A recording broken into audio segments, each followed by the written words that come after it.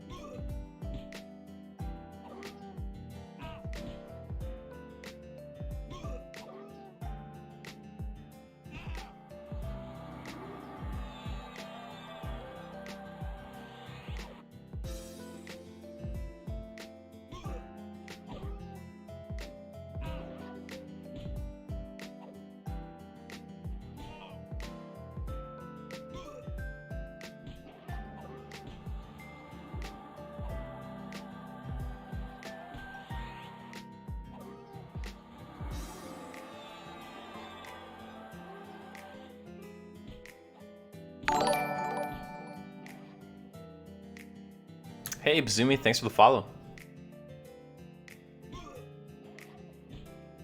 So we're just kicking off today, starting in high pass hold. We're level 18, almost 19.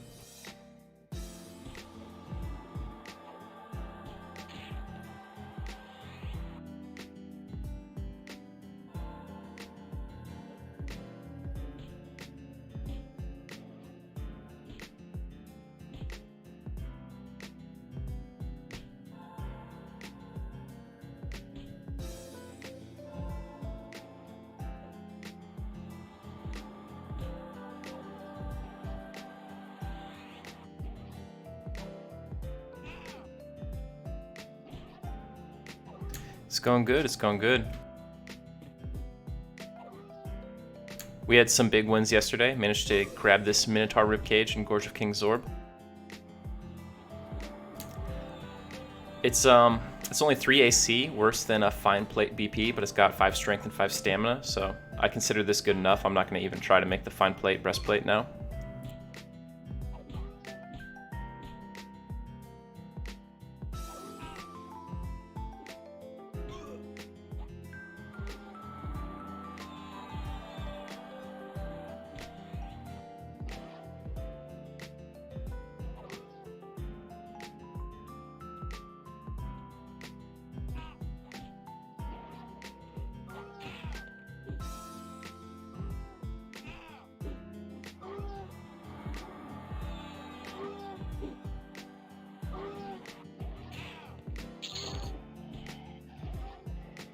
Rip.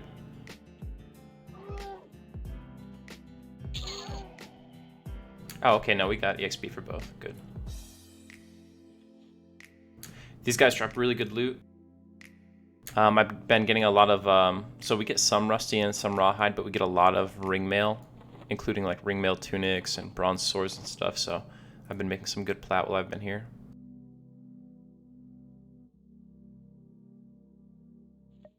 We were doing Unrest mostly, but with the long zone times, Unrest just had too many trains. Anytime a train comes through, it's like 5 to 10 minutes of zoning.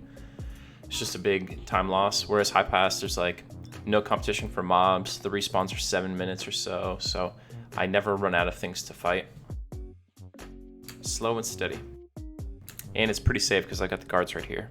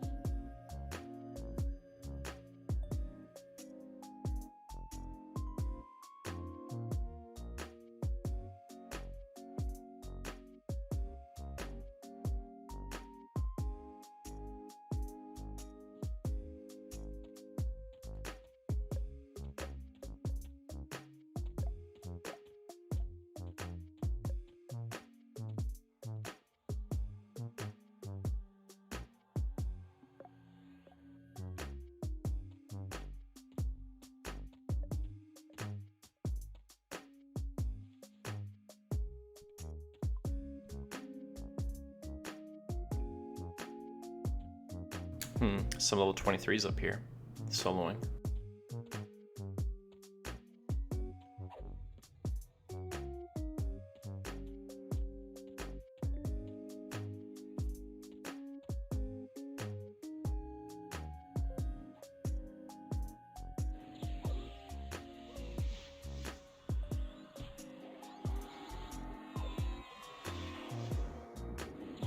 These guys are a little bit annoying. They'll try to dot us up and cast Drowsy on us very frequently.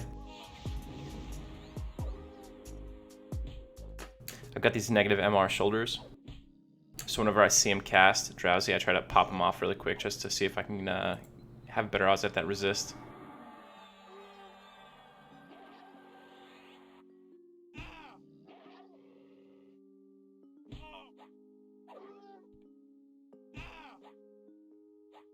And while we're here, we might get that PGT. Or even better, the shield.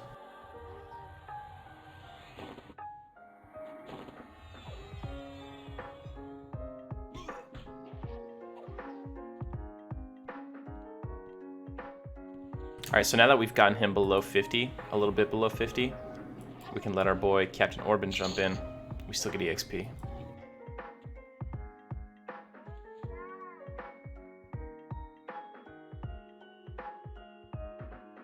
What is up, Paul?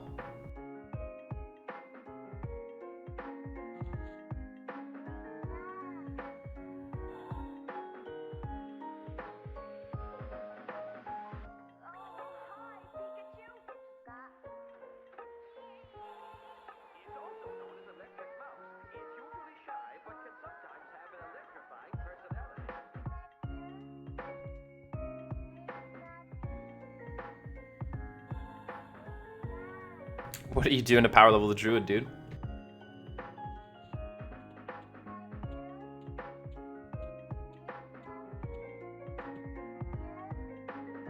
So I think the Shining Star of Light might still be a little bit better DPS, but at level 18 here, we're starting to edge out over the damage cap a little bit. We're hitting those 32s, and if we could do that every now and then, it'll start to come a lot closer. So I've just been using this because I enjoy it.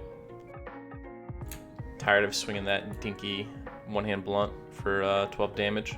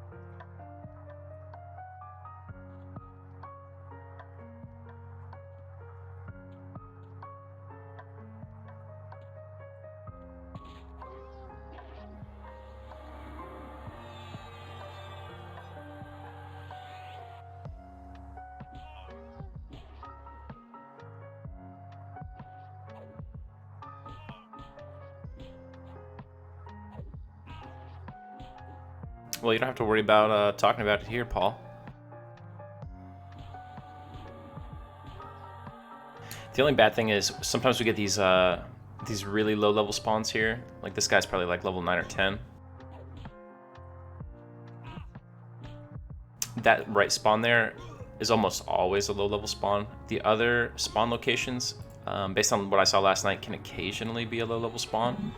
And it's really weird. Since they modified this zone, what they'll do is, like, if this brawler was a null instead, if he had triggered that spawn wave, they would actually pop 2 in his spot. So there'd be 3 nulls down here, but they'd all be low level.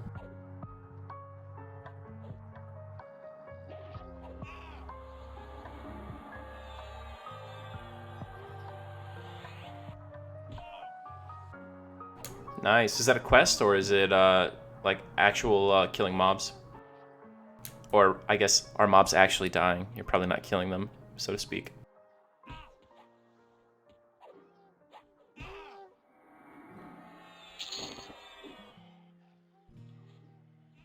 Oh, okay.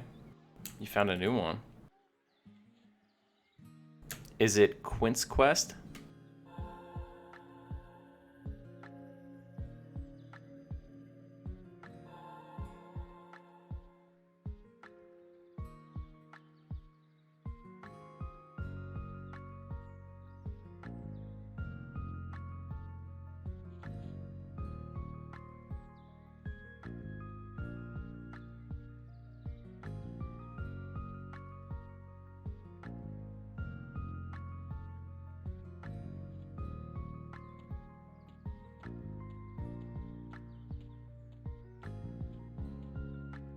Last night I only had like 3 or 4 spawns to work with. It was still pretty good because there was some level 50 mage up here.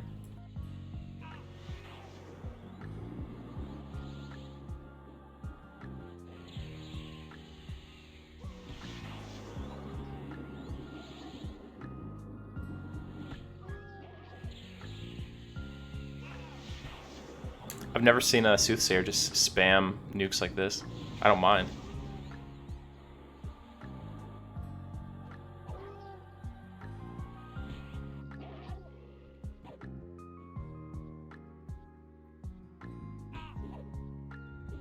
There's Drowsy.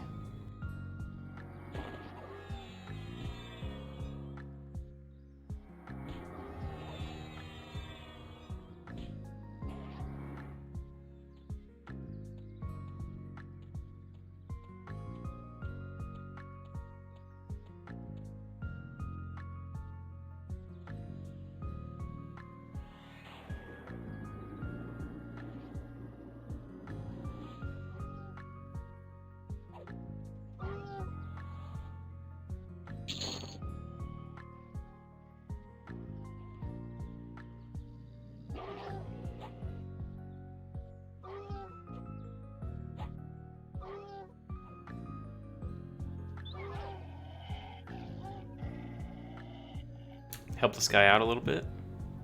Somehow you got overwhelmed. He's like level 23. It should be easy for him to kill any of this. Whoa, Ko in the house. What's going on, dude? Hey, thanks for the follow. Ko, I don't know if you remember. Me and you, we chatted a bit back on Agnar.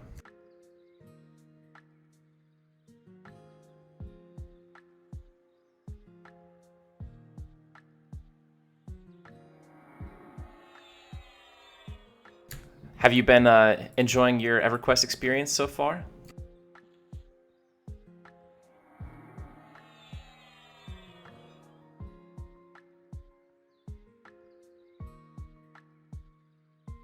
So I don't know if you know what SSF is, but on this run we're doing solo self-found. I can't accept any trades or items for any players. So like all my stuff comes from crafting it myself, questing it myself, mobs that I have soloed myself as a paladin. And it's also permadeath, so if I die, character is retired.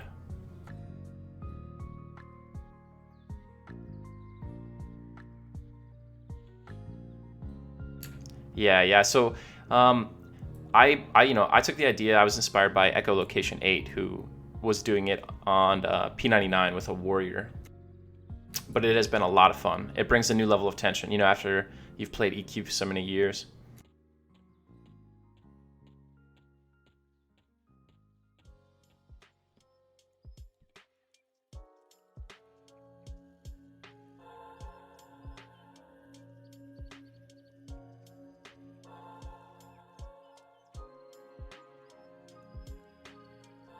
Well, you know what? He's actually done really well with the warrior because crafted armor is in now, and crafted armor is pretty easy to quest. Unfortunately, with the Paladin, I cannot do any of the Soul Rogue quests really because every piece requires a sand giant. So I mean, I have to be pretty high level to be able to tangle with a sand giant. But yeah, P99 also has this this thing where you can bind wound during combat, so that's what he's been using. They removed it on TLP, which is one of the big reasons I didn't go warrior, because I figured it'd be like almost impossible if you can't do the bind wound trick.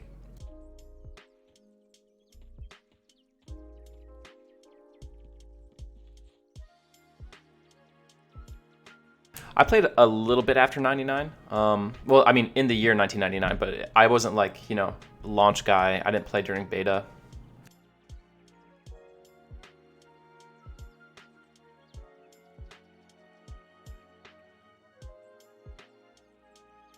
The way I got into EQ is actually kind of funny.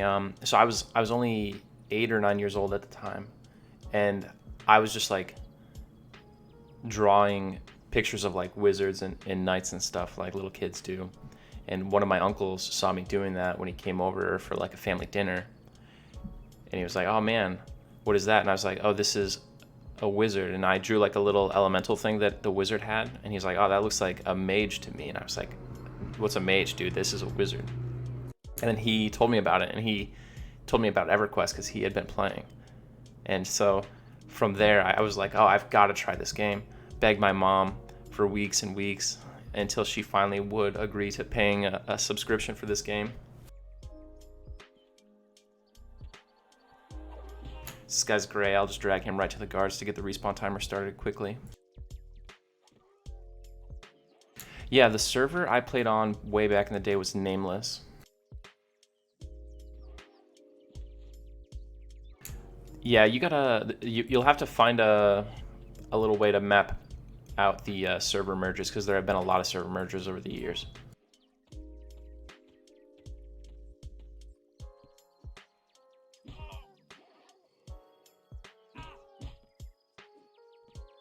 And I do think that some characters unfortunately just kind of like poofed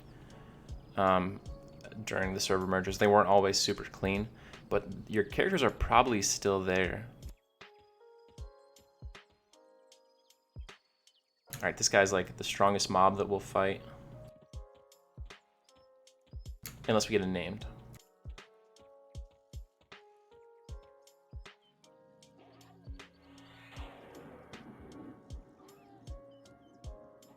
Getting 2 is super not good.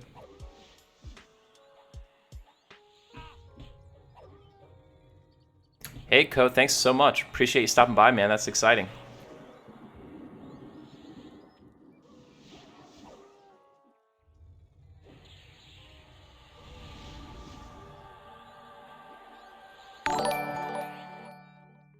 Thanks for the sub, Co.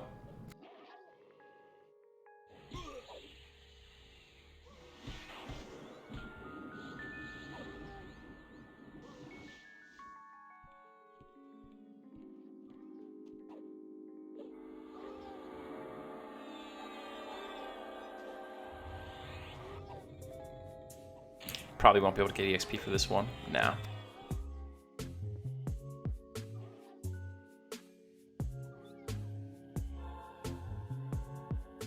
Nuker, I'm really just here for EXP.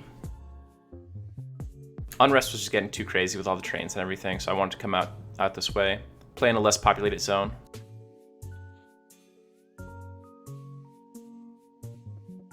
Yeah, 51%. It gets a little weird. So like if I only do 51% and the guards jump in, and like maybe when the mob's at 1%, they do a really big round, it'll still count them as out DPSing me, and then they could steal it. I could have done that guy pretty easily, I think, if I didn't have the second ad. With the 2 of them, it gets really hard to heal, and I wasn't going to be able to get him down to 50%, I don't think, without blowing Lay on Hands. But I want to save Lay on Hands, because if the PGT or the shield mobs pop, I do want to, be able to solo them, so I need LOH up. Hey, Keeps, good morning, good morning.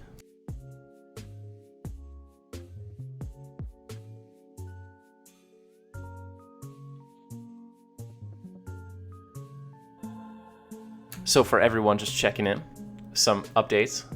We got the Minotaur Ribcage yesterday and the Gorge of King's Orb. So I went there, you know, hoping to camp this mob. I saw that he was like level 16 to 17. I'm like, okay, we could probably do that. We were level 17 at the time. And I read that he just paths by the Runny Eye entrance. You just got to kill the pathers, and eventually he'll pop. What I did not read was that he casts invisibility on himself. He does like, I guess he does like the air elemental style invis. Like as soon as he spawns, he goes invis. He just does his pathing cycle. So I go over to Runny Eye and I'm killing pathers, and all of a sudden this dude jumps me. His name is like Yimp the Infernal. He's one of those little imp models. I also did not realize that he had a strong poison proc. So I'm fighting him. It's pretty close because of the poison. I didn't have cure poison on my bar at the time. But the whole time I was fighting him, I was like dragging him around the zone every couple rounds just to stay ahead of the wave of pathers. Hey, Lexicon, good morning. No one has called me Proto in a long time, but it's good to hear. So in the end, he starts running. And I'm like, oh man, there's no way I'm going to be able to do 20% to this guy before he gets a bunch of ads on me. So he runs, he's about to path into like a Muddite Elder. I run up the wall and just wait, because I'm like, you know, there's maybe a chance here that they're not social. And sure enough, they weren't. So I would have to follow this guy around while he ran. Whenever he got close to a mob, I'd run up the wall, so I didn't aggro, then run back down and continue fighting. Eventually, we killed him, and we got the ribcage. Hey, Nuker, I'm not sure if it's you or me. Hey, good morning, Everil. At this very moment, PGT would be the best DPS, but as soon as I hit level 20 and a level and a half from now, Deepwater Harpoon will be the best. Oh, Tamina, I remember you. You were one of the good ones. Everil, you know Keebs, I assume?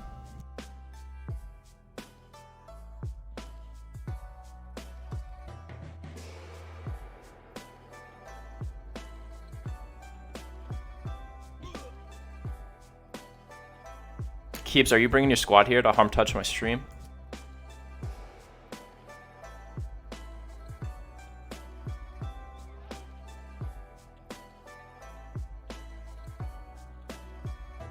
Added another thing. So for the frequent viewers, you'll know that people always ask me why I play a Paladin, and I go into that story like 20 times a day. So just made a quick command for that. So if you see someone ask, there you go! ! Paladin.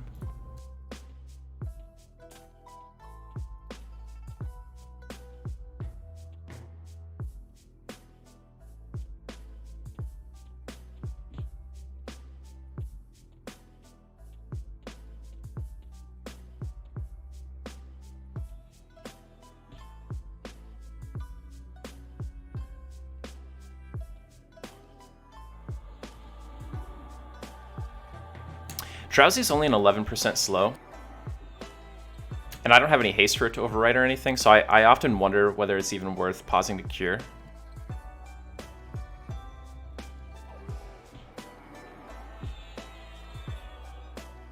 For Shadow Knight, Feign Death is the biggest one that trivializes this.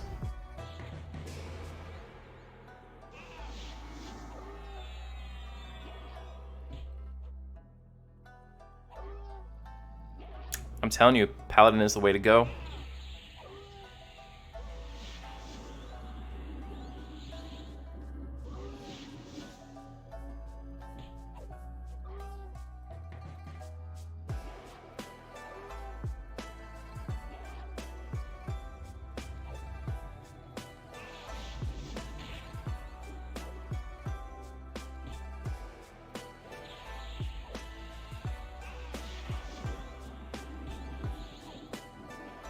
Anytime I want to land a hit, let's go.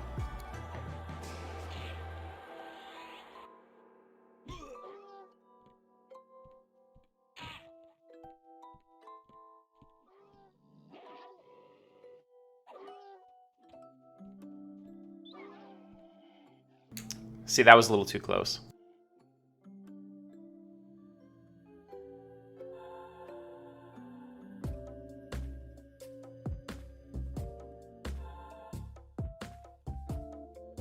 I probably should have just popped a few heals and stayed in the fight a little bit longer. Got him down like 45. We just had a bad string there where we were not landing any hits. He stayed at 53 for a long time.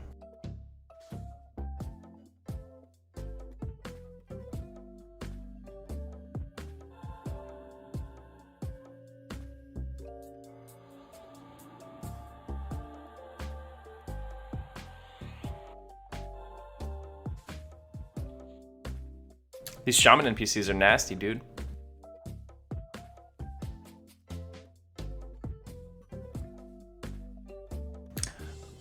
I believe I get the full EXP. I get 0 or 100% of the EXP.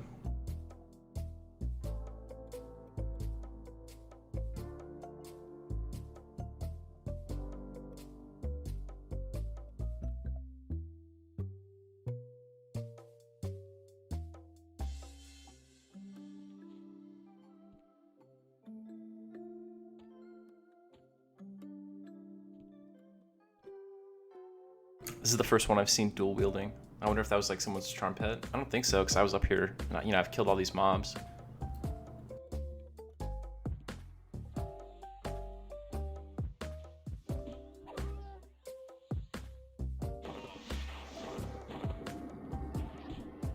I don't know that I'm really equipped to fight this guy right now.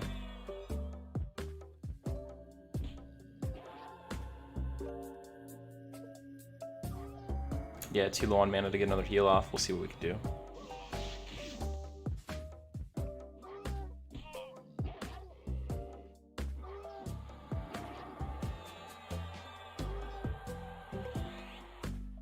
I'll have another heal in like 1 tick.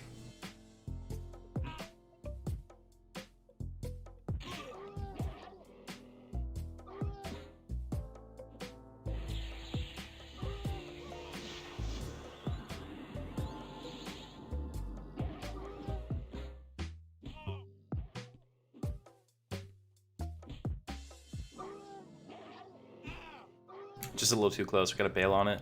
Probably not gonna get any EXP for this.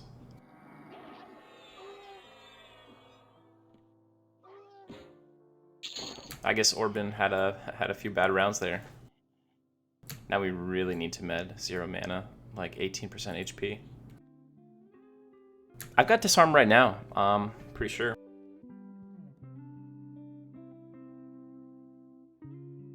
Yep. Disarm. I am awful at it.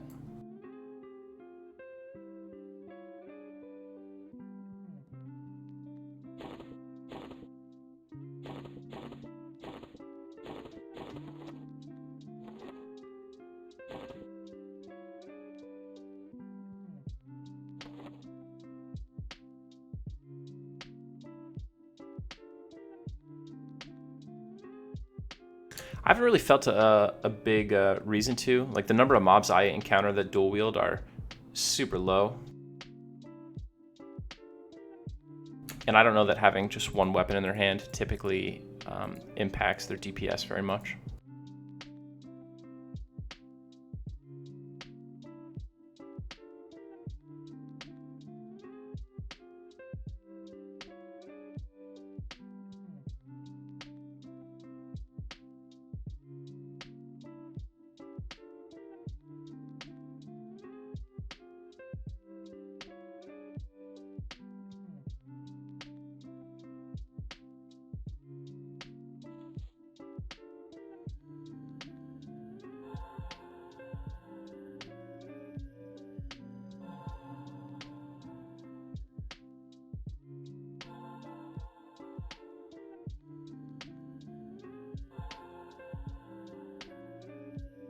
We got to start saving up.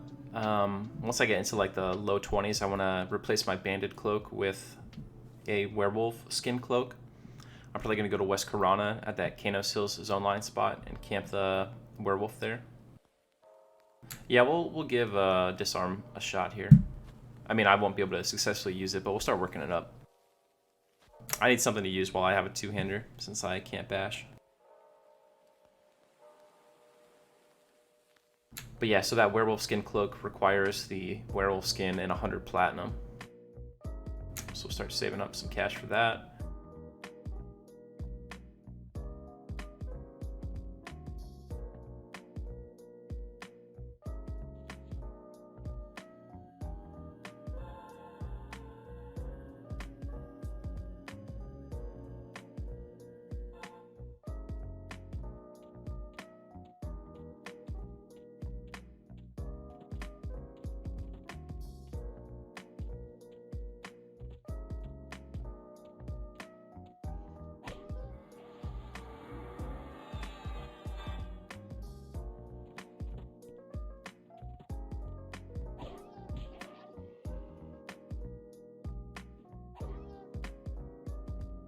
It's gonna skill up really quickly at least.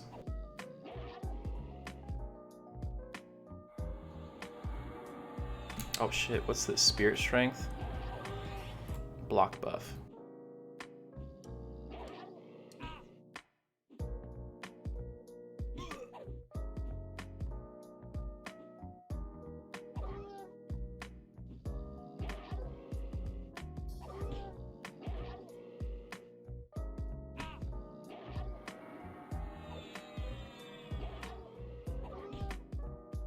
I'm glad that disarm isn't one of those skills that only skills up on a success.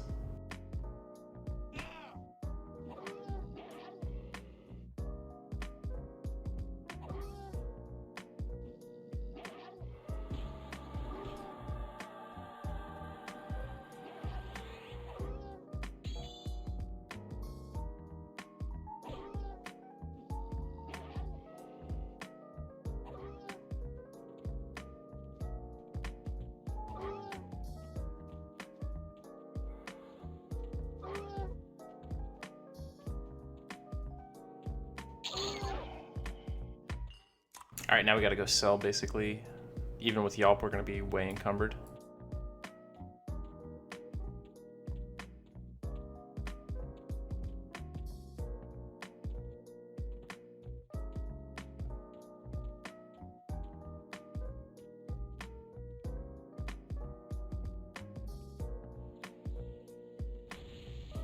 Drag this guy to the guards. This is good. I think this guy is a PH for one of the named mobs we want to fight.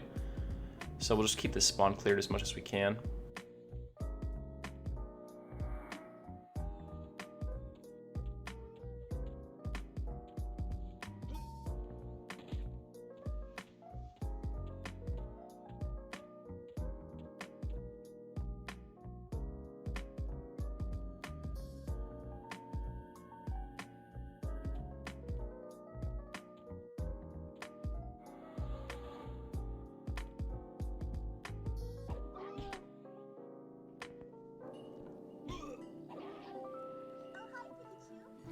Can I skill up disarm on mobs that don't have weapons? I'm gonna guess I can.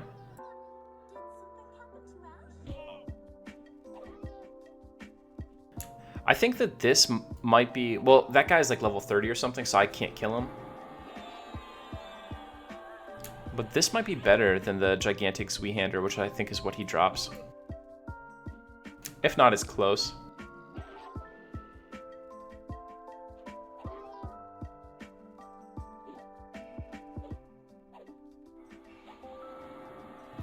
But yeah, I'm not gonna... I probably won't kill him because at 35 I plan to try for the Ghoulbane anyway.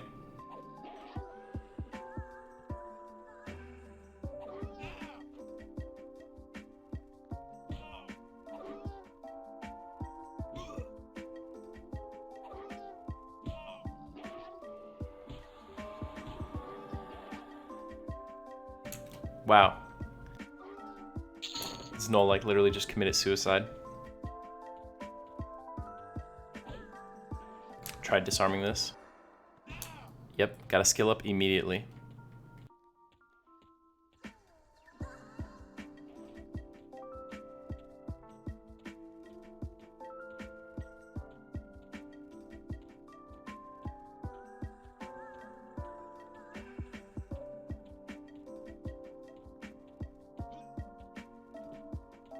Yeah, they did a patch maybe a year and a half ago now, that basically, like, if you are 5 levels higher than, like, your skill, the skills will go up really quickly.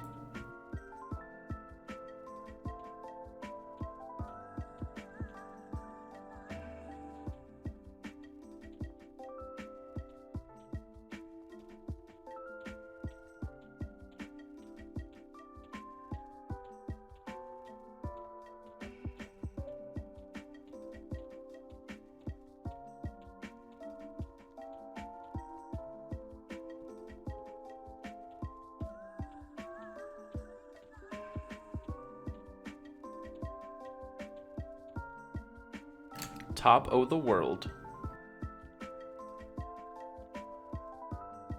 Look, they added these these nice static background images of mountains.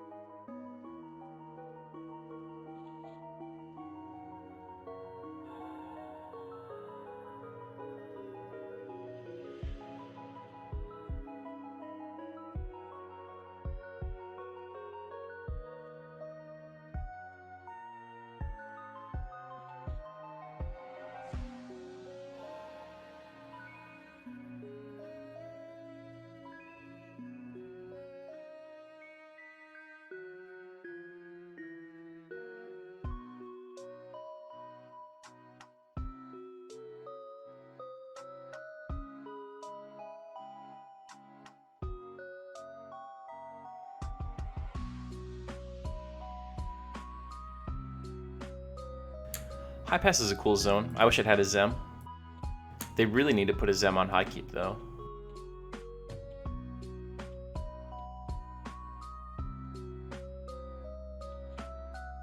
I went into High Keep last night and there was like 2 Necromancers clearing almost all the guards. It was crazy.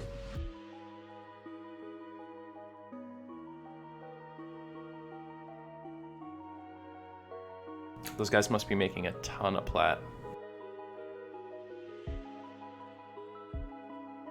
Dude, I remember back on live, like P99 or not P99, back in live 1999, I lived in High Keep.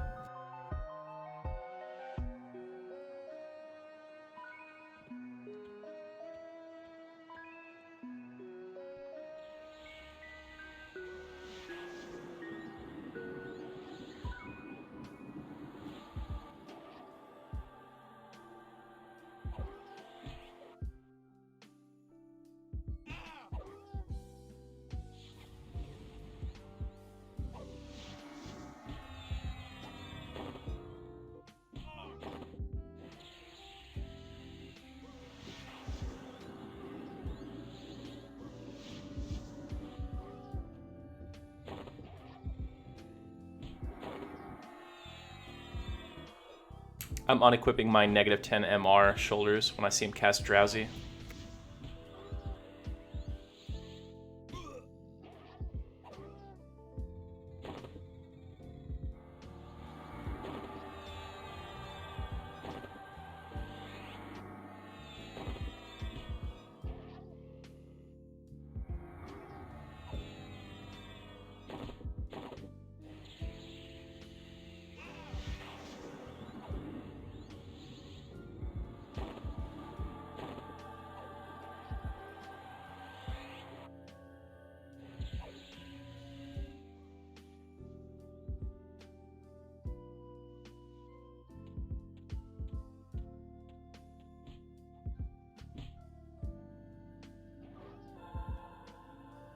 Dude, he wanted that slow.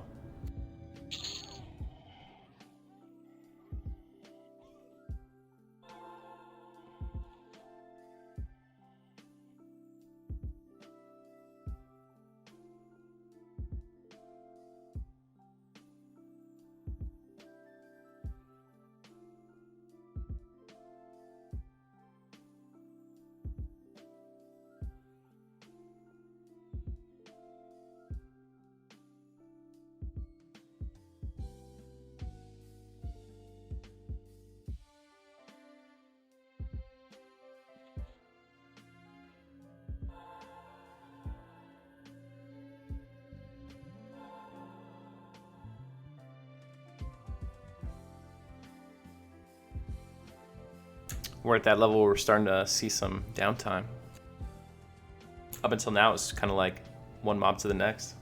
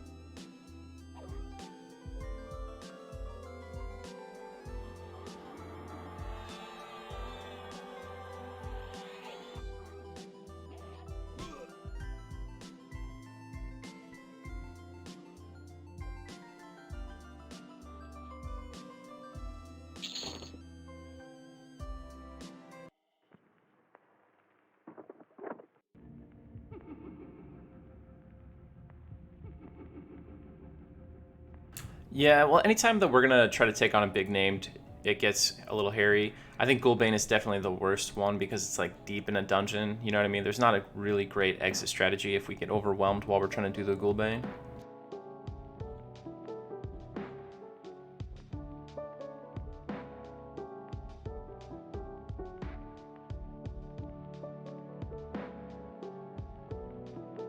Like the werewolf, we're gonna fight right at the zone line, easy.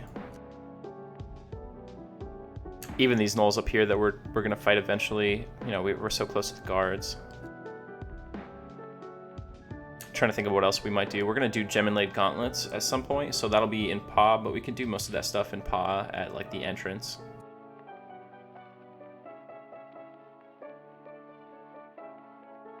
Yeah, I would say the Ghoulbane is probably the single most risky 1v1 that we'll do in this entire run.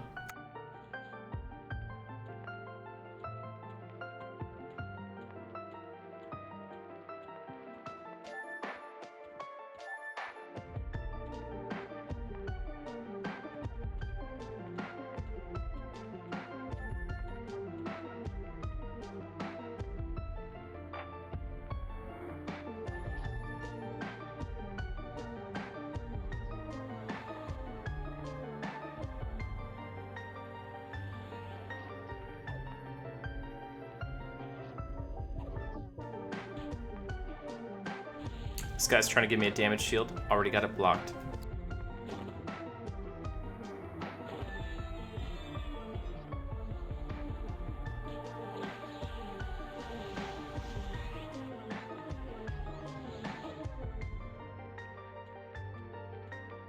Man, I cured that slow and he had it on me instantly.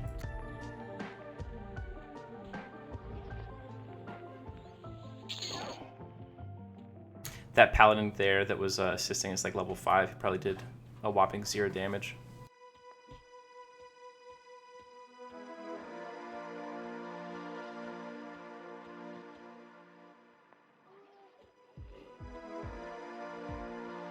Hey, Boosted. That little blurb there, thanks Keebs, will explain most of SSF.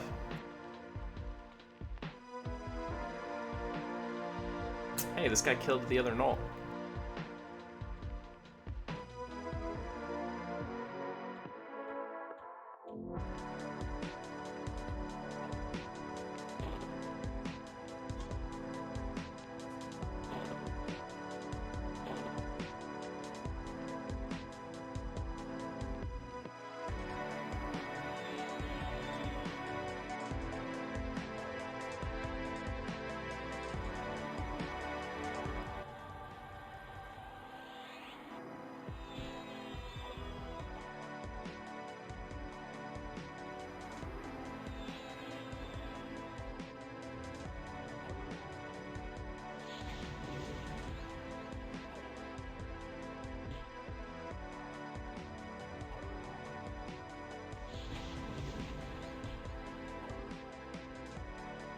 Yeah, maybe it was.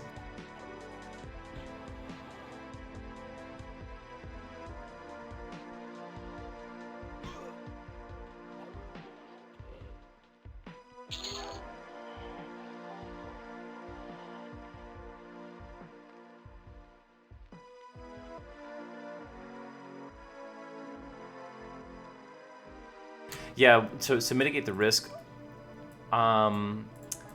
the best thing I could do is maybe like some clever pulling strategies for the Shin Lord.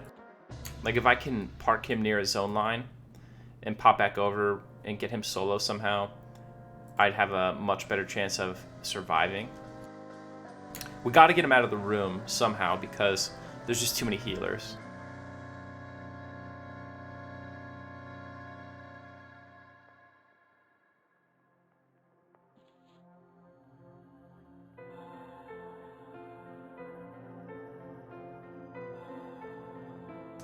Valeth, we're going to try it at 35.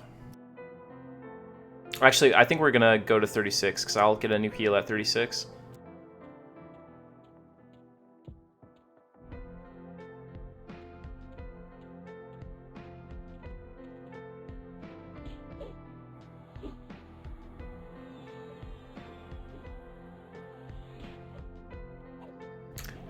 I don't know. I don't know about having guards. Probably not.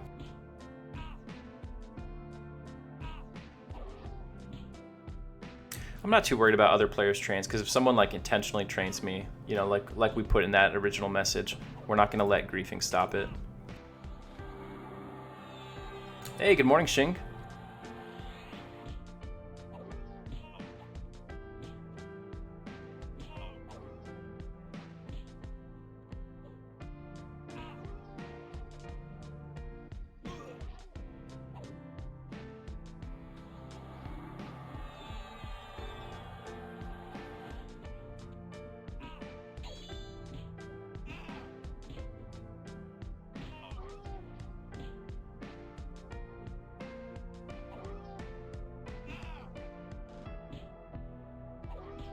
Yeah, I'm not using any potions. Not using any abilities. Like, I think the only kind of weird ability I use is Origin. I don't use that to like escape combat or anything. Just, you know, if I'm out all the way in Fadeware and I want to go back to South Kanos, I'll just click it.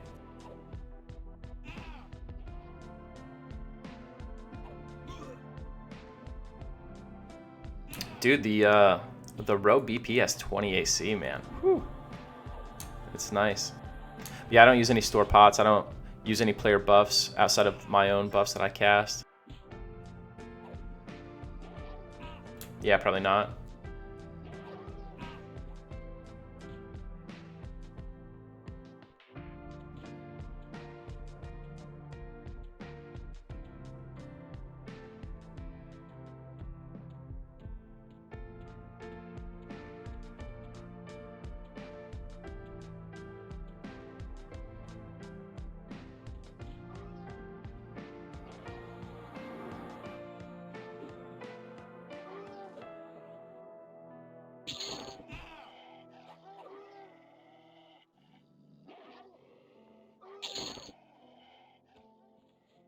wonder if I'll be able to get an enamel black chest plate.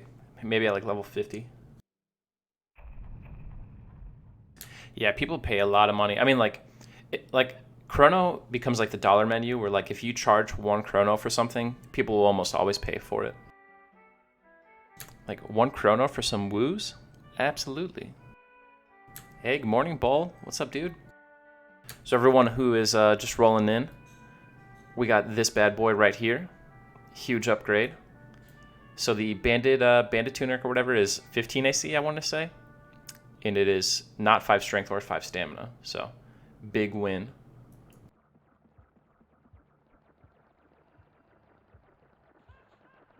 I mean, yeah, can you imagine? I'm just walking around with the Minotaur's ribs. Like straight out of Mad Max.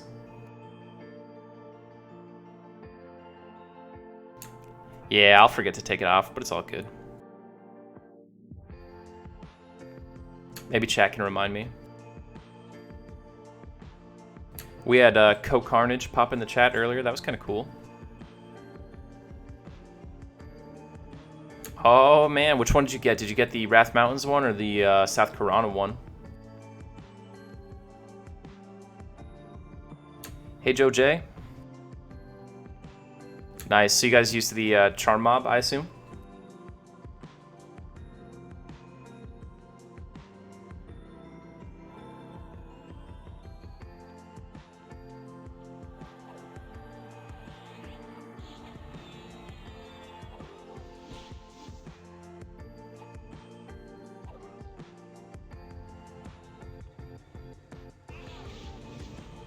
We actually really hate when he does Sicken first. Because you see, it buries Drowsy. So then I have to cure twice.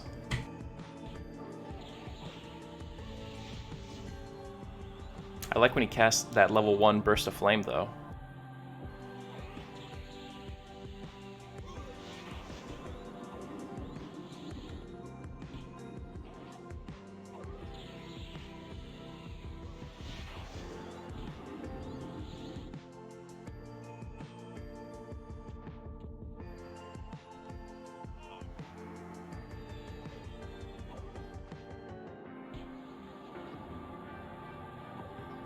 Our disarm's already at 50. We started using it like 5 minutes ago.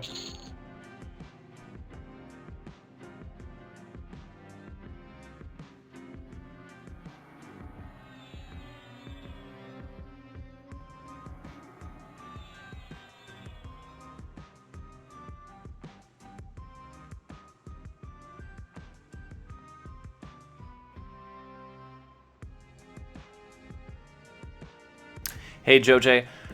My level 50 was not in a guild, though it was affiliated with That's EQ Baby. All my buddies are over there.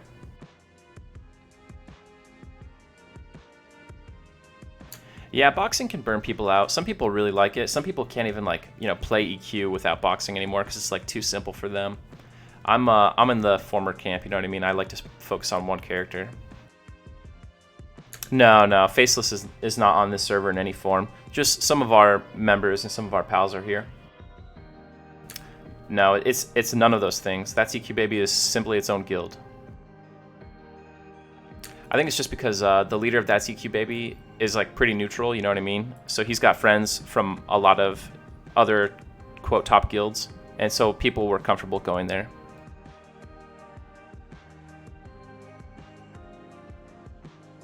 You know, if like someone came here and was like, hey, we're going to start a Faceless, there's a group of people who like instantly would not join that guild, and vice versa for every other top guild, you know, just because of competition over the years. But when you have a nice neutral guild like that, you get people from all sorts of backgrounds.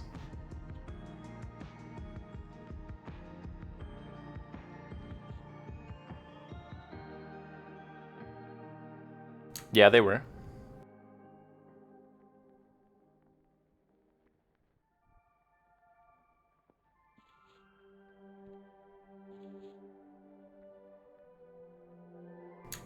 I don't know why Keeb's Damdor was.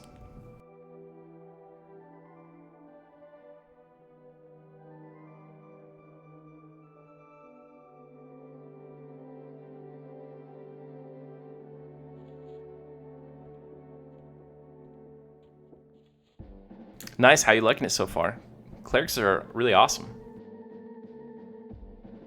Oh yeah, CH chains, everyone's favorite mechanic.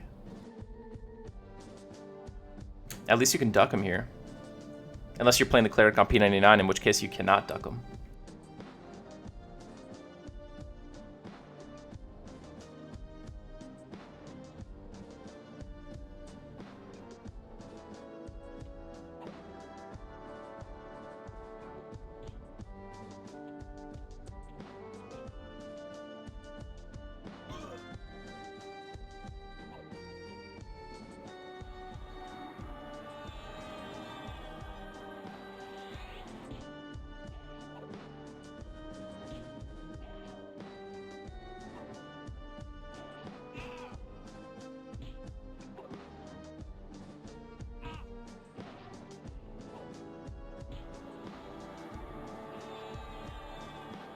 Yeah, I bet. Oh man, I'm such a noob, I forgot to reapply my buffs.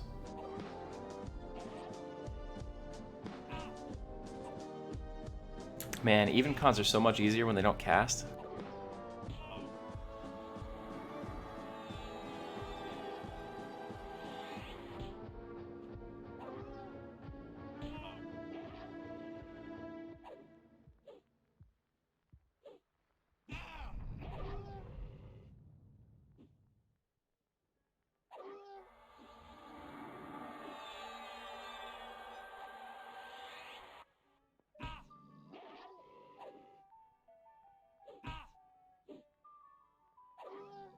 I don't think it does it anymore, but it used to be a big thing with center lagging everyone's computer. That's not good. Too late.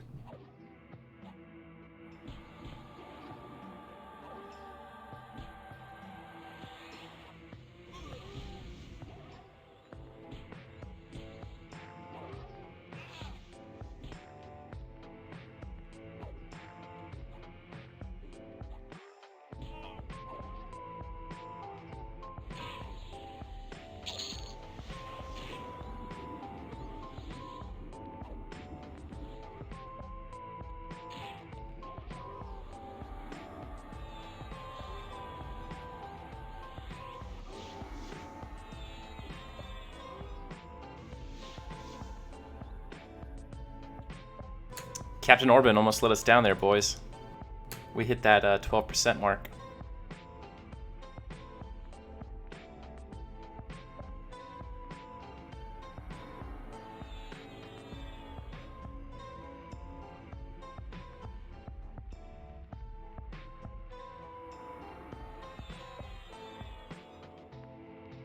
Right, you saw that? I was ready. We're not going down like this. Yeah, so for those of you who don't know, spells used to show up in your chat window like this, with the two little carrots. And if you had logs on, there's something with logs in a version of Windows that was popular at the time, where it would like try to, I think it was trying to parse that, or it was seeing that as someone trying to register a command. So it was creating a huge lag spike on your computer, and you would be doing something like delicate, like open world CT, where there's death touch timers going off, and someone would just roll in, and they would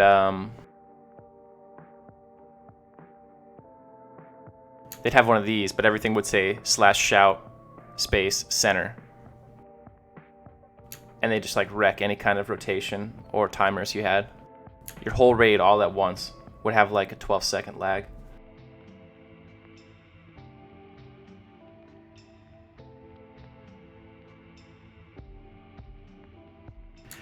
So I'm probably wrong on this, but what I thought it was doing was that you have like your whole text file, right? Your log, and when it sees that center command, it like literally tries to center all that text. That's what I just kind of guesstimated that it was doing. Someone who's a little bit more knowledgeable on it probably could say exactly what was happening, though. It might have been like a Windows Defender bug.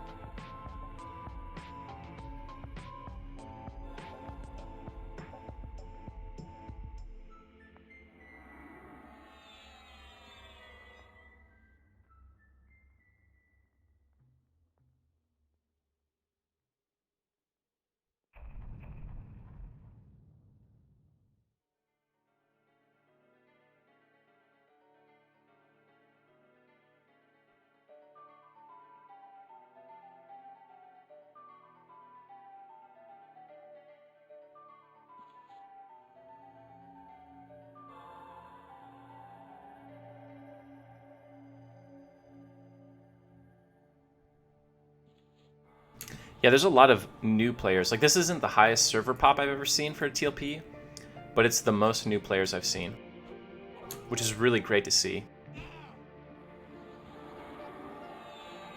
EQ TLP is about to kill WoW. Oh yeah, Leafy Green, we're doing Bane Strike damage. So I noticed they returned these to the old Null models, and my Bane Strike Null is landing on them, which makes me think that the Null Slayer will proc, well not proc, my Null Slayer Bane will work successfully too, which is really good. Though by the time I get the Null Slayer, I'll have like out-leveled this camp.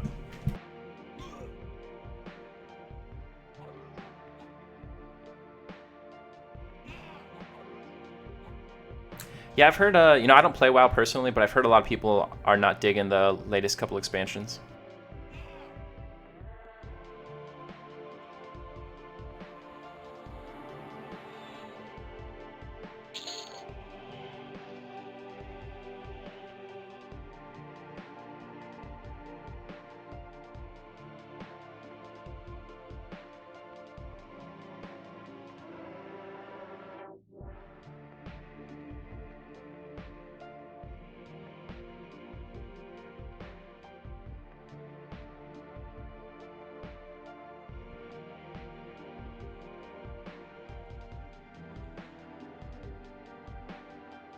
Yeah, we're in high pass hold.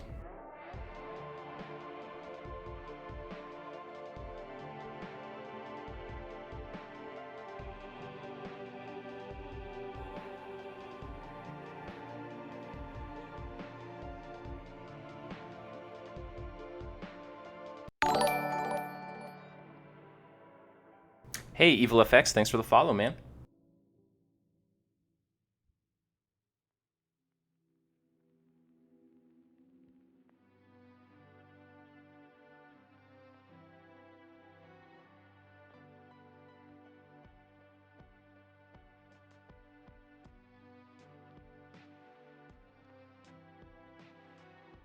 Yeah, we're gonna calm it all and see if we could pull them out.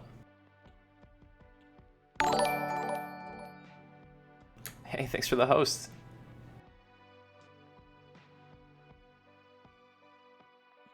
We'll get another, you know, another lull spell, a better one, by then too.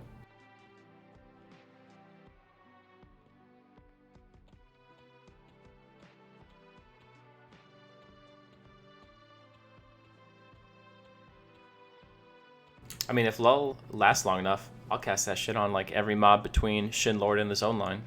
Just walk him straight there.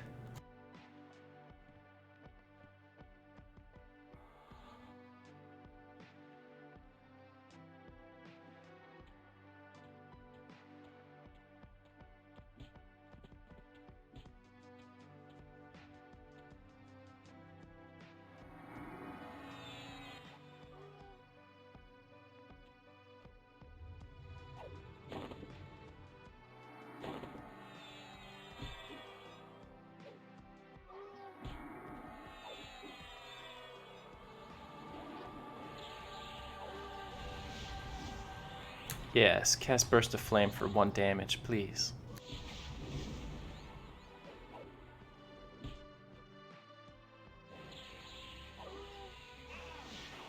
We should do a drowsy pool whenever we do these, like take bets on how many drowsies will be cast.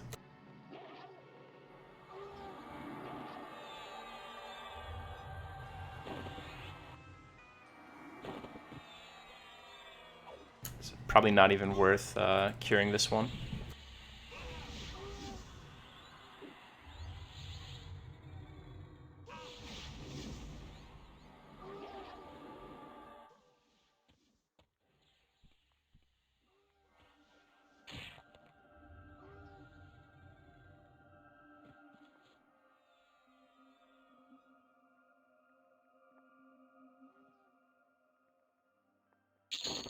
Pathing is so good.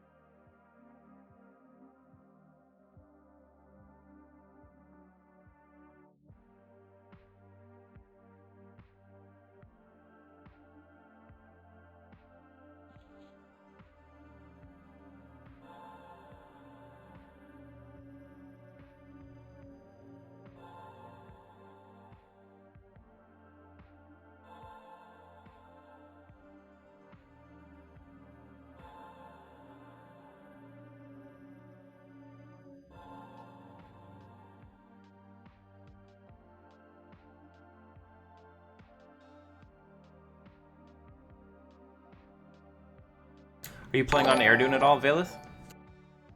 Hey, Jay's Dog, thanks for the follow. Everil, thank you very much for following.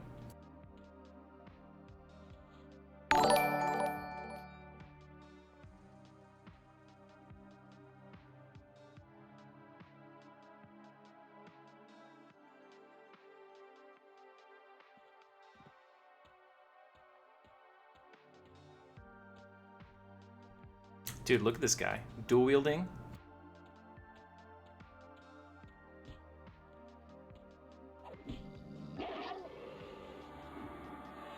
Pretty confident that one in his hand is a two-handed sword.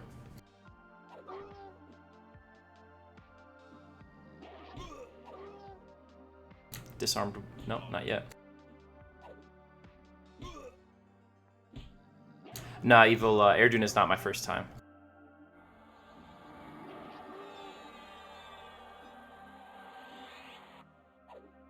If it looks like it is, it's just because I never got any better. Dude, he just spawned there. Like, I don't know. It's weird.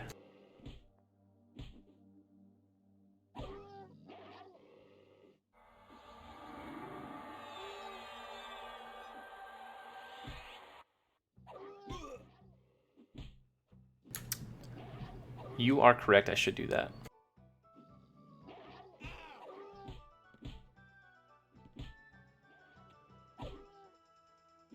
I can take this. I really don't want that third one to add. Okay, he walked the other way.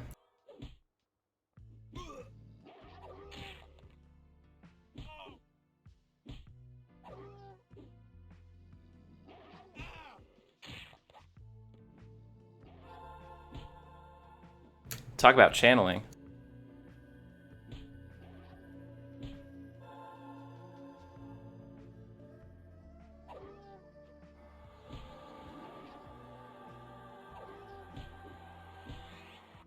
Dude, all those disarms, we never successfully disarmed him.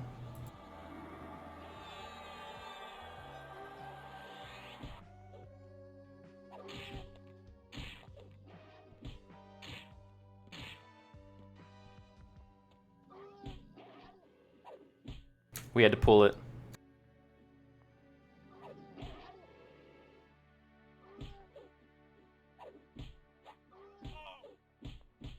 I don't think we're getting this one. Oh wow, surprising.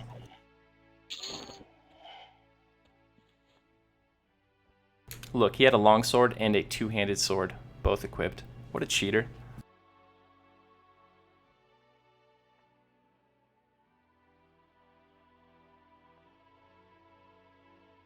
Right? Can't wait to med.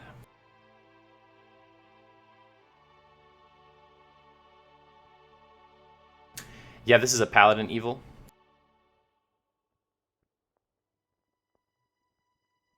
Almost level 19.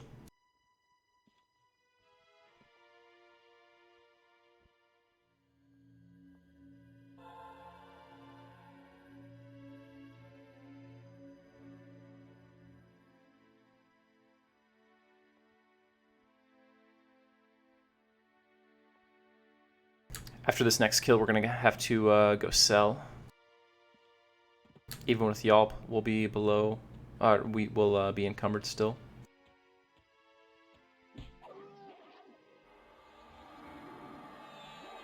Hey, I got my first successful disarm. I'll take that.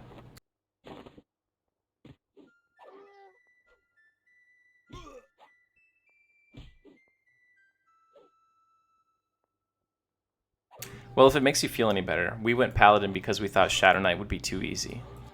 We knew Shadow Knight would perform better.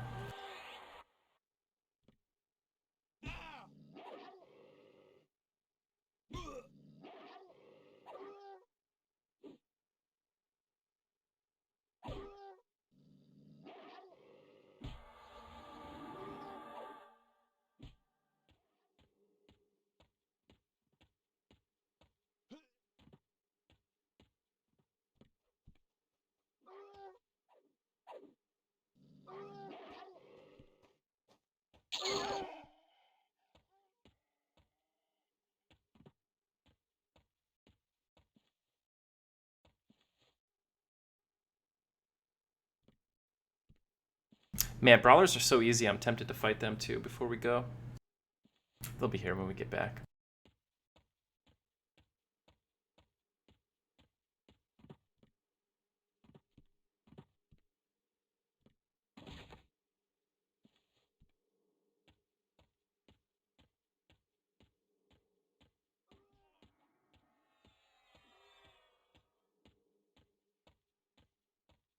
Yeah, we haven't done too much undead. We the only undead I think that we really fought on this run so far was we did like 3 or 4 levels at Unrest. So on TLP, the low tier Paladin undead nuke is nerfed. It only does 12 damage instead of like the normal 46. It is technically more mana efficient, but I mean you really got to spam it. And it also ruins the Bone Thunder Staff, which is the... We actually did the quest. It's a staff that procs Ward Undead, but, you know, if it's only going to proc for 12 damage, no use.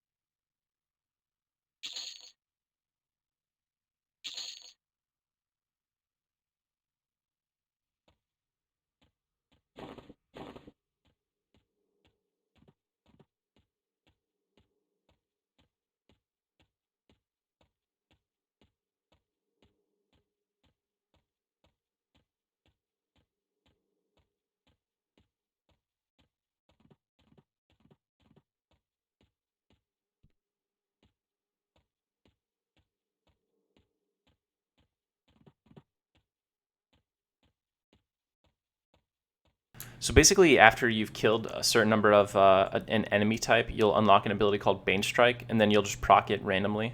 Back in the day, I think you had to click it. I mean, when I say back in the day, I mean, you know, way after like P99 timelines. But you would get it and you had to click it actively. But then they just made it a passive proc. And as you level up, it gets better and better.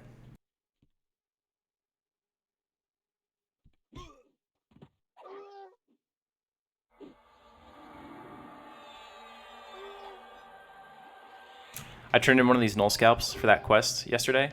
I got 0.000 EXP. Like, the third digit did not move.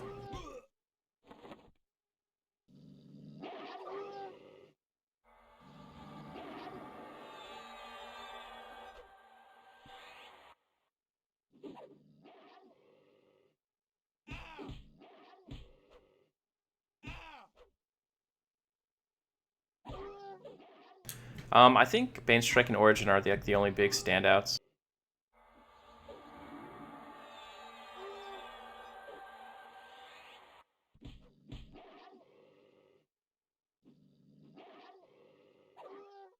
No, most people don't even pay attention to them, I think.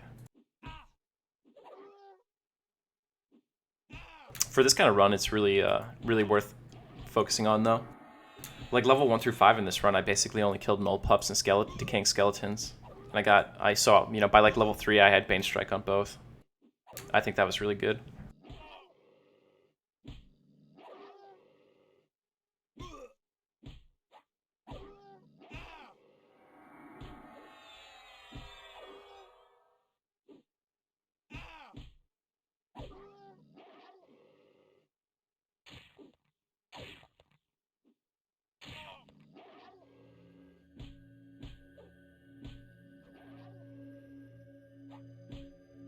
These stuns, boys.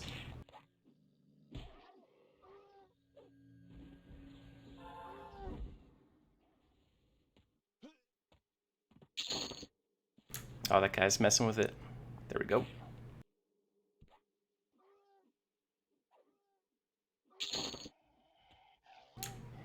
I waited a little bit too long to start the heals. Yeah, I think I could do nulls all the way to 35 by doing this in Paw. And since I'm soloing, I could probably do Paw like right to 40, to be honest.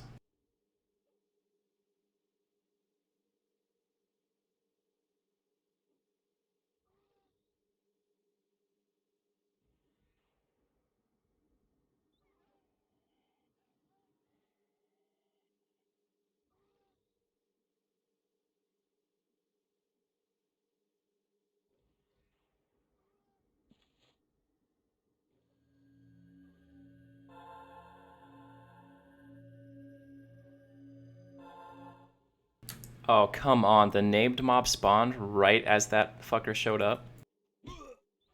That's our luck today.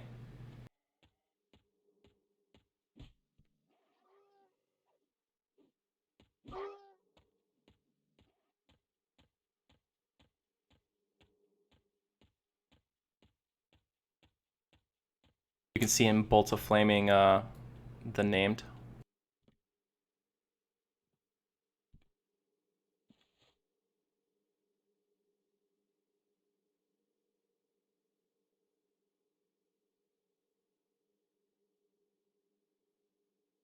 I think there's an internal cooldown. No, I don't have a PGT.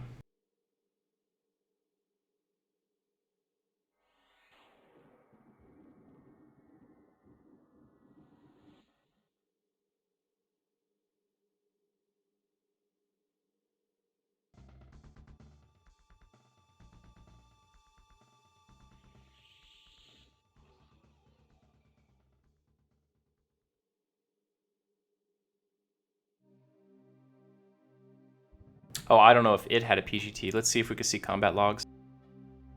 No, I wasn't close enough to see like melee logs to see if it was slashing.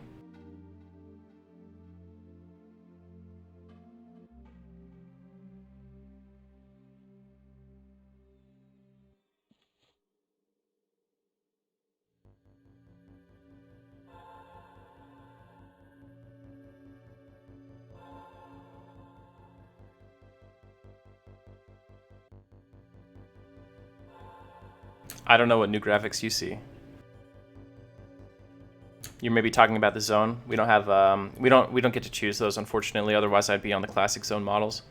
All the zone graphic files are stored server side. So if they change this to the classic one, it changes for all servers.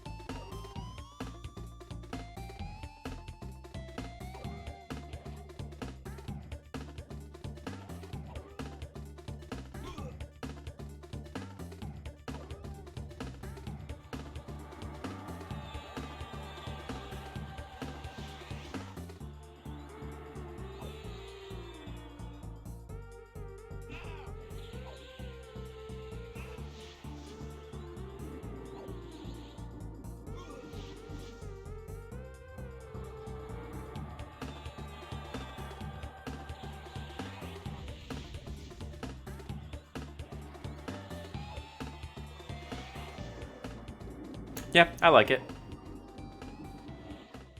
They still have, you know, TLP is only one slice of their pie, you know what I mean? They have a lot of other things they're focusing on, including developing new expansions.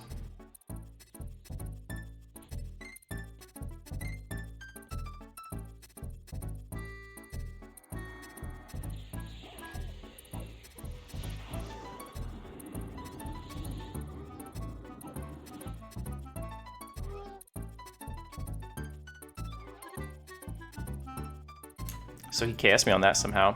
It's because he did a double 60 and out DPS'd me at like the last percent. I haven't played live in a long time.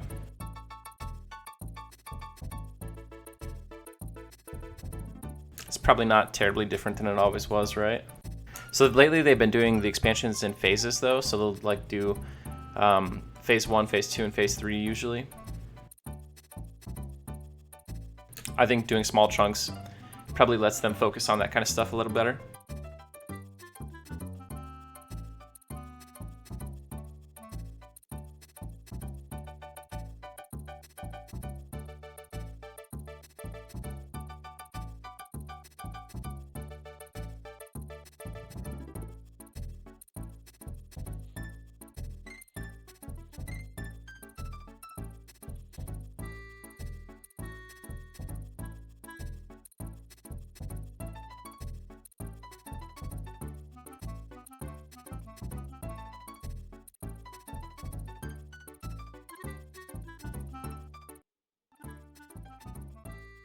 For a long time, they were doing expansions every 6 months. Now they've reduced it to once a year. Once a year, they get the full 3-phase cycle.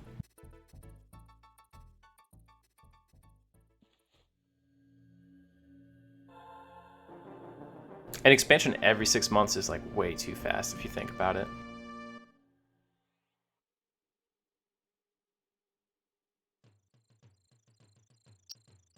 I think players are just so used to that treadmill, though, they can't do like really long expansion timers anymore. Not that EverQuest ever really did, but like WoW usually has a pretty good chunk of time between expansions, right? Evil, I don't think that's true. I think Classic EQ is super easy and most people could handle it just fine.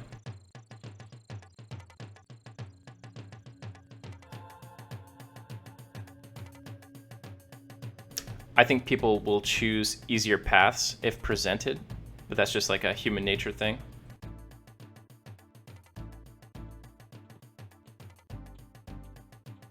Oh yeah, the graphics, yeah. Yeah, so a lot of players are like super hung up on graphics. Honestly, I think the old graphics look strictly better.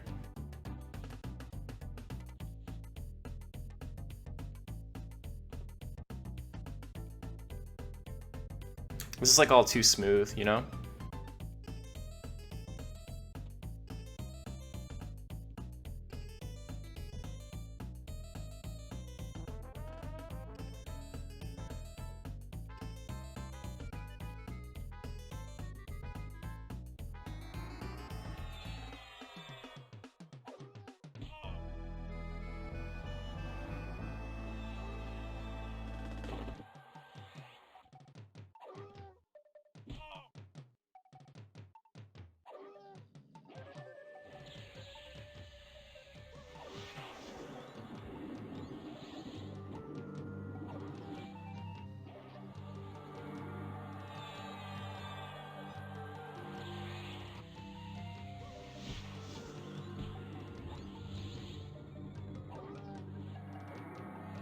Yeah, there's some quality of life things that are hard to get used to if you go back to like a strictly classic style experience. And I'm not talking about like corpse runs and all that, because I even enjoy corpse runs. As soon as this dies, I'll show you what I mean.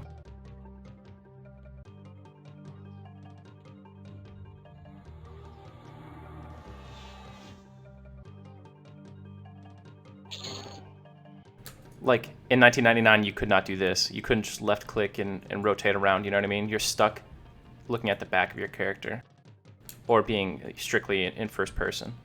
So there's like little nuances like that that I think have been improved over time, and I don't think that there's really a strong case for going back on those. Even if you play on P99, you can't do this.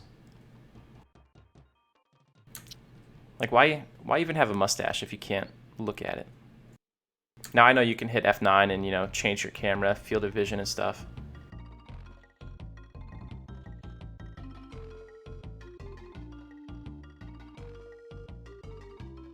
Yeah, you could. It's just a lot easier to do it like this.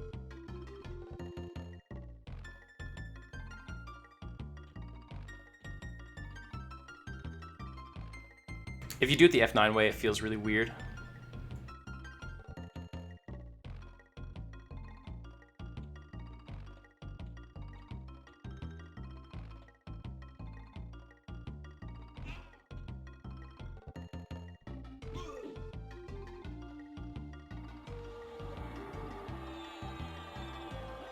Level 23 Ranger here. I can only assume she's here for a PGT.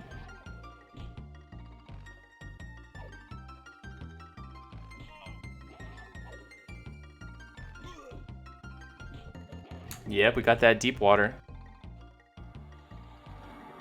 We also got this bad boy.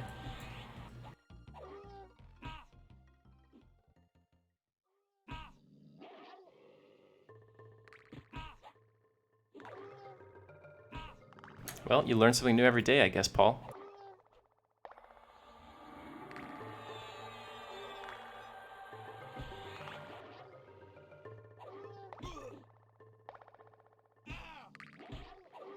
Yeah, that's what Chad was saying earlier. I have successfully remembered to remove it one time since I got it.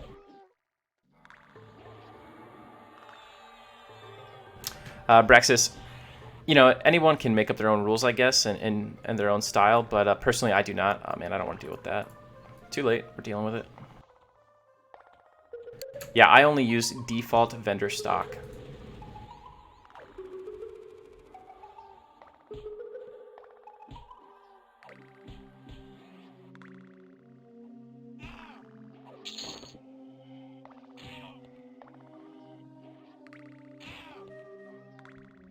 Yeah, so when you go to a vendor, you can sort by the number of items they have, like, and one of the default sorts is like that little tack mark. That means they have infinite number of it. That's usually their default stock. Though there are some items that merchants will sell that they only have a certain number of per like server reset.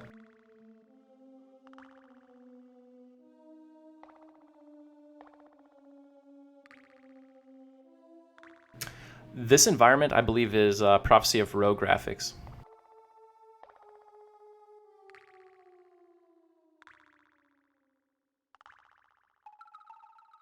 Yeah, I would not pick it up. I only pick up naturally farmed ground spawns. Organic, if you will.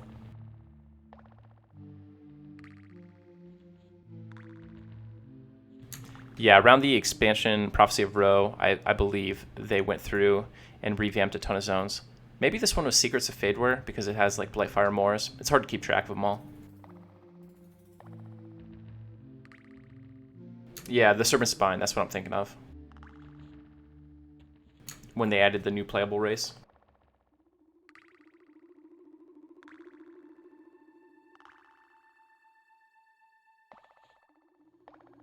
%10 to go. Should only be like, I want to say 6 or 7 kills max.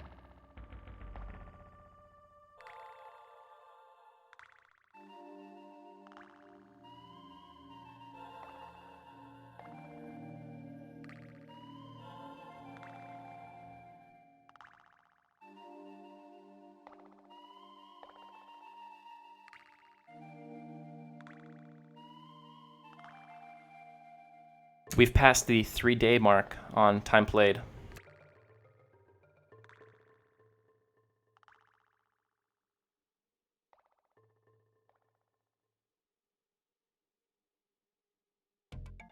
We graduated from the Kanos militia.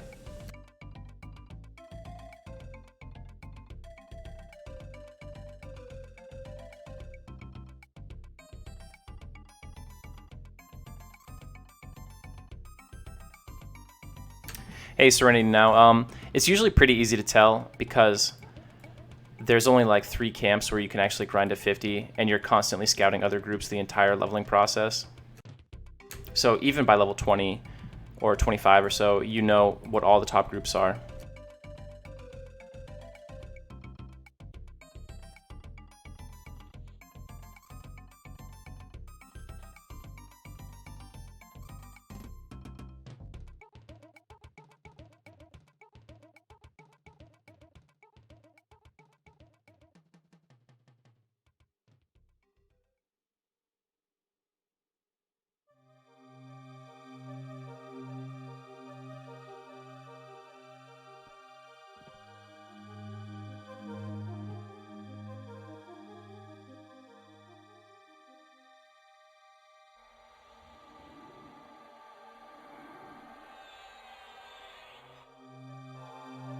No, our group was Cleric, Enchanter, Necromancer, Mage.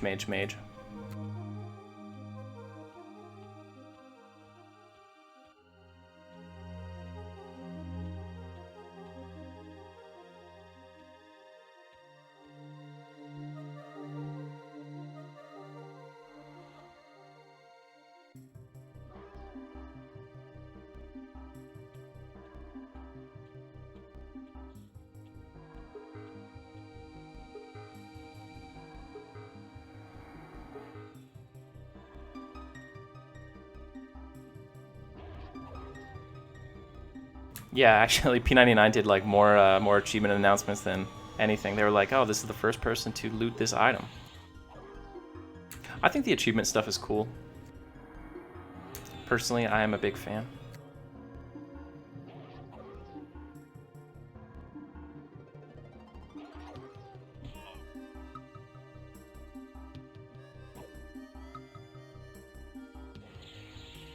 Was the Necromancer better? Probably not. Like, you would think that the Necro pulled, but I was a mage and I pulled. We originally intended to swing by Lower Guck from 31 to 41, but our Necromancer crashed when we were trying to zone over there, so we ended up just staying in Soul B the whole time. If you go, if you take the Necro to Lower Guck, you can do double charm. Would have been a little bit faster.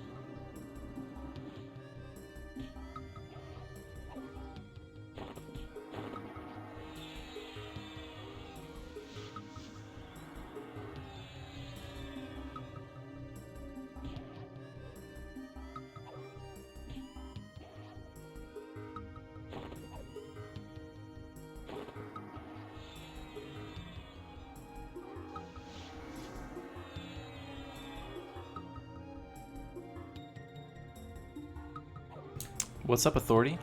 Good to see you here, dude.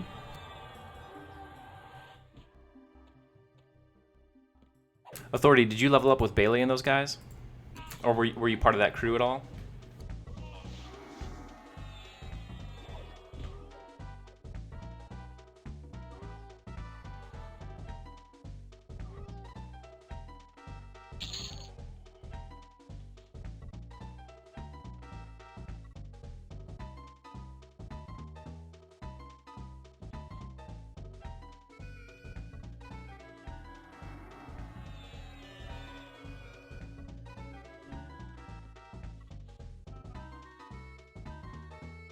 There have been so many progression servers now. So we had Combine and Sleeper in 2006. 2011 we had Fippy and Vulak. 2014 we had Lockjaw and Ragefire.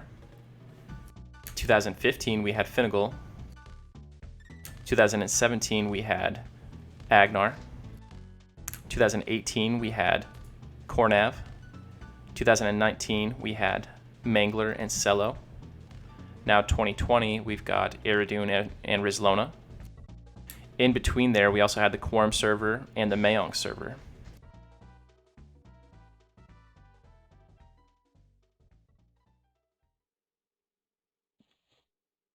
I think that's all of them, right, chat?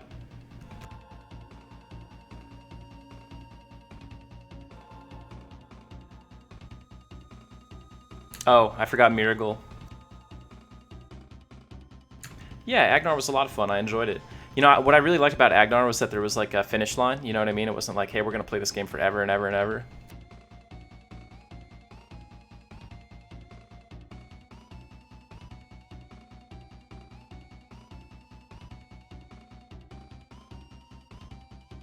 The odds are very low, Authority.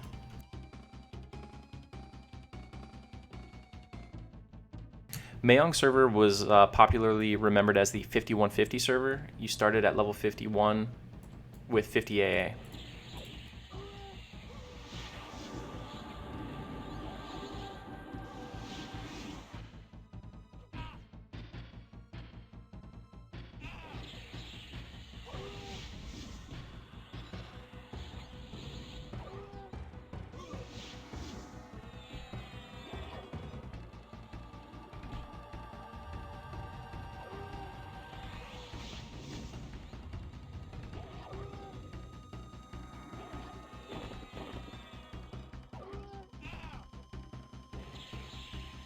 Miracle had to be like the worst server idea ever.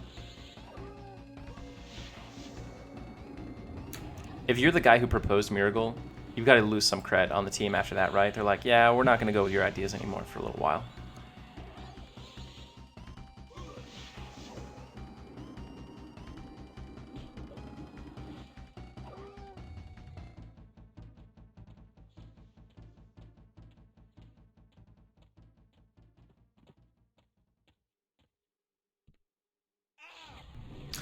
Unfortunately, they try, like, they don't want to make huge changes to the format, right? So they try these, like, little changes or even just some bad changes. And the servers do poorly or not as well as, like, the classic TLP style. And I think it keeps reinforcing to them the idea that the only servers they should do TLP-wise are basically Finnegal clones.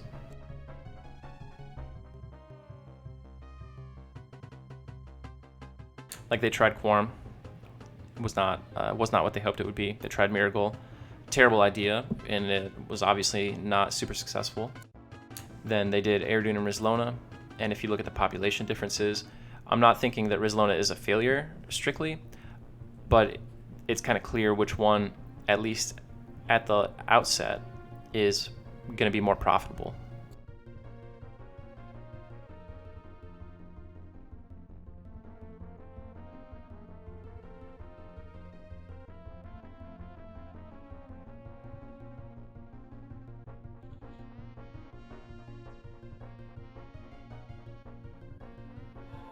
I think Omens of War is a good time to lock it from a lore perspective. Like, you've defeated the armies of Discord, Norath is safe. Unfortunately, Anguish is just like a super trivial raid zone now. I think from like a gameplay perspective, Gates of Discord is a really great place to stop. Some of the very best raid content is still open world, so it has that original EQ raiding feel. And many of the raids remain somewhat challenging as they are on TLPs generally.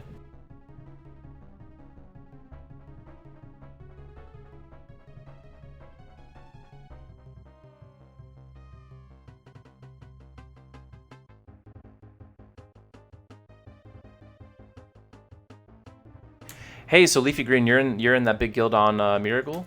I was actually wondering about them the other day, how they've been doing since they switched. For you guys, was it a success?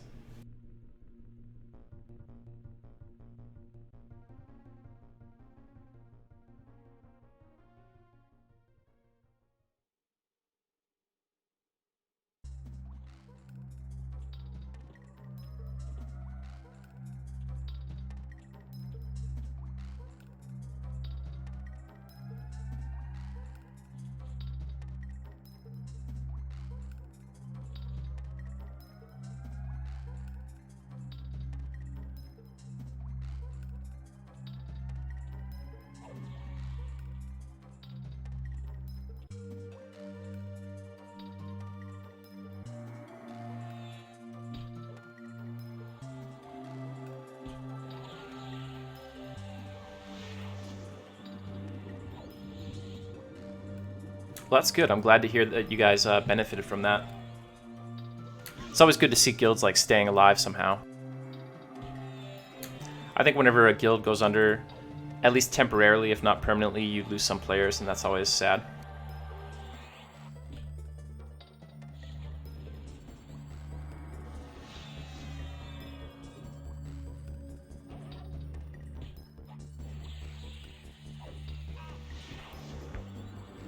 There's two ideas that I think would be good for progression servers. One is that I think they should review some of the expansions right now and truncate them a bit. Like, when Pop launches, they should just also launch with Eldon and LOY all packaged in there.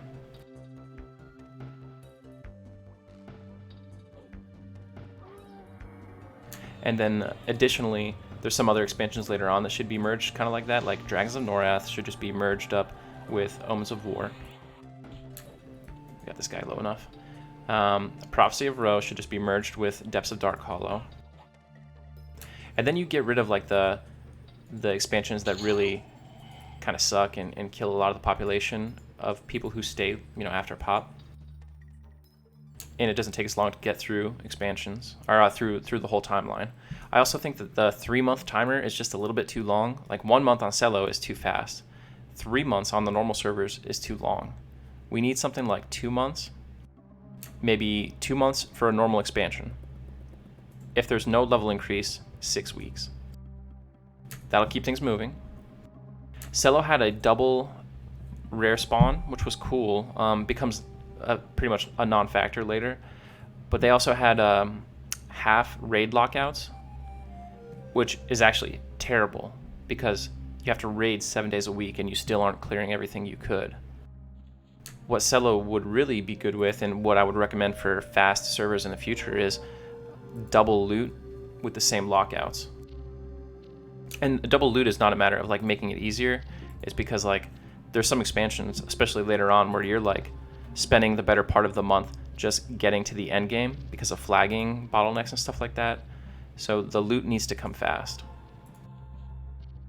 But you don't want to burn out your roster by raiding constantly.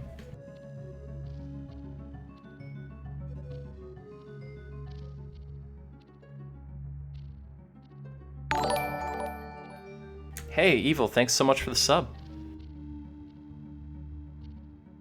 Yeah, I liked the unlock mechanic. It was cool back then to be able to say like, hey, we unlocked an expansion.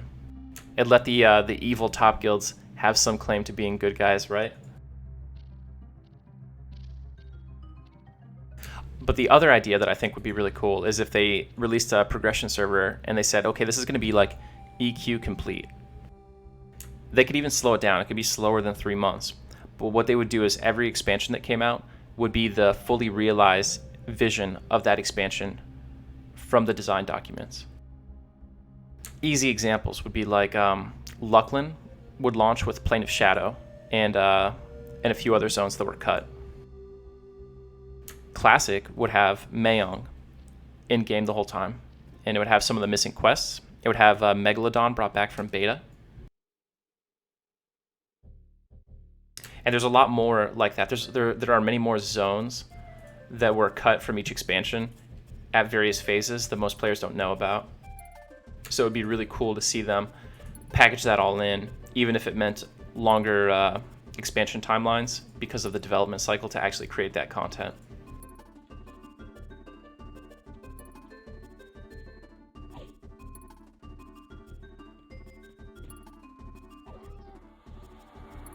Like we were talking about this the other day, most people don't know, there was supposed to be a Meldrath's dungeon right off Steam Font.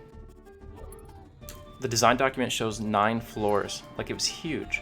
Now I know they went back and did Fortress Mechanicus or whatever, like 12 expansions later for Meldrath, but it would be cool to have the original classic vision for that developed for the appropriate levels.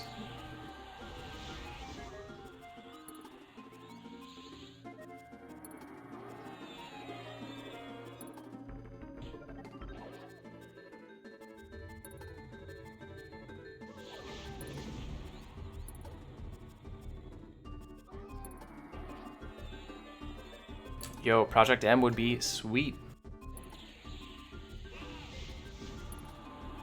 Azalil, who also streams, he was a developer from like Valius through Omens of War. He was talking on stream the other night. He said that Project M was almost entirely done by Hobart, like it was just one man's passion project.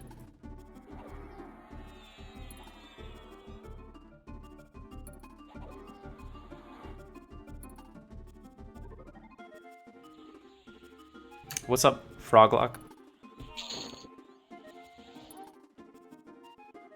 Yeah, I think so. I mean, when we look at the server performance that we've had here. Hey, Frogworld, thanks for following. When we look at the server performance we've had here with Airdoon, I think there's a real chance that like the future of EQ is emulated. It's definitely very concerning, you know what I mean? How much funding is really there when they can barely keep servers up? And before this, even before like Airdoon and Rizlona launched, there was like maybe a whole month-long period where the other top servers were crashing every day. Like Mangler was crashing every day, sometimes multiple times a day. Hey, Evil, I didn't mess with Landmark or anything. I watched EQ Next kind of from afar, but the graphics and animation style bothered me like right from the get-go. As soon as I saw that Vashir model, I kind of cringed and I was like, all right, we'll just see how this plays out.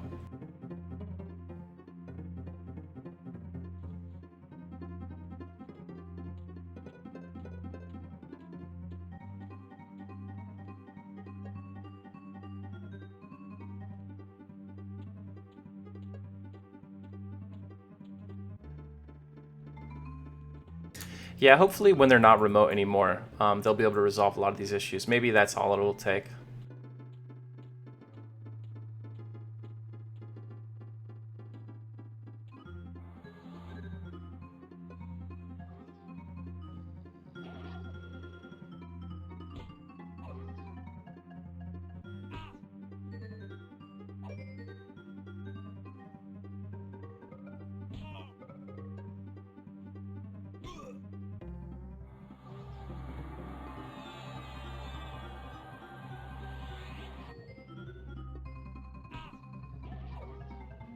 Should be 2 more kills to hit level 19.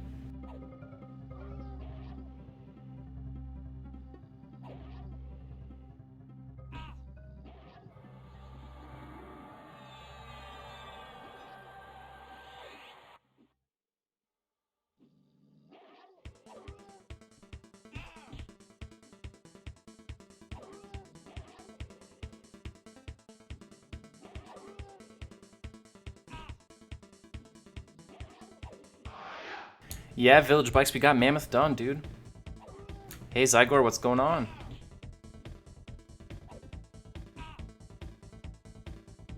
Yeah, it sucks to see EQ Next / Landmark kind of fall flat like that, fail out of nowhere.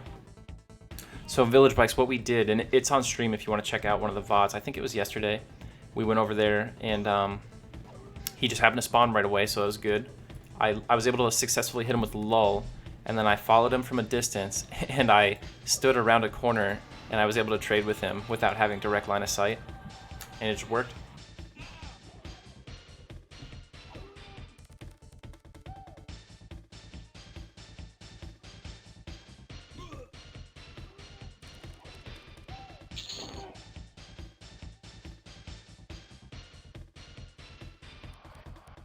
So we got to keep our Paladin street cred and not kill an innocent animal.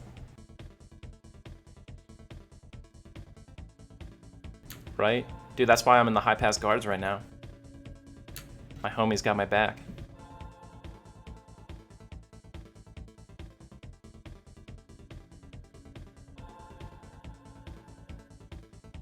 Yeah, I think it would be super popular if they just put that development resource into TLP servers. I think TLPs are probably as popular as live now, but I don't think that's where the passion of the developers are. So if we could create new content or expand the old content while maintaining the spirit of classic EQ, I think that would be like the big hit. Yeah, I like this Evil. So I also played on P99 Green when that came out. I did that whole thing, and I can say without a doubt, very firmly, that P99 is the ultimate way to play classic Everquest, especially if you are mostly interested in the true spirit of EQ, which I consider to be the group and solo game, like the adventuring aspect of Everquest. There is nowhere better to get it than P99. But at the same time, I really like the TLP servers. Outside of some of the nonsense, there's a level of polish there that I appreciate. I like the community on TLP for the most part, which is a larger community than the P99 community. And what else is there? So the end game on TLP servers is much better. It's both more challenging from a PvE standpoint and much more realistic to be able to do it on your server, right? Because there's Agents of Change now, which allow you to have your opportunity to engage raid mobs yourself with your guild.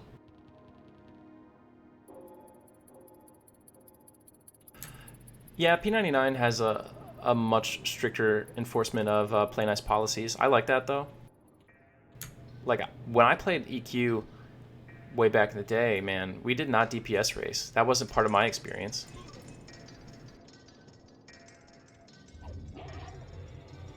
Even in 2011, when we were doing TLP servers on Vulak, we didn't DPS race. And when the guilds did DPS race, usually someone got chastised by GMs and stuff.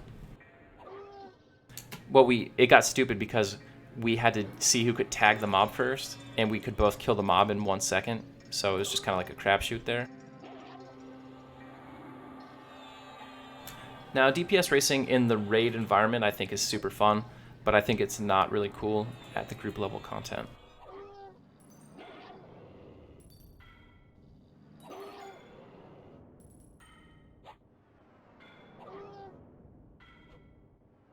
Yeah, I guess every server is different. And when I talk about my old school content experiences, I'm talking strictly like solo group content. Raids are a different beast. I love DPS racing for raids, but I hate the idea that like someone could walk up to this Null Soothsayer right now and try to kill steal it, and it would be like within the bounds of the rules. I think it's kind of stupid. But that's just me. Like if someone trains my raid and they are part of a raid that's trying to contest me, that doesn't bother me. Like, that's just part of the raid experience, in my opinion. But if someone trains my group, that's really annoying.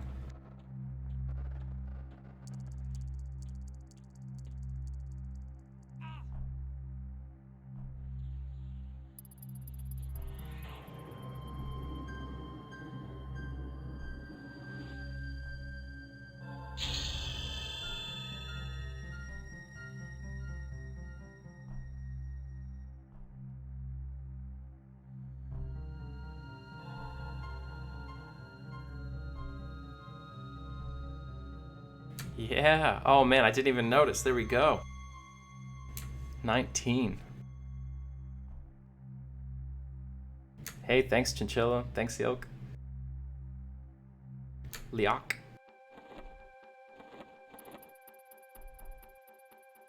Thank you, thank you, thank you. One more level, and we will no longer be constrained by this terrible damage cap.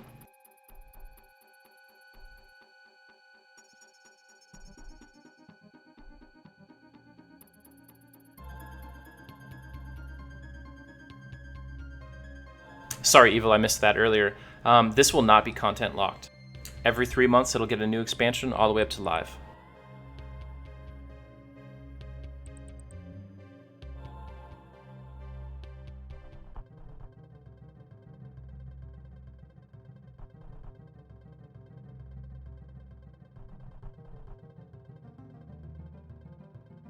Which means it won't hit live until like 7 years from now.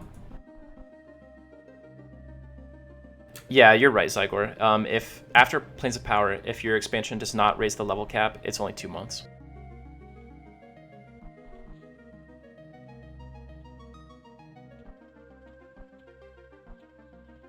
Honestly, Evil, if you want to try it, right, just hit that sub for 1 month. Come play the first month of Airdoon. You're getting the best part of the experience, pretty much. Very small price.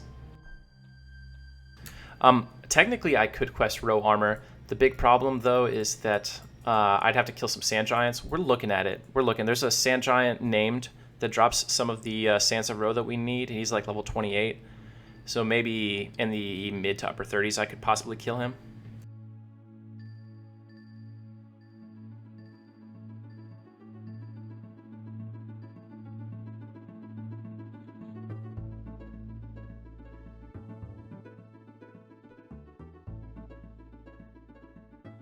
Oh yeah, yeah, Liak. I actually killed enough gnolls for Bane Strike back when I was in like the North Kano Snoopy yard doing pups.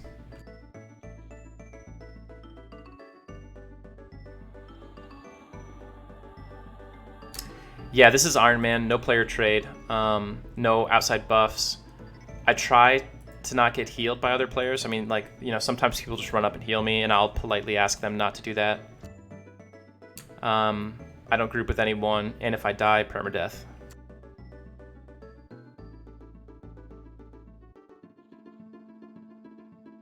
We're gonna lull this guy and see if we have a clear pull up this way. Looks good.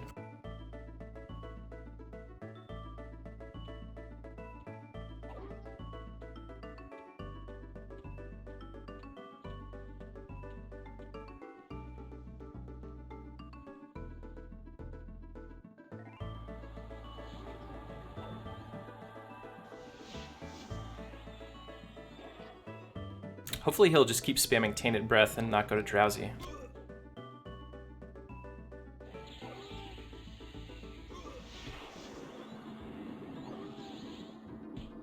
So yeah, that's my only stipulation, is that if I'm intentionally griefed, we won't count it. Just because, you know, you can't stream EQ and expect to not get griefed at some point.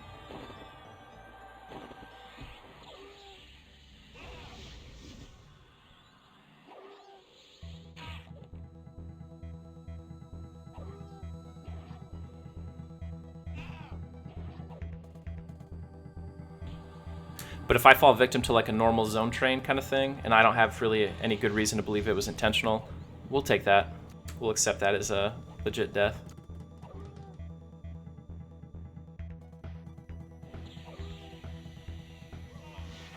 Dude, we're getting really lucky.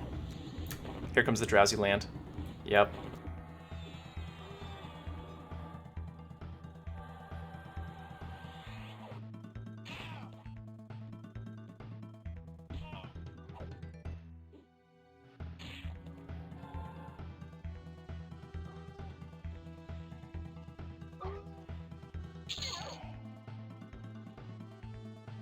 I'll let him handle that.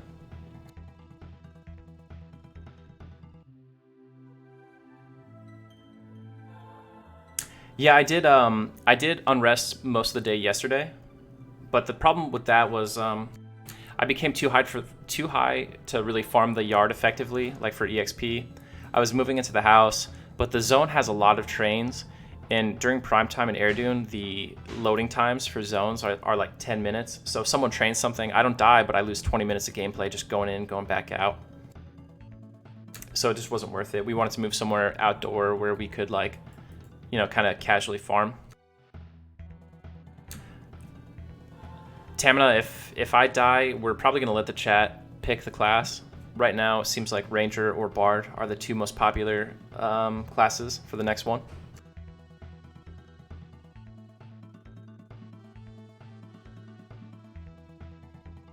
If I do it again, I really want to play a class that does not have default run speed all the time.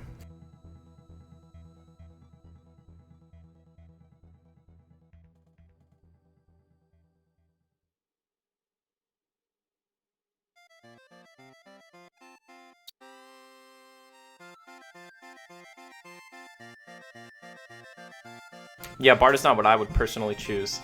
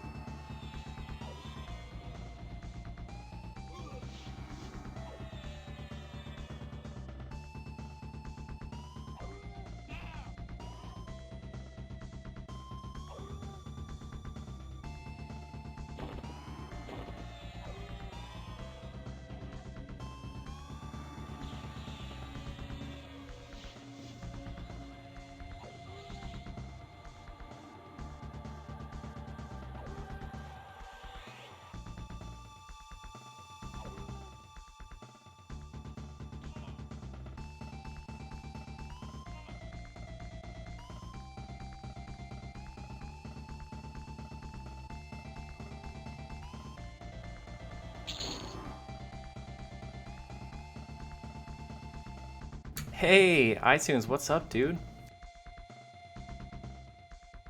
Yeah, Bard would be a really unique experience. But it would be pretty challenging, I think. It would be cool to have an SSF guild.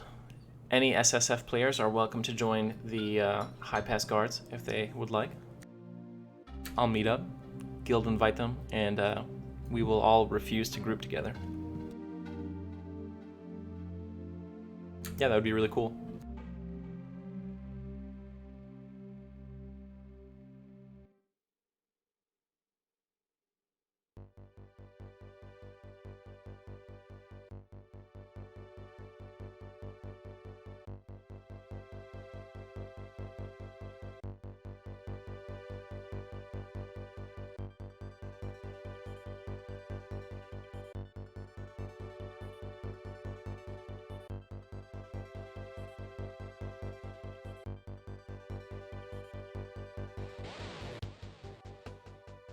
It would be cool if they did some patch reversion for TLP servers. Like they'd need TLPs to be on a different client. That could fix a lot of the problems that people have with TLPs, like the non-classic zones and stuff. But that'd be really cool because they could do things like bring back swarm kiting and stuff.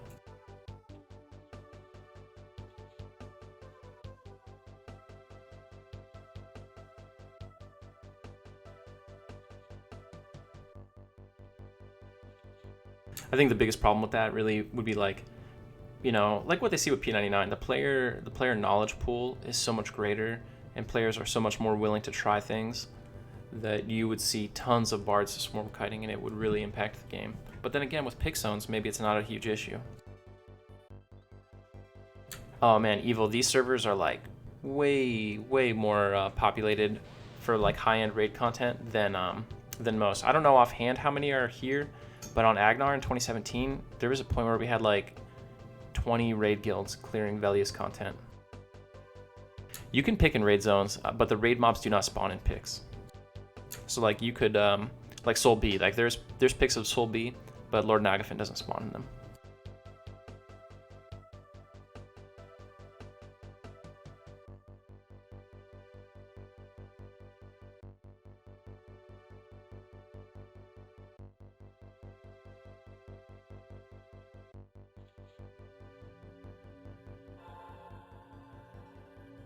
Yep, Air does have an AOC for raid mobs, so every guild could at least try each raid mob once per week if they have the membership and the wherewithal to do so. Evil, I don't know if you played recently enough to know about this, but they buffed up all the classic through Planes of Power raid mobs a couple years back. Oh, whoops, what am I doing?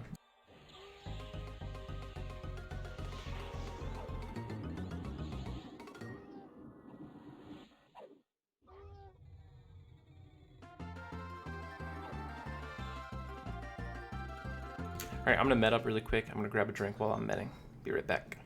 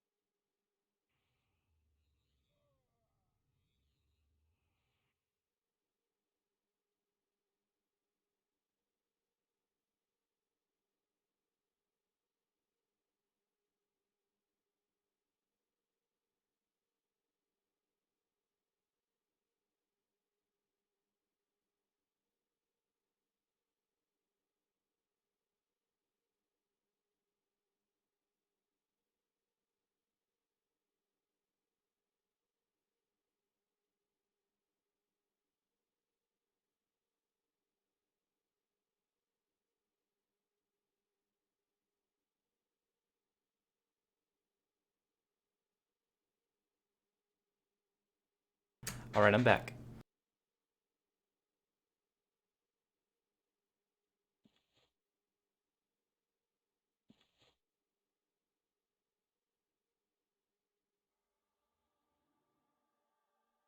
Hey, Gallo, what's up, dude?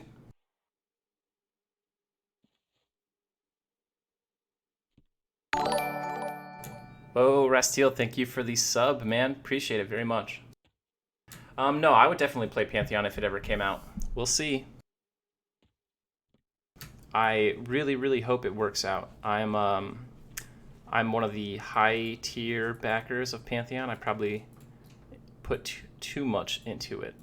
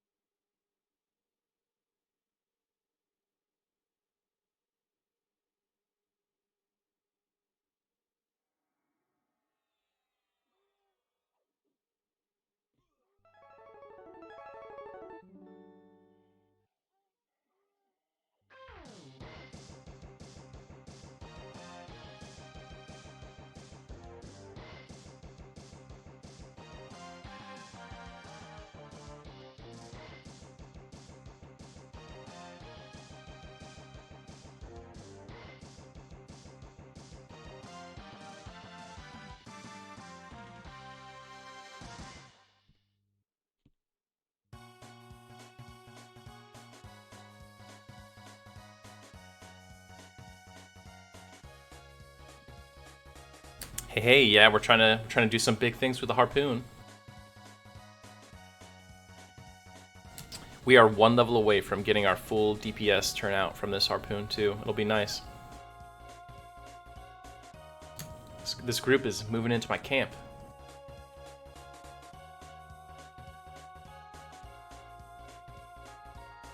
I could get it right now if there wasn't always some level 50 camping it.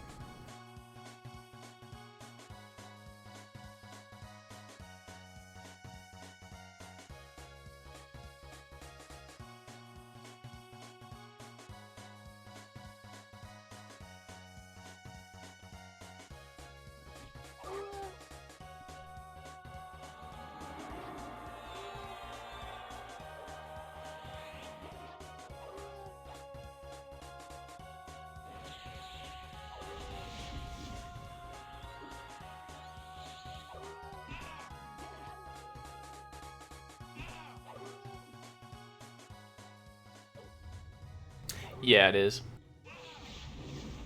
I would love to get some, but there's usually a high level here. Most of the time I've been here, there's high level people here messing with it.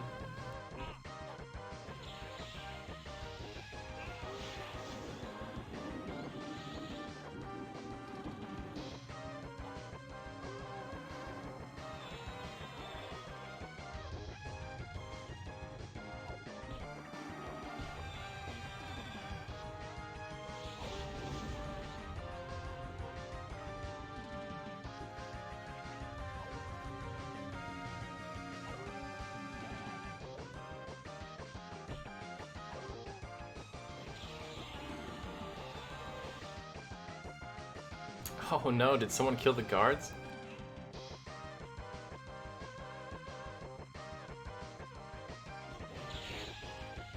Why? Why would someone do that?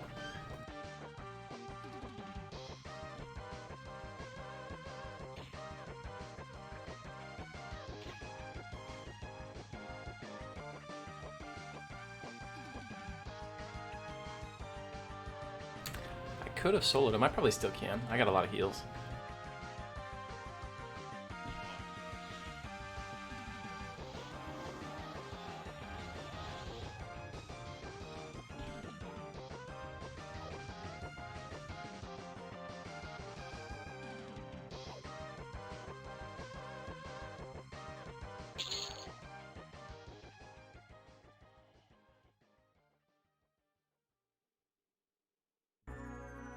Yeah, I love this Mega Man X soundtrack.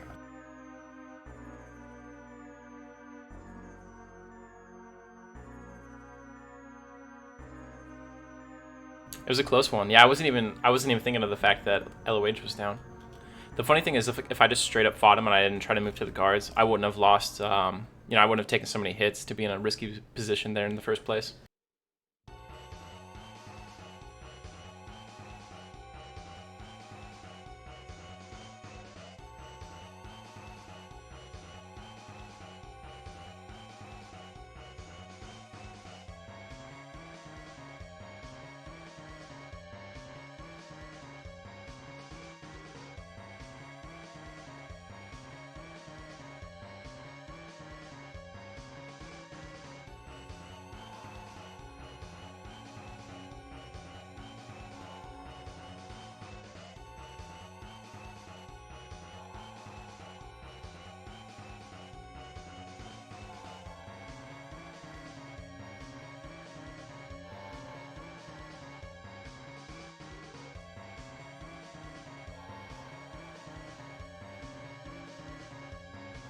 Yeah, I think the greater skeletons in Ocean of Tears are a similar level range.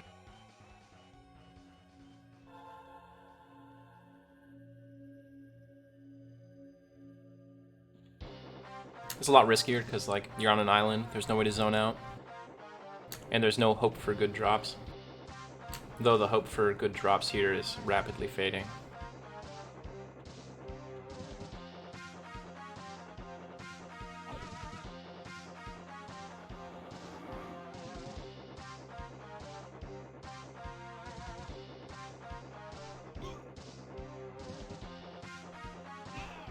The gargoyle eyes on that island sell for a ton, though.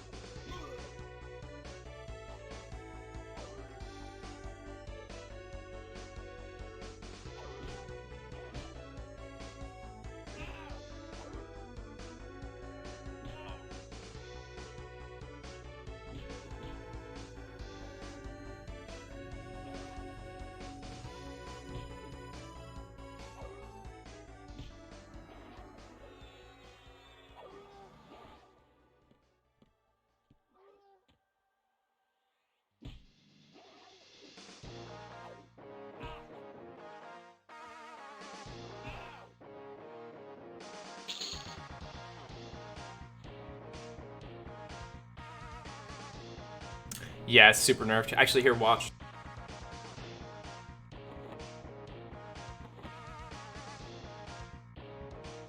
Alright, so we're going to turn in 8 scalps. We are at 6.580. Okay, so we got 0.005 for turning in 8 scalps.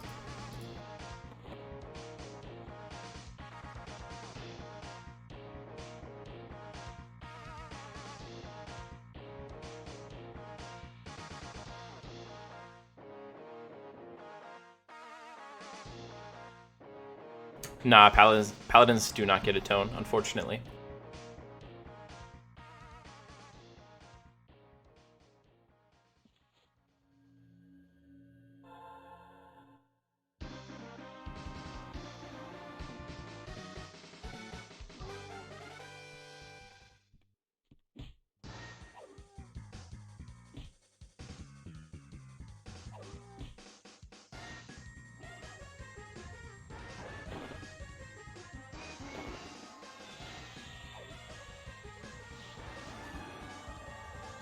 Yeah, the null teeth are also nerfed. Not as bad, though.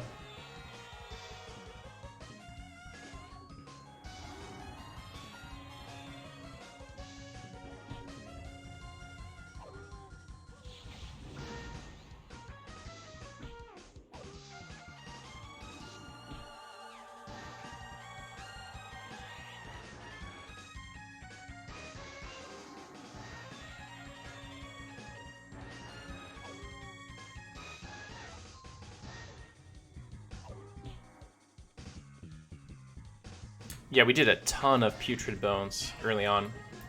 I want to say it was like 50 turn-ins. We got the Shield of Knife. That was what we were really after, though, not the EXP. Did a lot of putrid hides to help fund blacksmithing.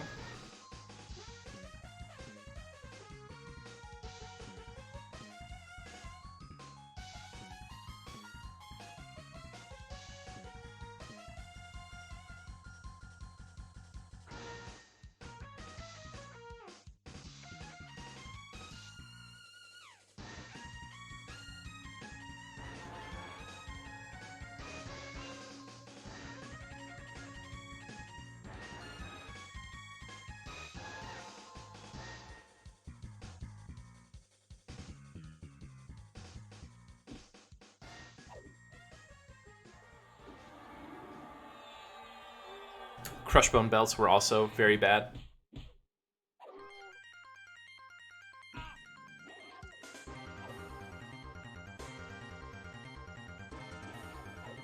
We're gonna try to do the Teshmas scrolls or whatever they're called from Split Paw. I assume they will also suck. But there's some good quest items we can get from that whole thing. We'll do the we'll do those until we get 2 Karanas tiers for plus 10 stamina total. And we'll get the gem inlaid gauntlets that way.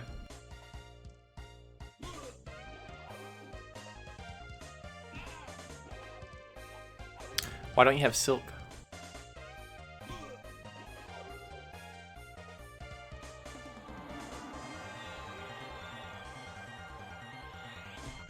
Originally I was farming, so originally I was farming the sludge spiderlings in the aqueducts. They drop like 1 spiderling silk every now and then.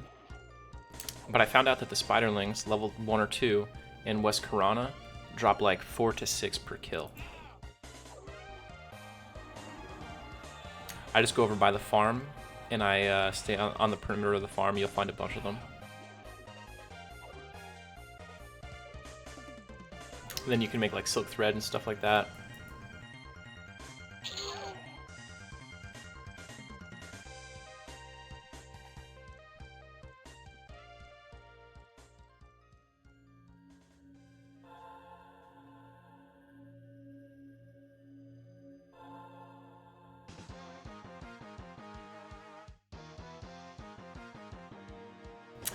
Zeothul, I'm really looking forward to the showdown with the Shin Lord at level 35 or 36.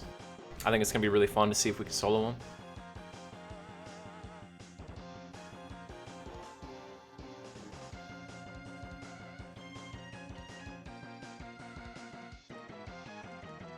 I'm looking forward to the first time we get like heavily griefed on stream, because that's when you know you've got like a good fan club there. People try to stop you. We're going to try to do the Ancient Cyclops too, so I'm looking forward to that.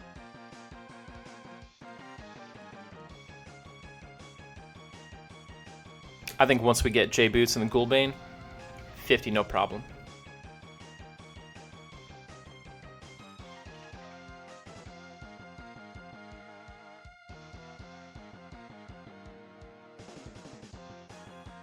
Oh yeah.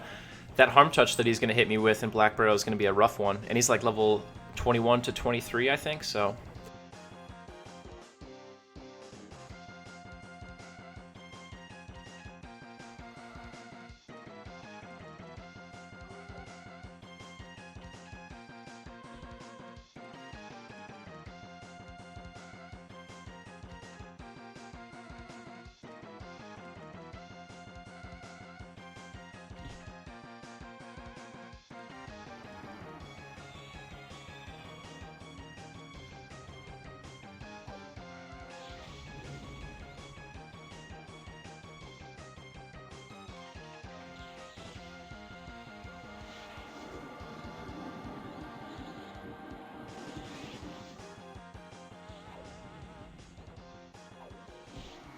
Gotta blow all my mana on cures, jeez. Hey, Pied, thanks for the bits, man.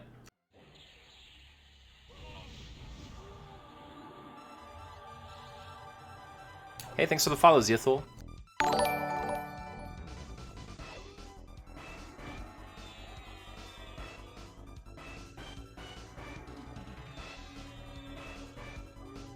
So I set up special, not special, I set up custom subscriber badges, but no one can see them because most people have the like first tag. Oh, okay, I can actually see them for Gallo and Evil. You guys got that Ghoul Lord animation?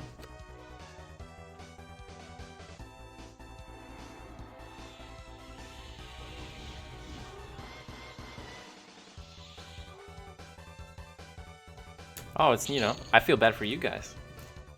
Need to get you guys hooked up with the cool one.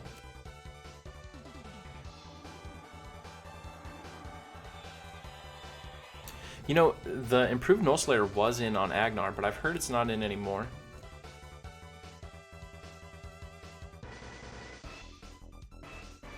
I ran to Paw yesterday. I zoned in and just wanted to see what like the entrance mobs were like, but they were all camped. But I didn't see any gnolls outside of Paw. You know, normally like each one of the Paw spires has a static gnoll spawn. They were all gone and no one was killing them.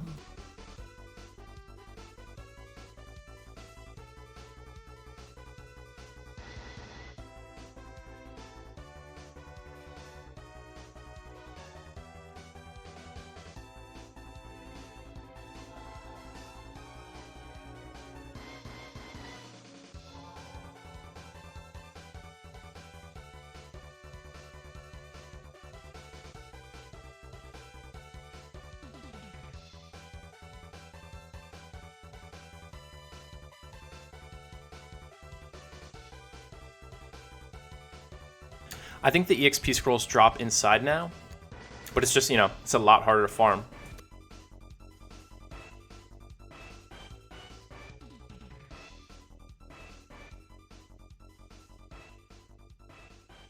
Paw has been revamped so many times. I'm sure it's like kind of a mess to keep track of for them.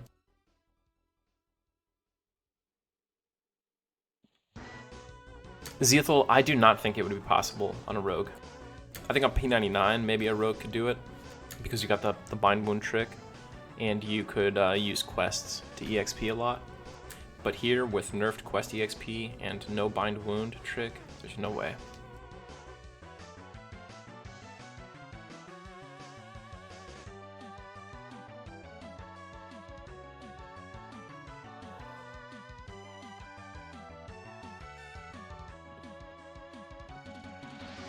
Green, that feels bad. Get hyped to see how much this green con gives me, EXP-wise.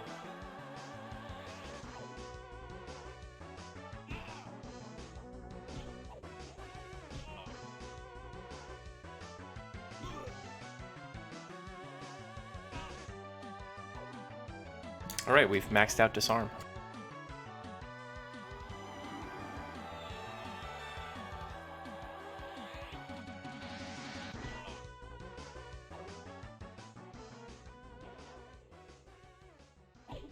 Yeah, was it Vulak or Lockjaw where they had that one shaman spell that was out of era that gave you a huge stat increase?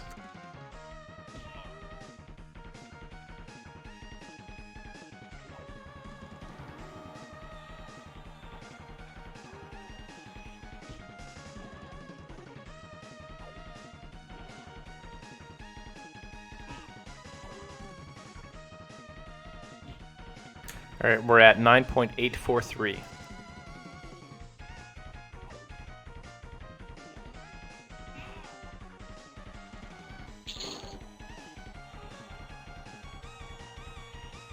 So we got like 0.25-ish.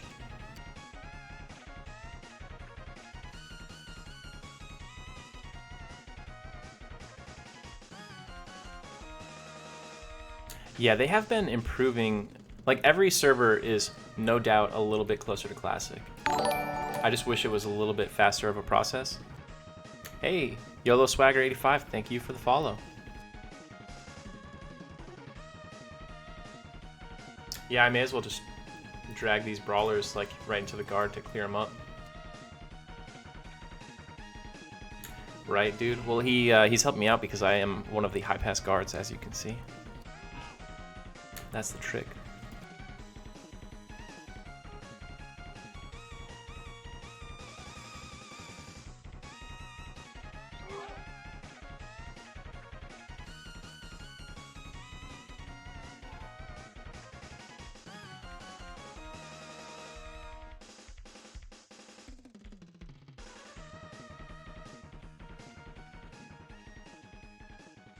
I think the best thing they have access to anymore is the Alcabor code, the Mac server client.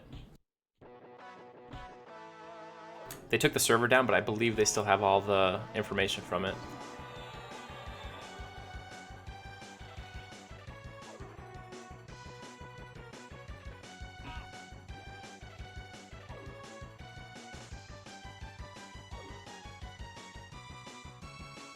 Yeah, this guy is doing work all day. So we got this first 10% pretty quickly here. I'm debating on whether or not it's worth, like, you know, just sticking around, keep doing this camp.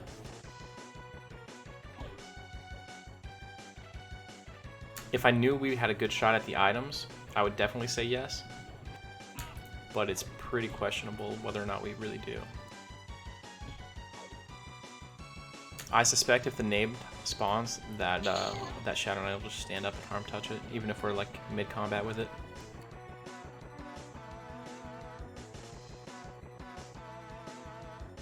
Ooh, this is what we like to see, double brawler.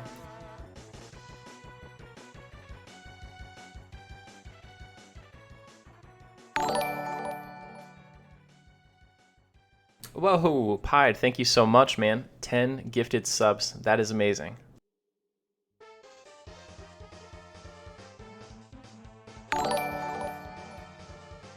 I hope you guys all enjoy your subs. There's not a lot of benefits, but it's cool. You'll get some cool little icons next to your name.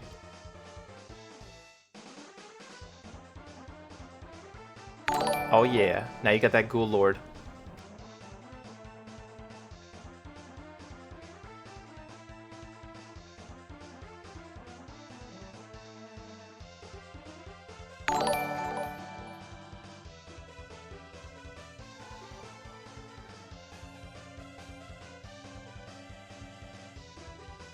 Pied, you're like Santa Claus every day when you come to the stream.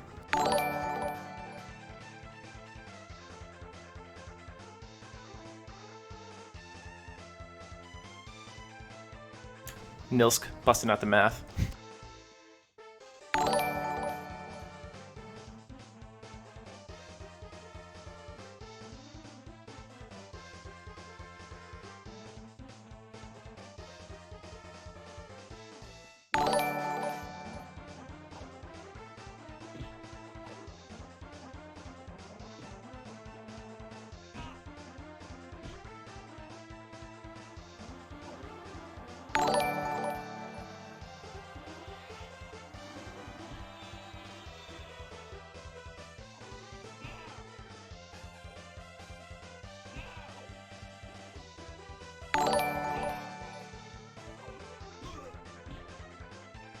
Yeah, Evans, Zem is a thing. Don't let anyone tell you different. And there, Nilsk just linked the actual Zems for Aerodune.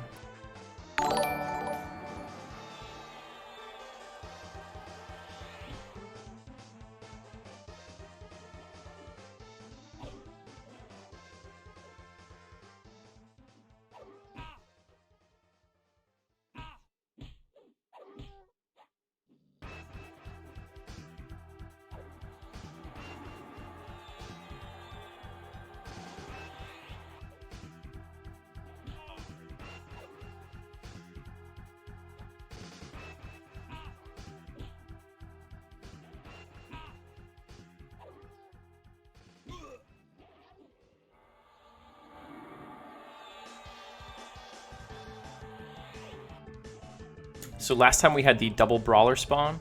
We had the named spawn right after, shortly after. Maybe we'll get lucky again.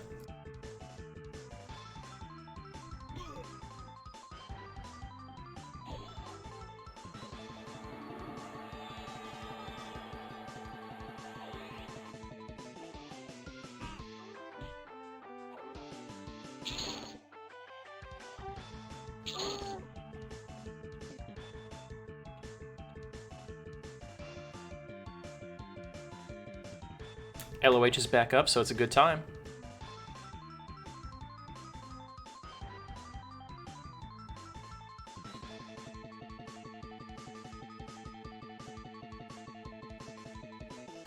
Gallo, I don't know how to do like the different tier subs, to be honest.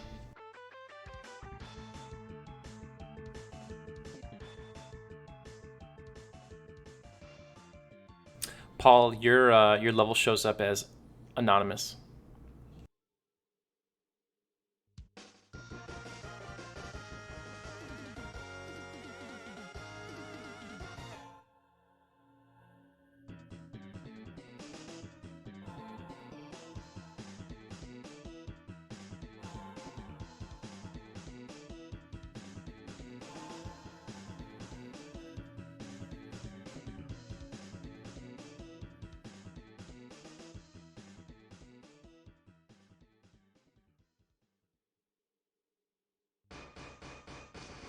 Yeah, it deserves the Zem. It's so dangerous.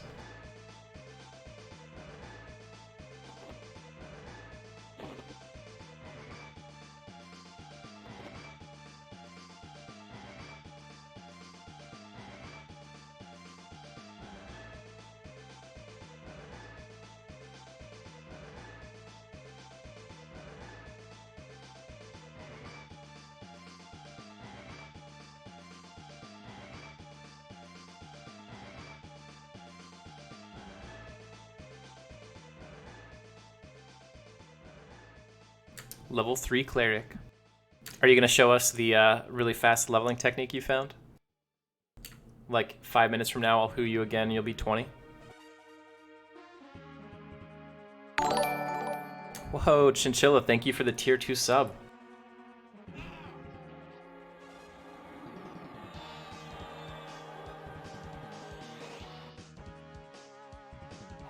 You can see I'm so used to just spamming bash or pressing 2 for like whatever my alternate ability is.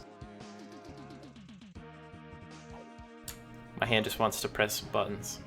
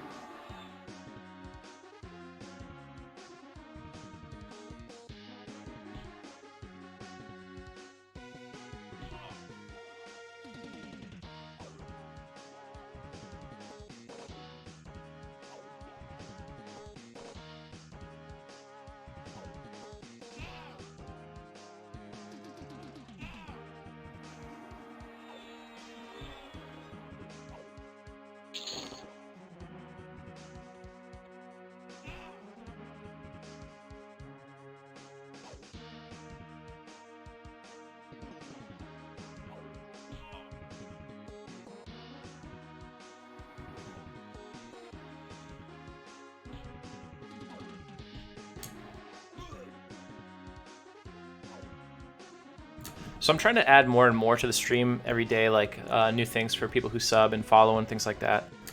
But most of my free time I actually spend like actually streaming or working on the character. Though I promise I'm going to keep working on it. See if we can get a little bit more going on with that.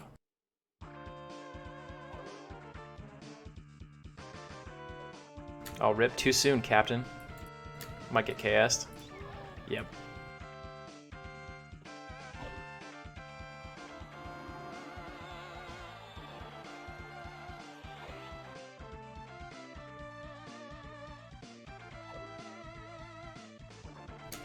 It's all good, Gallo.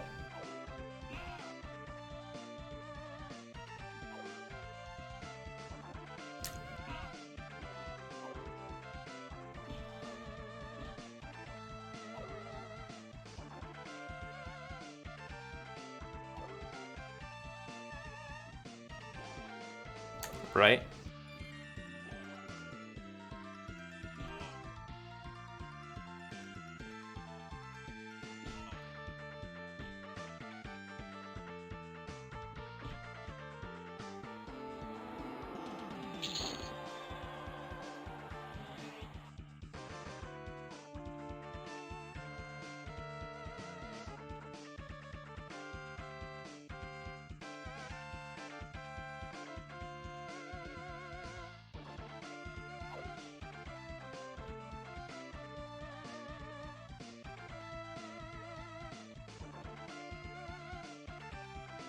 Sad that a Greycon can land drowsy on me.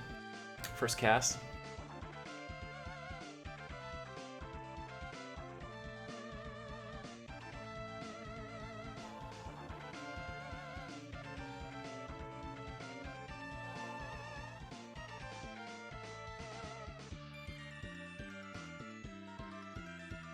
Yeah, you gotta love that grind though. You know, there are actually, I think there's undead gnolls in East Karana. Like if I step outside, there's like a little obelisk out there that I can camp. That's the real technique. Get the Gnoll Slayer, and have them be undead gnolls. So we're like hitting all kinds of bane strikes and procs.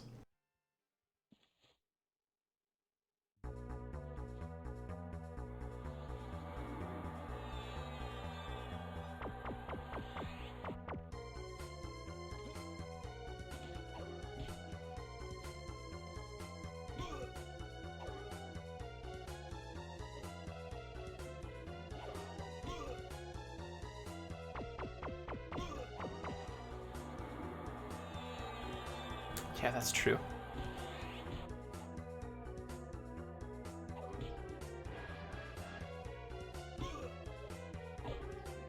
Oh man, noob, if you need it, I can hook you up with a chrono to get started. Just shoot me a whisper and we'll set it up sometime today.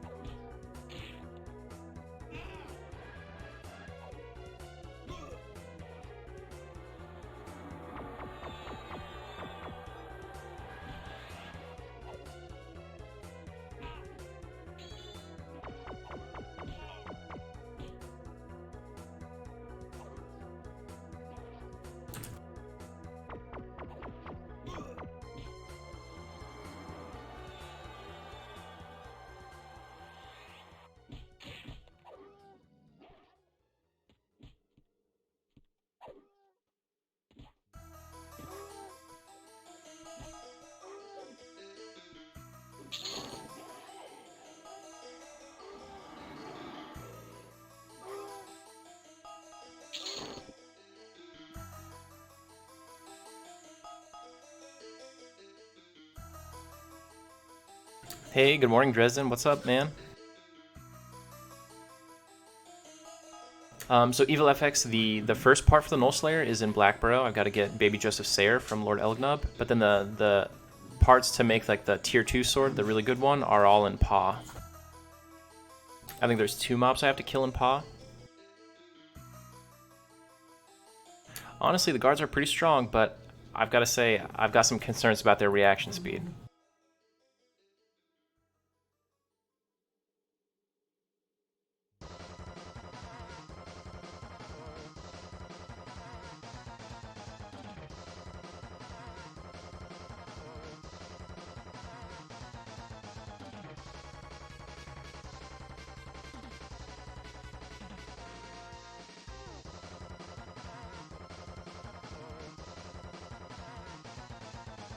I think it's not on this server until Planes of Power. That's what I read on the forums. Prathin said that they moved it to Pop, because that's when it originally came out. Of course, the sword is no use in Pop, right? Because you're not really fighting gnolls anymore.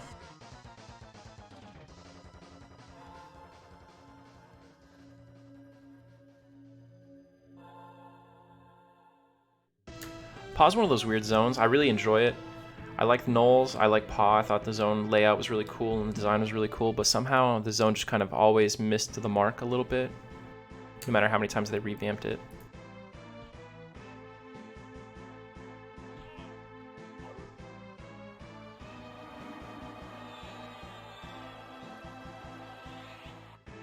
Eventually they revamp it to like be full of elementals, and then it's literally like the best EXP zone in the game for a while.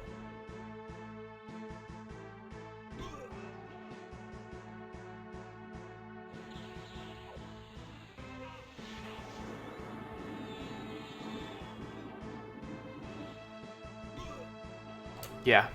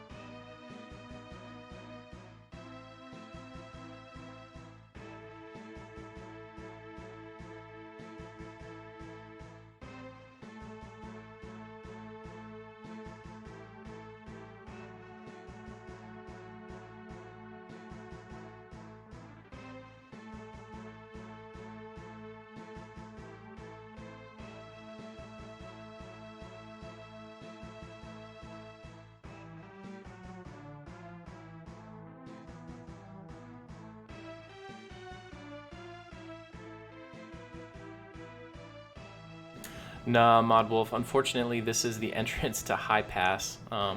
Sometime around TSS or Prophecy of Ro, they revamped the graphics of High Pass, so you can't tell. But these are the good old High Pass guards. Now, the NPCs and everything in the zone are the same, it's just the visuals. Some things look nice. I like that. I really like that right there.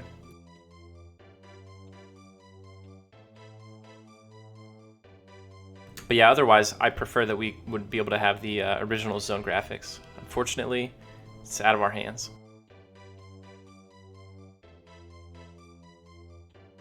I didn't see anybody. I wasn't paying attention, though. It's possible someone ran by and Viz with a pet up.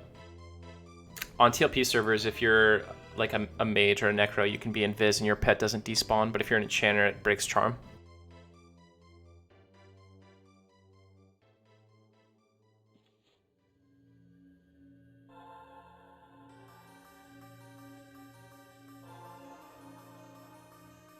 Yeah, casters really stop a lot of people.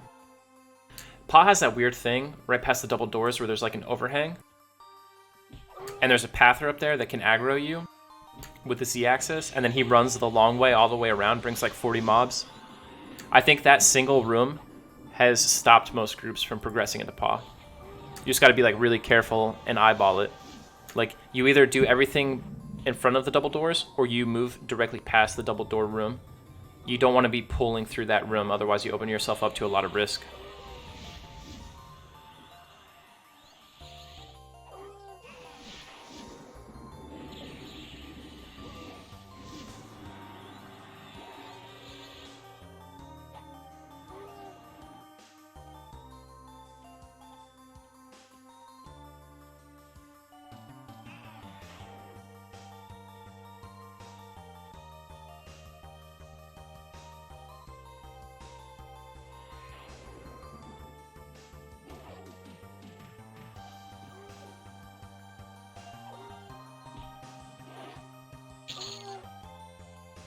The only bad thing about strafe running is if you get stunned while you're strafe running, a lot of times it just throws you into that spin stun. Man, down here is such an awesome zone. The Zemin down here is crazy high. No, GMs definitely don't.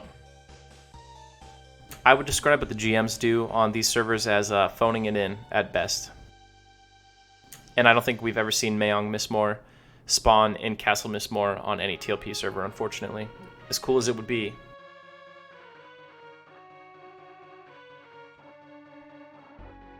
We fight him during Depths of Dark Hollow, though, which is a very fun raid.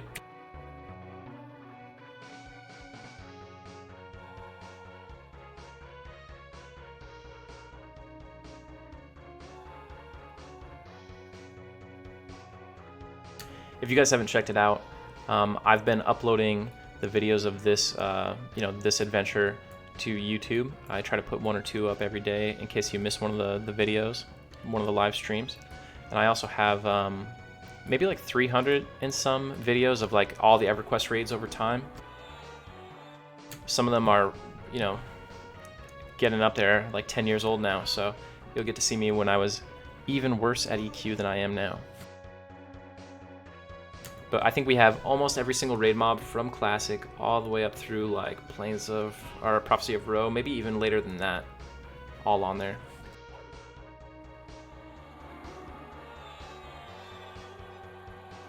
Yeah, they do, but not every single drop is in. Like, we have the Guise of the Deceiver in, we've got Rubicite Armor in, not yet, but Rubicite opens 30 days after launch and will be open for like 30 days. Guise is in for a while, like the first 6 weeks, I want to say. And there's some other ones I'm forgetting. Mana Stone is not in. I think Box of Abukar is in.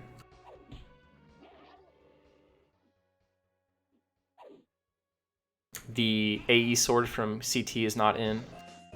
Staff of Forbidden Rites is not in. The Dragon Teeth are not in. Scimitar of the Mistwalker is in. Circlet of Shadow will be in with Kunark for sure. Locket of Escape will not be in. Moss Covered Twig will not be in. Pre-nerf Fungi Staff will be in. Locket of Escape is not in. I think Hallgresh Elder Beads are in with Velius. So, you know, it's hit or miss. I'd love to see a server where they just actually had all the items in. Especially like Staff of Forbidden Rites. Come on.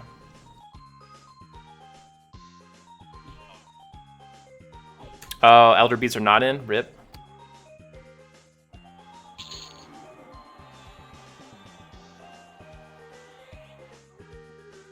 No, the camp for the mask is way better than P99 is.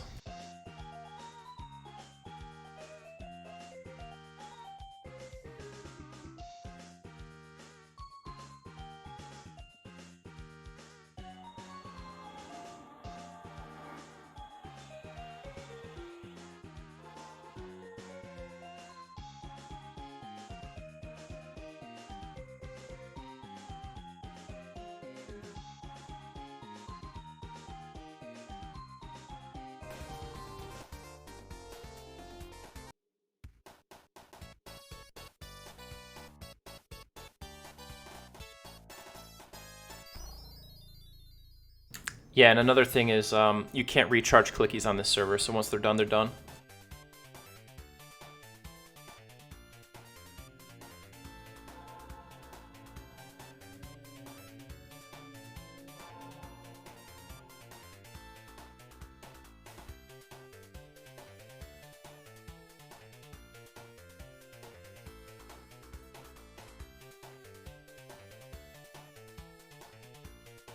Honestly, I don't even know if it drops more often, ModWolf, because like my experience on P99 was that the mask wasn't super rare either.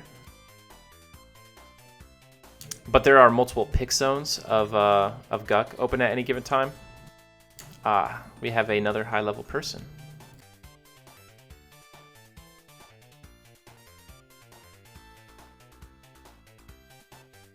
So with the multiple picks open, you'll get more masks and everything.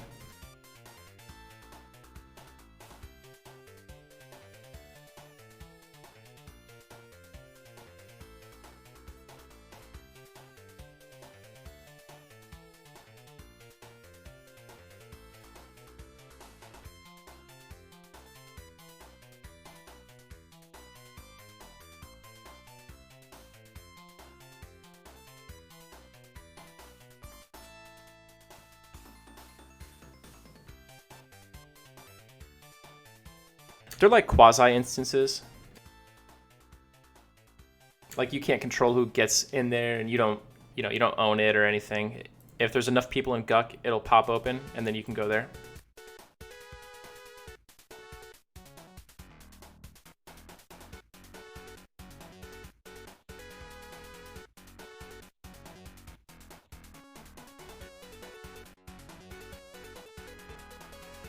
It's funny you ask, Ixar. I told this story like really early in the stream today.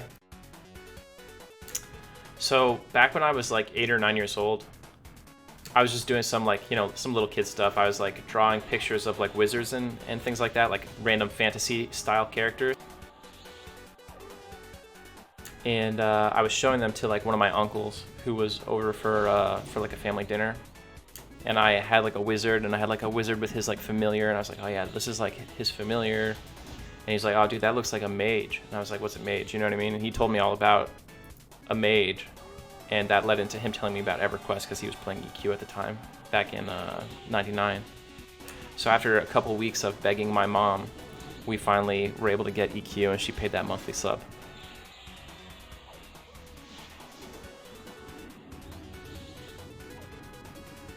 Yeah, Gore's rough.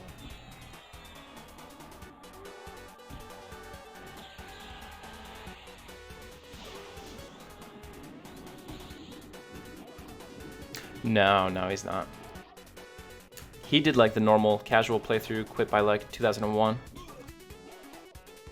No, I didn't. I think like any good 9-year-old, my first character was a Shadow Knight.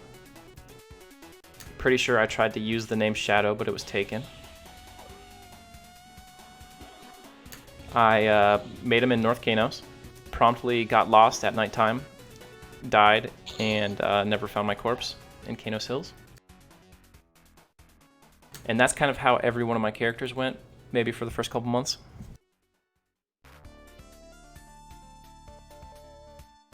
Dang, that's crazy, ModWolf. You can't let your mom beat you like that.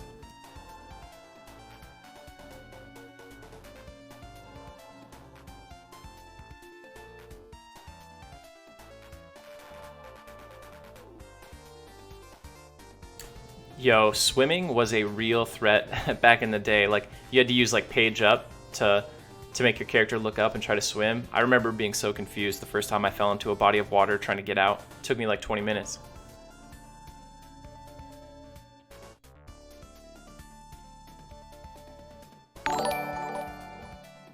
Hey, Big O Duel, man, thanks.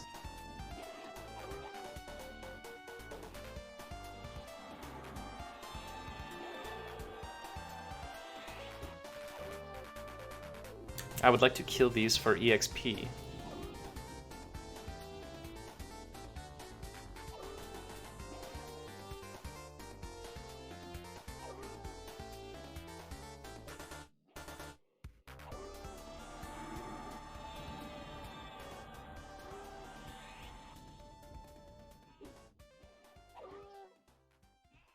Oh yeah, that's true. That moat in Hallis was the real deal. I wish he would stop stunning this mob. Like, I could pull it off and drag it away, but if he keeps stunning it, I'm not going to be able to build enough threat.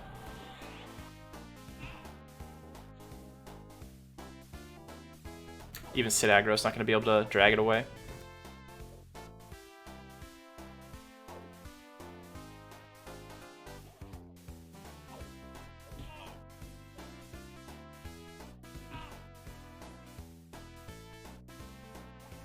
It's like too much to try to explain to someone.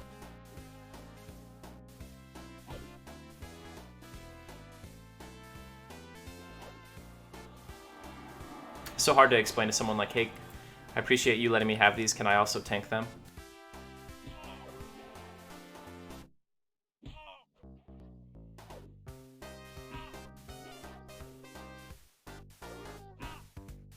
Yeah, you can you can camp out, go to character select, and then there should be a button that says return home. You can click that and you'll go right to your like starting point.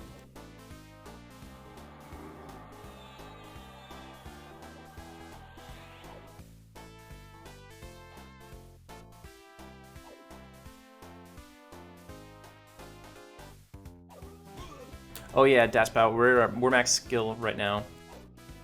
It's good. It's good. We're high enough level to start going over the cap occasionally, and I've just been using this rather than swapping to the shield and then the mace. So we're 19, almost 20, 80% more experience, and we will be flying. Yeah, I could, but I mean, you know, I'm tanking this one now, so it's not a big deal. Flash of Light would be my best option, but I don't have it on my bar right now. That's really not good.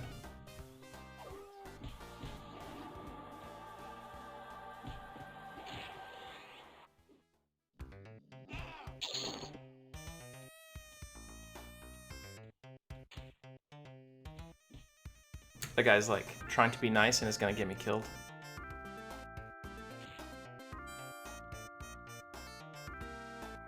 Whew.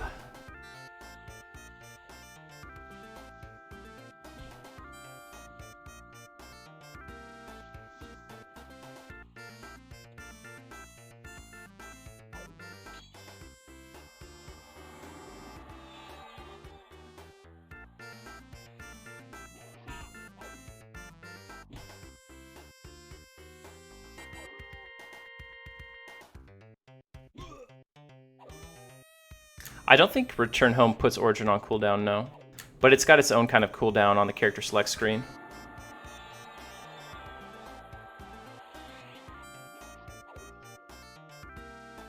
That low HP aggro is real.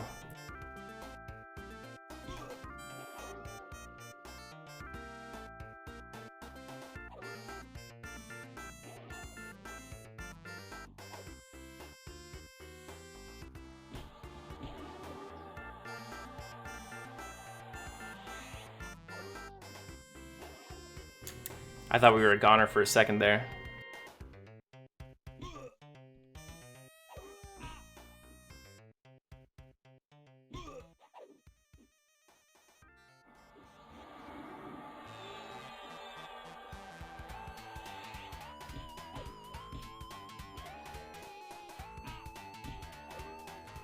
Yeah, Blackborough's tough. There's a lot of trains.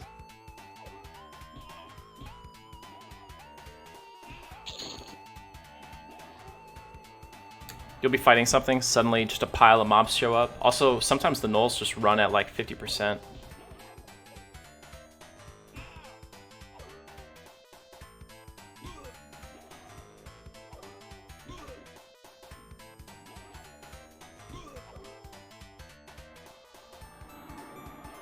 Oh, another big thing that we're going to unlock at level 20 is the extended target window will actually like work 100%.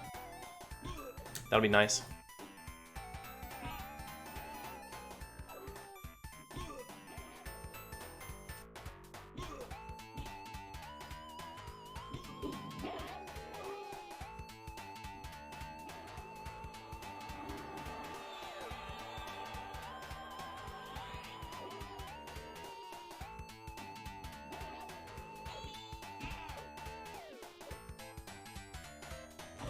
Now that I'm level 19, I could also go by route.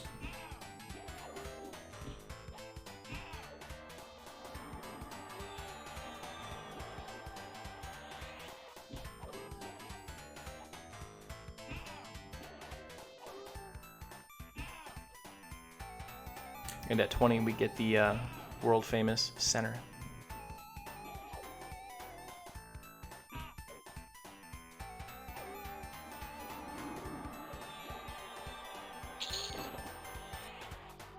Yeah, you can see target of target right here. He's targeting me. That's why my name is right there. And also like right here. Oh shit, our inventory is full.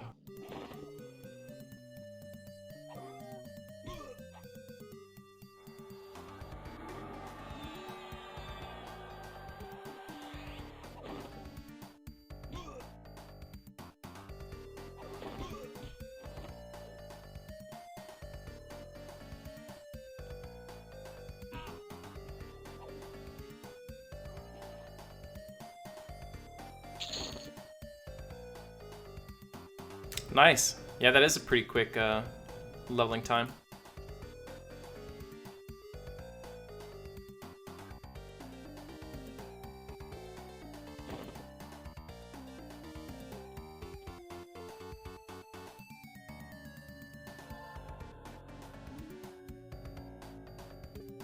I'm not sure when it happened. At first it was like a group leadership AA buff. Doesn't really help me, you know what I mean? Because my target's target is always going to be me since I'm soloing.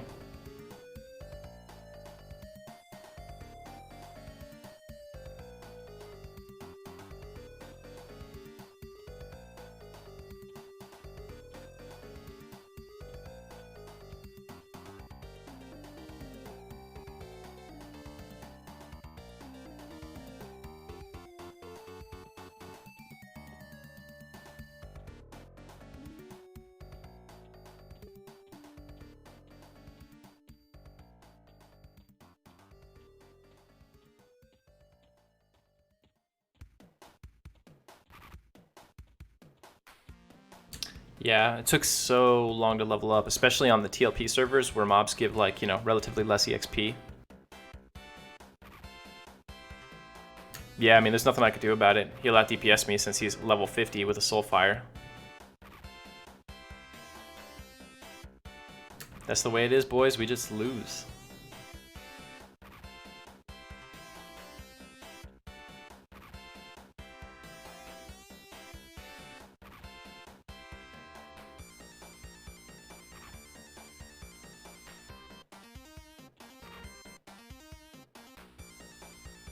He almost got me killed because he kept stunning that mob, so I couldn't pull it away. Then when the ad spawned, it was on me.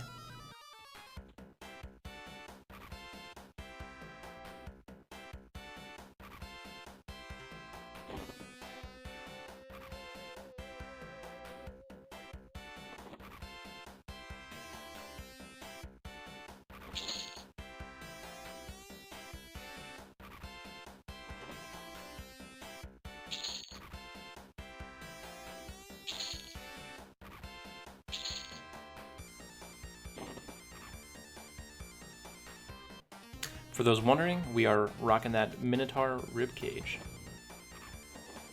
from the Infernal in Gorge of King's Orb.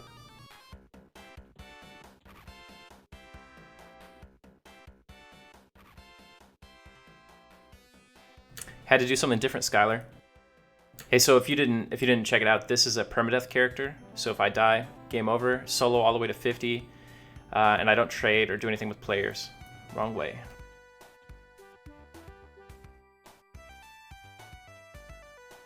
Dude, right?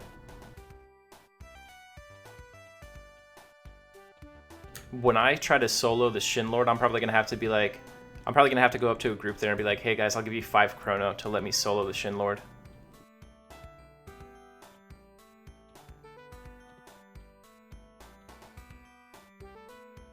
When we get 50, we throw a big party. Nah, well, I don't know, man. It's up to you guys. It's gonna be up to you guys. Maybe we'll try to do some crazy solo no death challenges at 50. Dude, that's what I think. Let's check my velocity. I feel like I'm running hella fast. I think it just feels that way because I was so encumbered. I was slow running. Yeah, 30 is the natural velocity.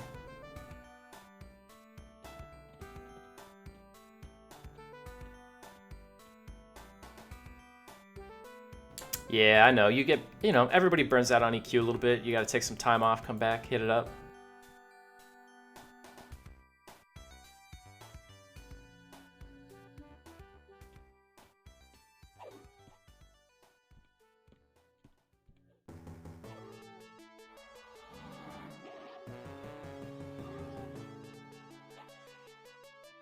Yeah, they're still around.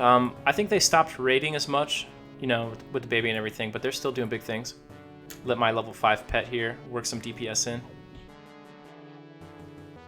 Hey, morning Sethric, what's going on, dude?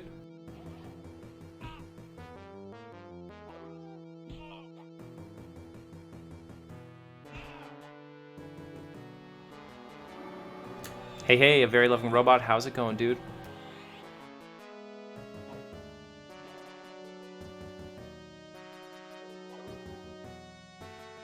Yeah, Pablo is still raiding very actively. He's awesome. Love that guy.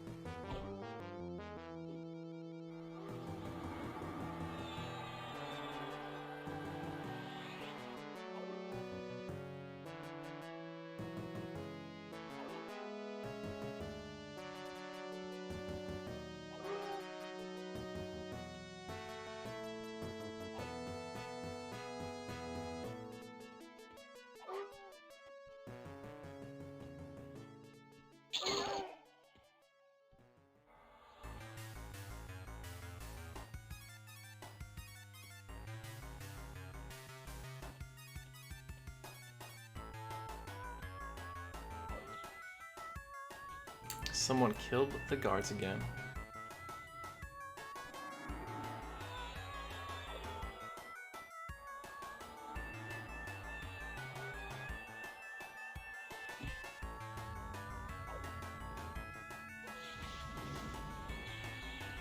Yeah, we've had to use it twice today already. Feeling like today is an unlucky day. Maybe I should just log out and come back tomorrow.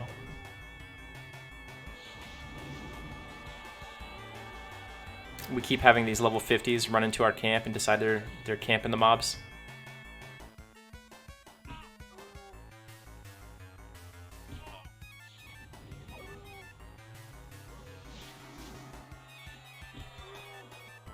Later, Skylar. Thanks for swinging by.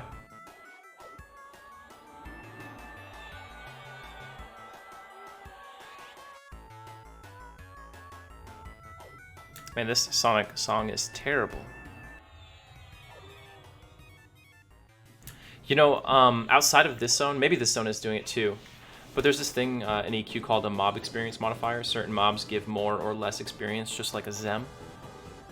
And guards are typically a mob type that has a negative mob experience modifier now. They got tired of high levels camping newbie guards and stuff.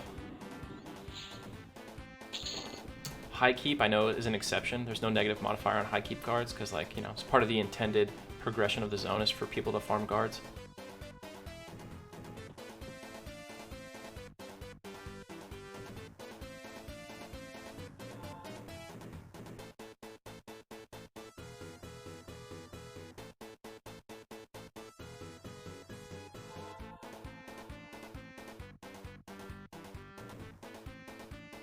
I haven't tested guards in every single zone and stuff, but like, you could test it out. If you go to like Butcher Block and kill a guard, usually you'll get terrible EXP.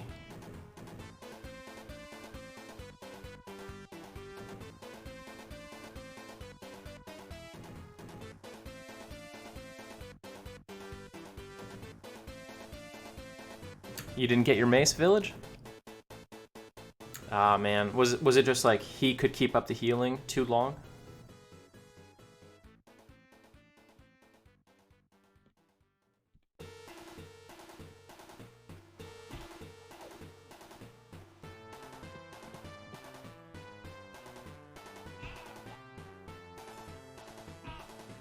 Yeah, that sucks.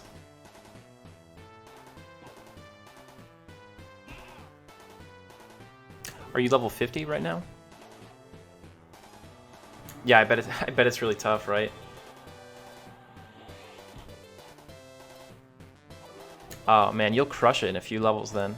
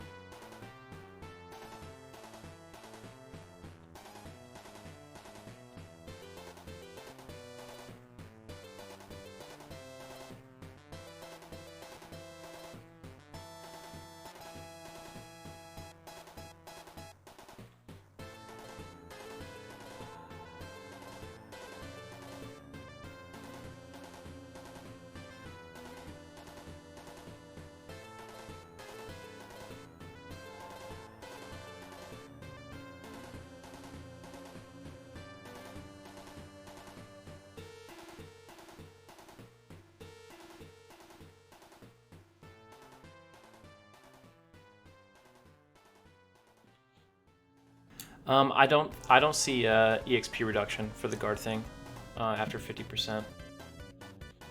If there was like another player, it would be the same way. It just, you get full EXP whoever does the most damage. They made a lot of changes over the years to guards, especially like when it first launched. The guards at like the gates of cities were just pretty much normal guards, and now they're like almost completely MR. They hit for way harder than they should relative to their level.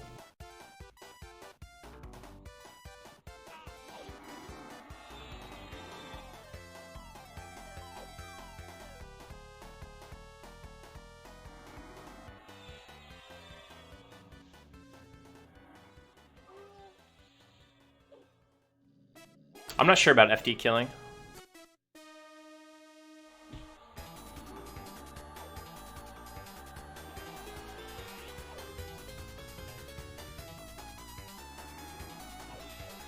Now, I'm not saying it was designed to be not killed, right? I'm saying that they have made changes to heavily discourage it over time as people complained about it.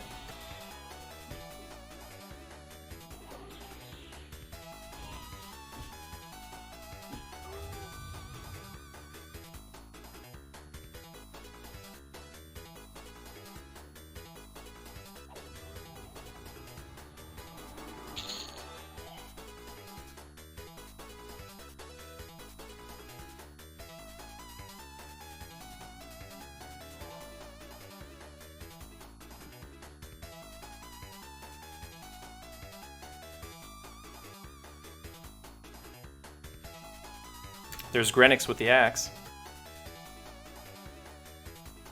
That level 50 Paladin's gonna let me peel him off, but I've got a med up anyway.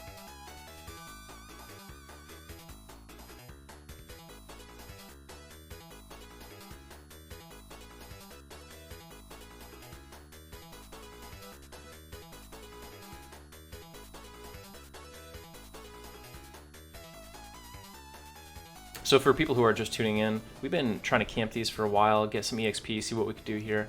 But it is kind of a popular camp. The shield is really good at almost all levels. So there's not much we can do about high levels wanting to come and camp some of this stuff.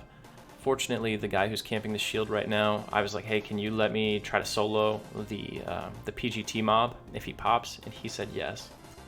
So he's got aggro, but I'm gonna pull it off of him. When I get some mana, and we'll give it a shot. I wish we had lay on hands up, but that's not going to be a thing. We might not be able to do it.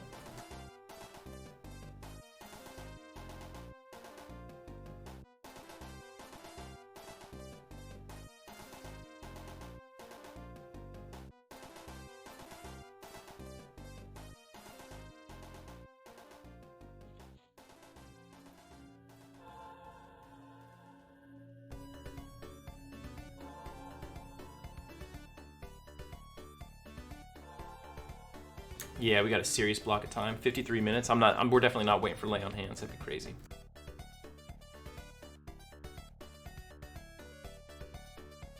Honestly, without LOH, man, it's super questionable whether or not we could kill that guy because of the proc on the axe.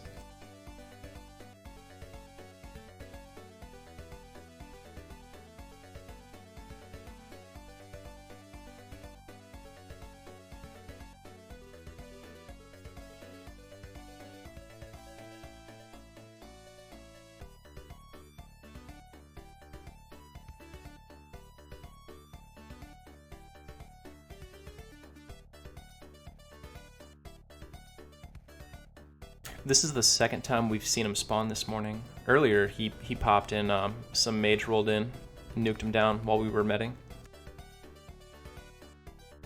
Nah, but I think I could just roll into Rivervale really quick and snag root if I want.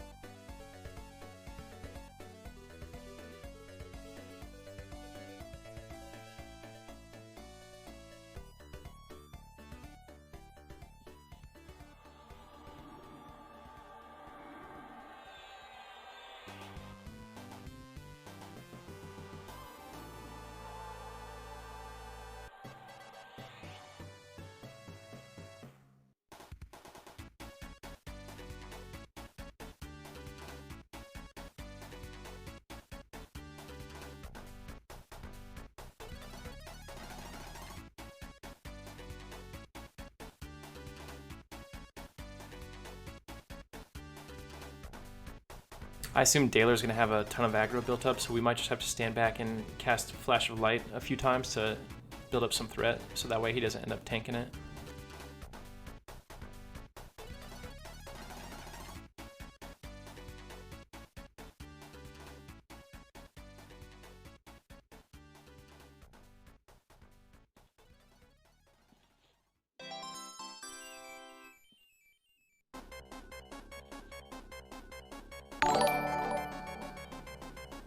Hey, Avocado, thanks for the follow.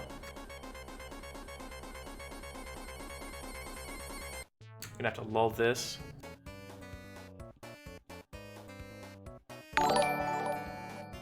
Great, now he's got shaman buffs. See what we can do, boys.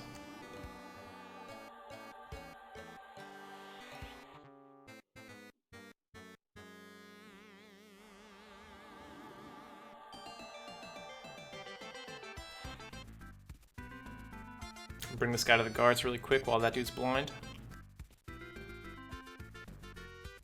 So the fact that he ran away means that I pulled aggro.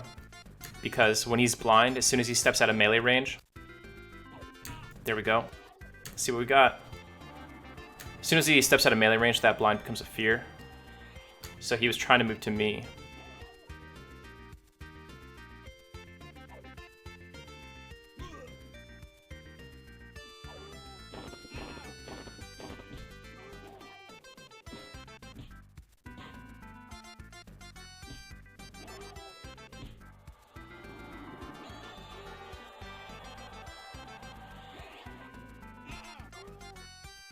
right, boys, what do we think? It's not looking the greatest.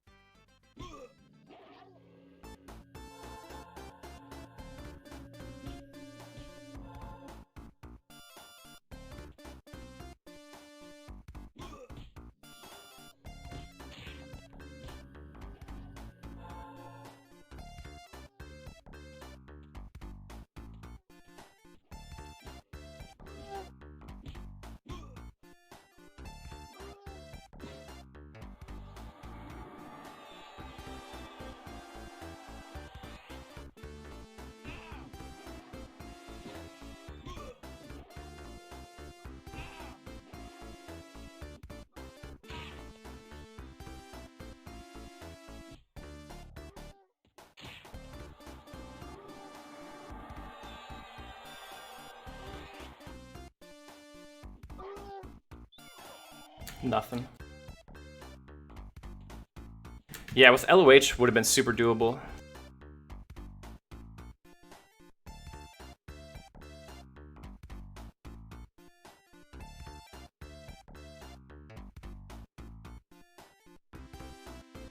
We'll get another pop eventually. We'll have LOH up.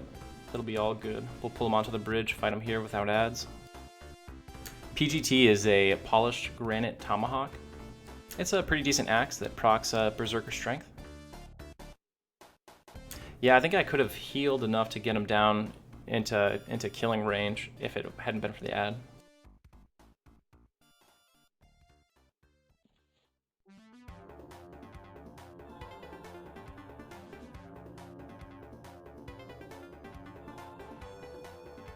I'm not sure if it does.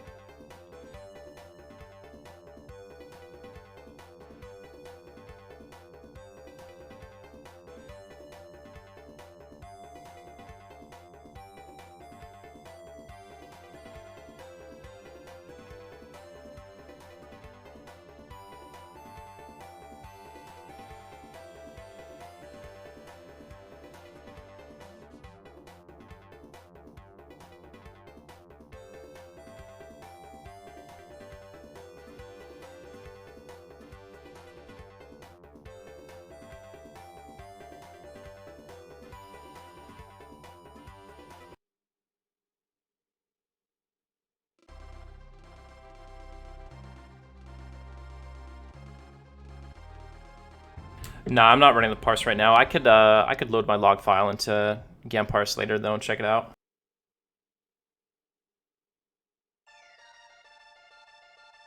Yeah, it's just very sketch to do it with LOH down. Like, a lot of times he won't put out a lot of DPS on me, and then all of a sudden I'll get trunked by a big round.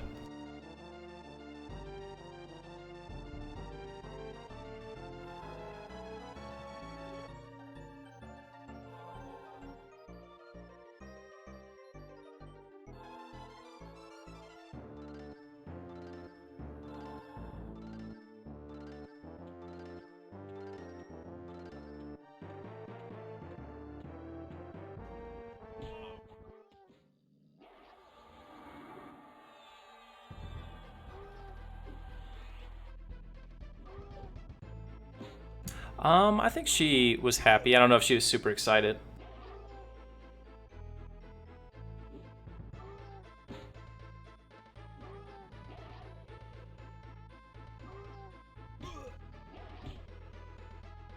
If they don't stack, I would assume that the other one is probably better than Yelp. The proc's probably better than Yelp. So it'd be good if I had Yelp and it would just overwrite Yelp. That would be optimal. Hey, that's what we like to see, oh dog.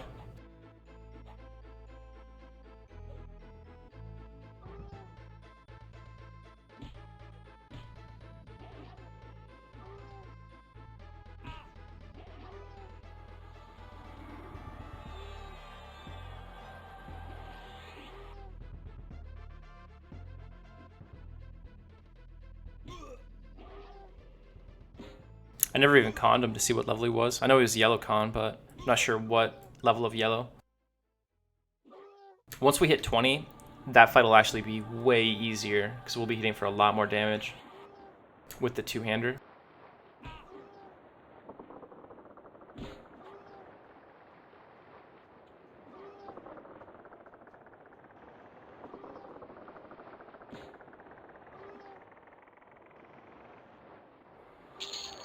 Yelp actually doesn't give me any agi. It's the strength. Like, it's basically because a lot of times I'm encumbered, and when I have Yelp on, it puts me back to not encumbered. Unless the Berserker Strength proc is a negative agi. But even so, it gives me skin for the duration of the proc. So like, as soon as I stop absorbing the blows, the buff goes away, and my agility goes back to normal.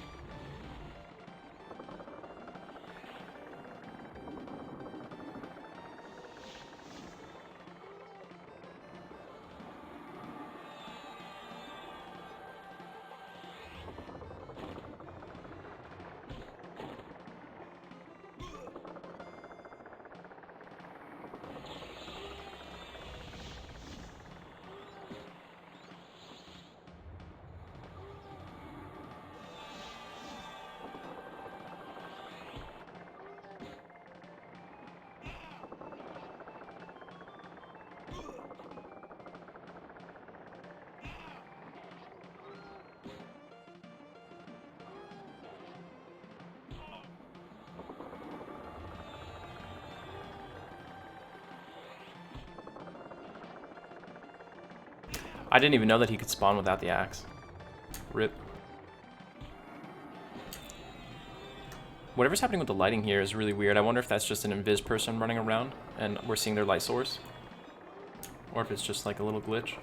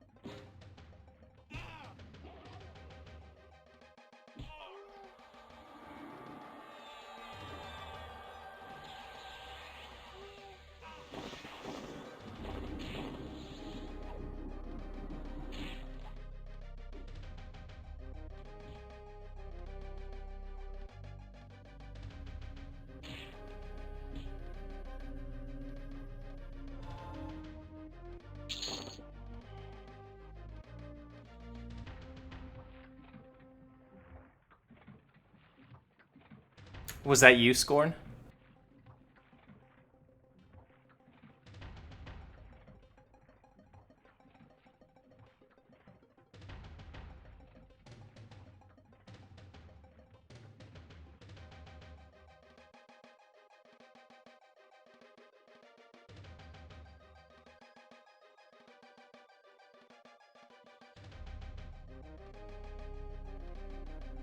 Oh, I see. Never mind.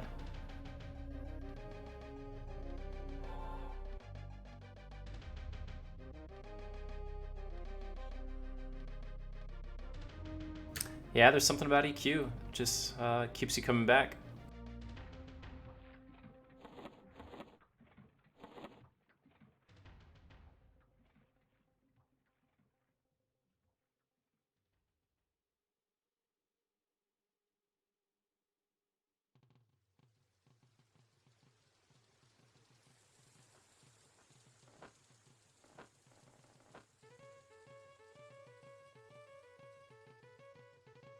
Nice highlight.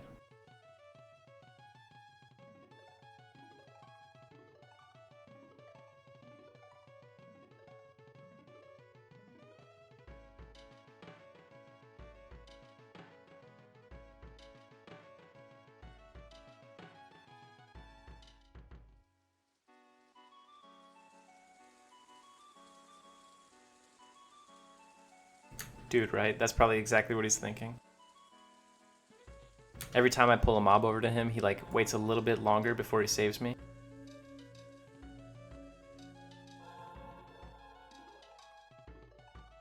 We're making some serious plat out here though, already up to 100.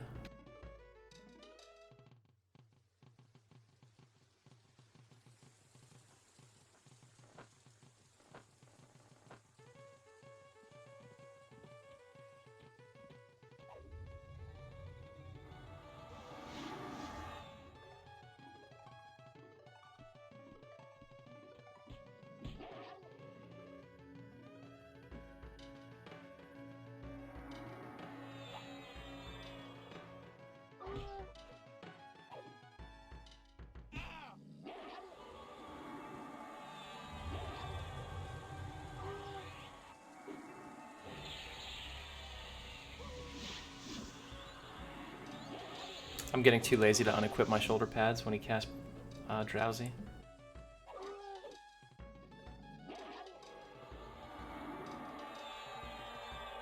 I better do it now, I'm out of mana.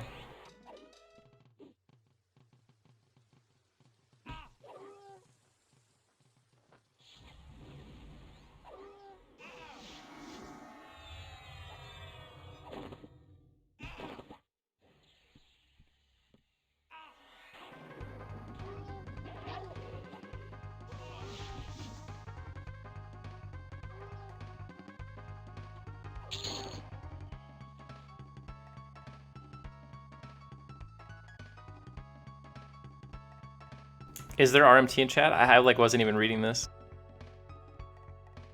Nice.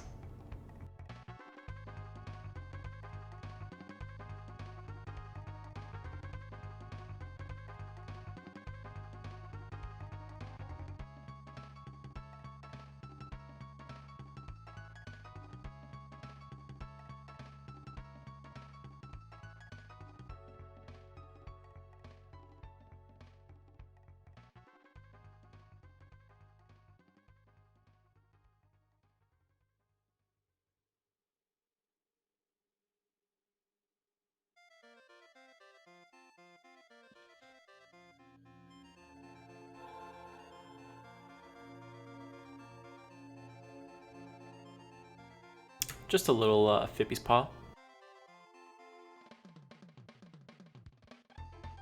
Get that 1 wisdom bonus, 1 cold resist.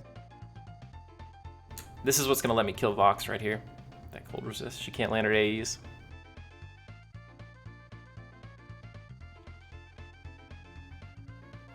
Too bad there's no Fippy's Paw for fire.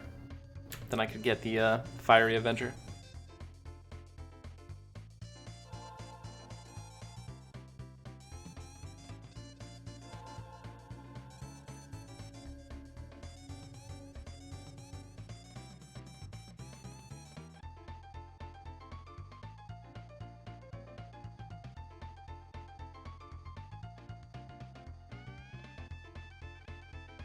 Yes, it is.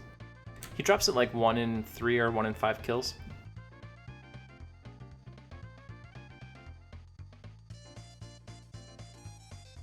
Honestly, part of me is surprised that we've made it this far. Like, I think when I started this, I expected to die pretty early. But now that we've made it this far, part of me expects to make it all the way.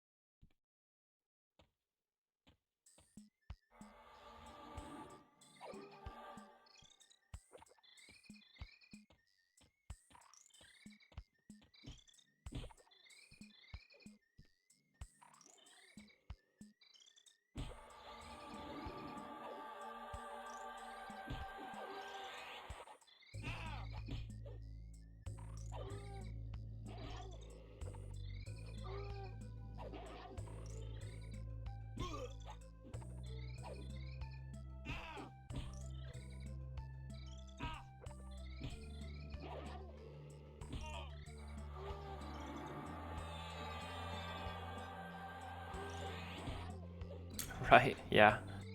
I don't know, boys. I think we're going right to lower Guck once we get that Ghoulbane.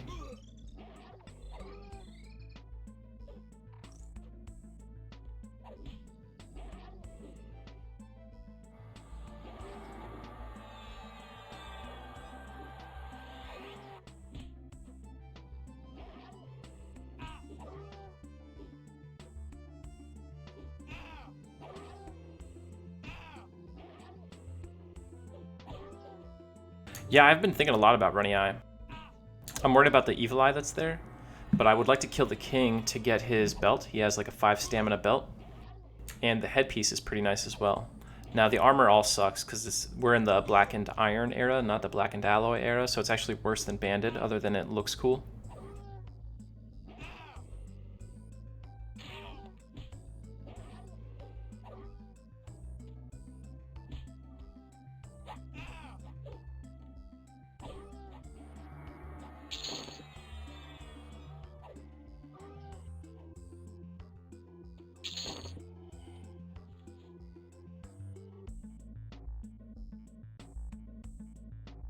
But yeah, the zone is just like such a nightmare of crazy pathing and stuff. I'm a little bit hesitant to go there. I think the Goblin King is like level 25 too, so I can't do him yet, but maybe like around 30 we'll go. Clean up some newbie zones and get some gear that we can get. Yeah, Black and Iron Bastard Sword's good, but Deepwater Harpoon is already better than that.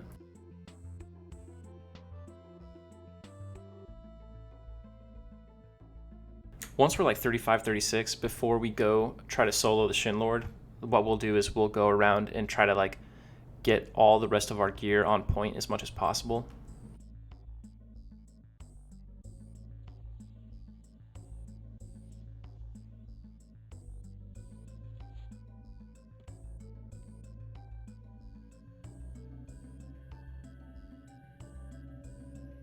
Hey, Just Butler, I am using the Draka Chrome UI. In a second here, I'll open the options and I'll show you.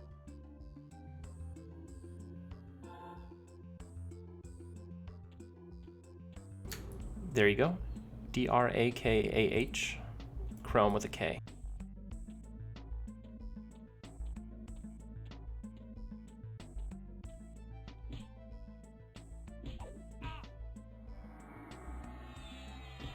Yeah, I tried to go back to like normal UIs after this, but I'm really enjoying this centerpiece here.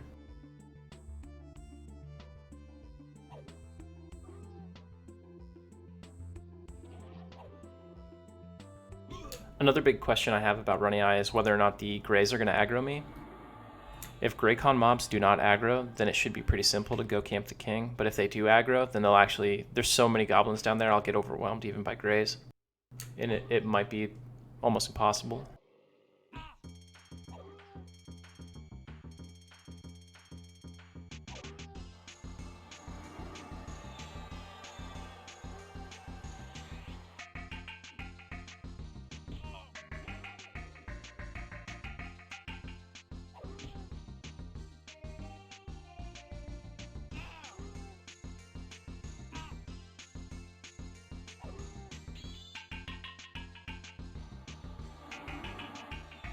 Mana War is good. Yeah, it's definitely a contender.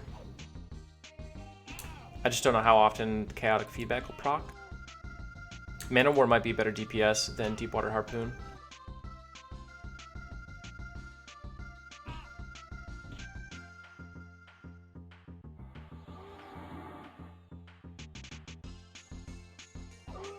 Love this pathing.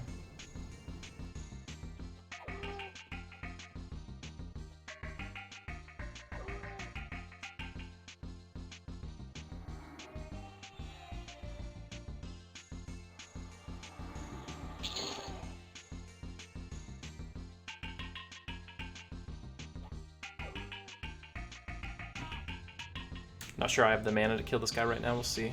He's taking big hits.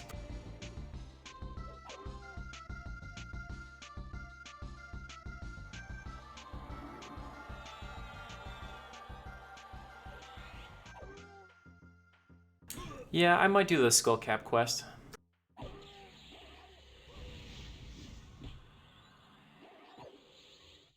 Hey, good morning, Pope.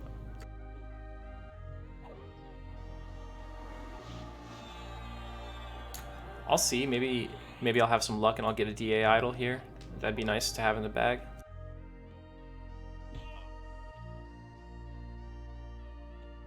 I think the orcs are a little bit more dangerous than the gnolls. Aren't they like a slightly higher average level? I could be wrong. Oh yeah, I could totally root a mob in and bail out with Origin. No problems with that.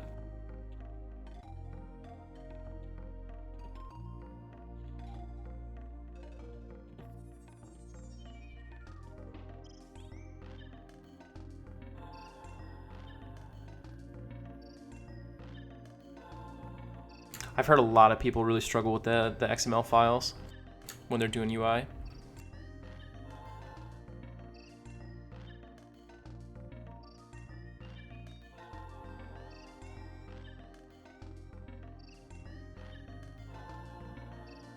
All right, we'll do a quick med break here.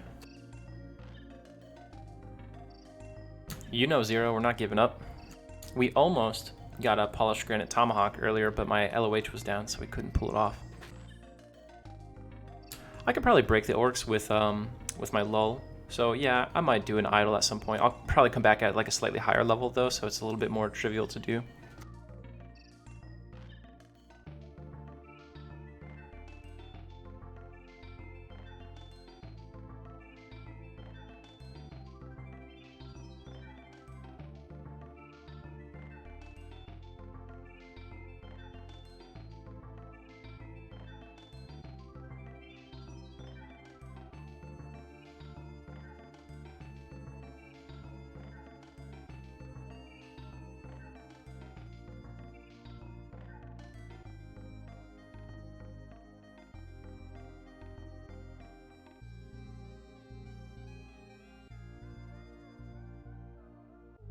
Yep, we're still on the Paladin, level 19 now.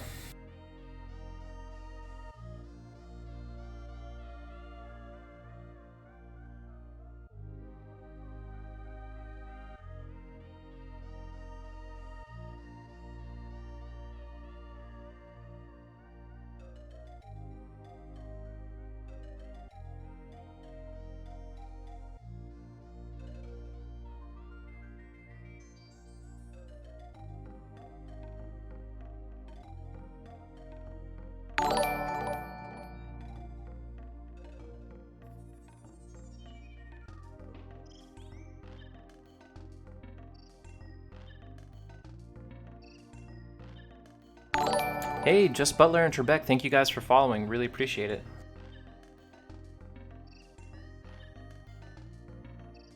Nah, there's no faceless on here. I think the Shralik pack is 25% weight reduction, yeah. On P99 right now, you can, well, maybe not anymore, but you could camp it in Kithgore Forest. It was a lot easier.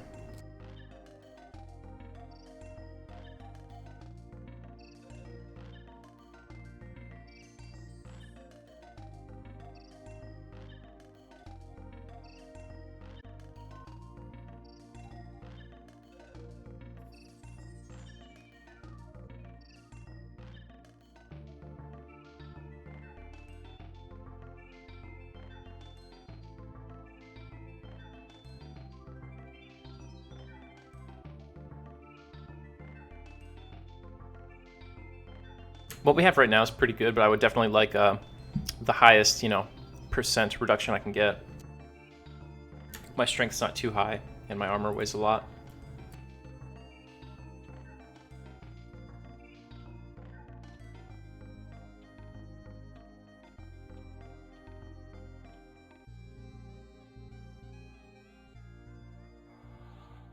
We gotta redo our buffs.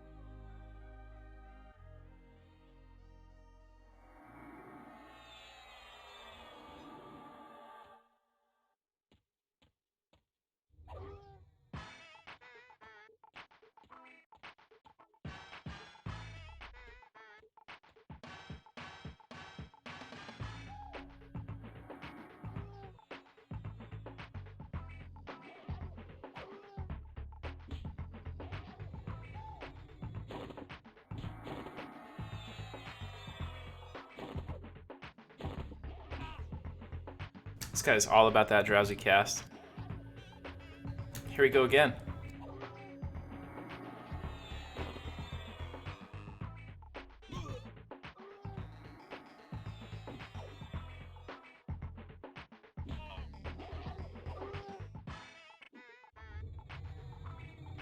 Yeah, Zero, this is high pass. They revamped it a little bit, unfortunately. Mobs are the same and everything, but the graphics are fresh.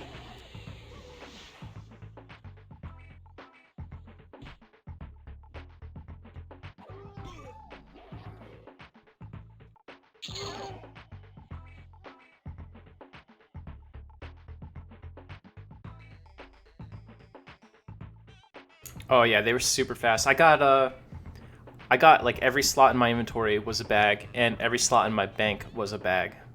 They were that easy to get. It was a static spawn, 1 PH. I was hoping Captain Orban would path away and not kill still me here. Pretty sure I've got no chance of getting EXP on this. Yeah. See, the pro move here is to train all the gnolls to Captain, and then kill him when he's low. Get like 10%.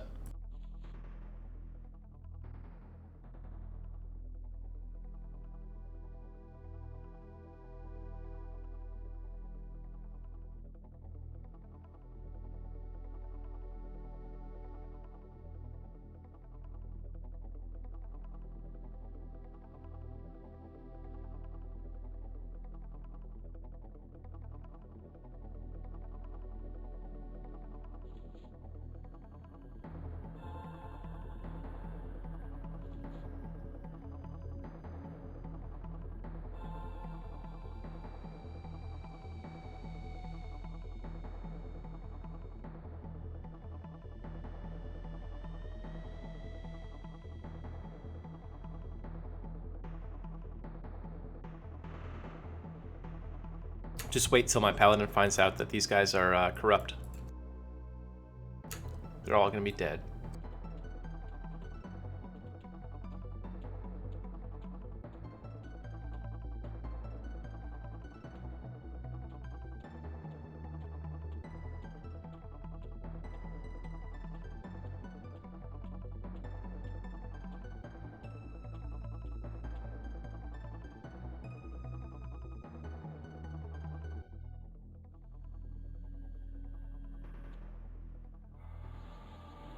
Dive bomb.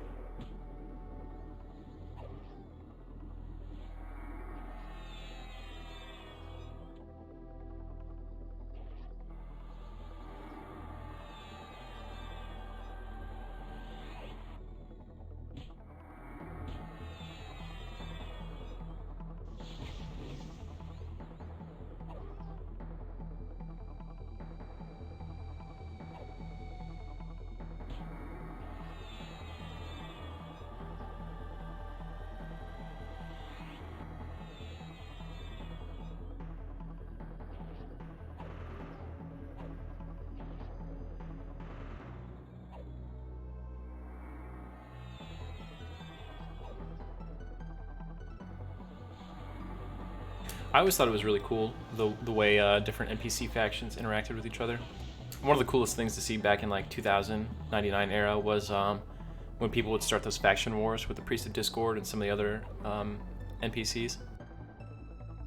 You see like the North Kanos Monks Guild fighting the guards.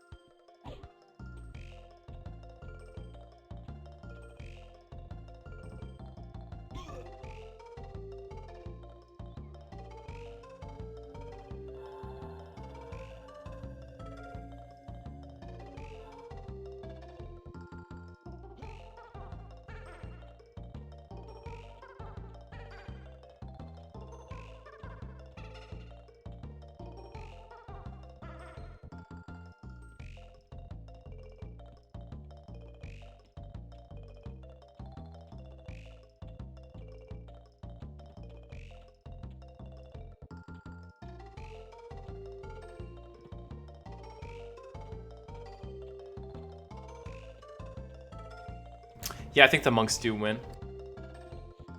Once you get Lassoon out there, he just beats everyone up.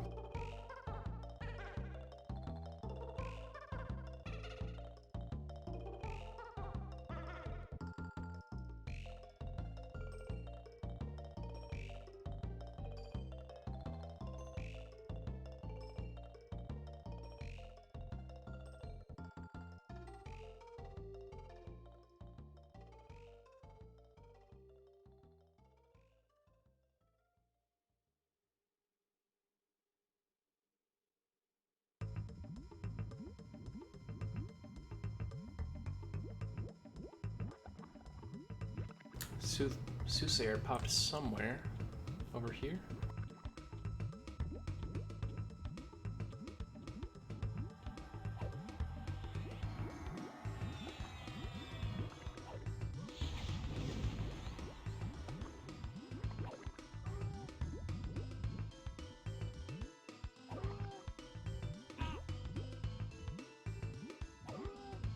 We've got him down 20%. He hasn't cast Drowsy a single time. What's going on?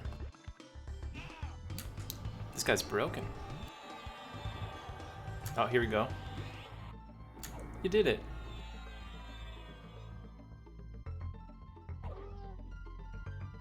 At this point, I may as well just get him to 50 and cure after, or let it time out.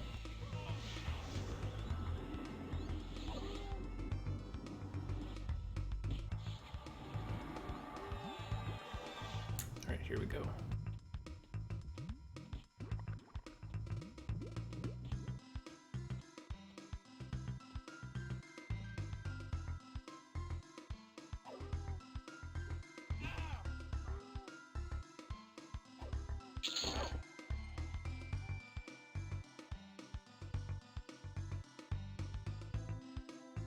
That's crazy.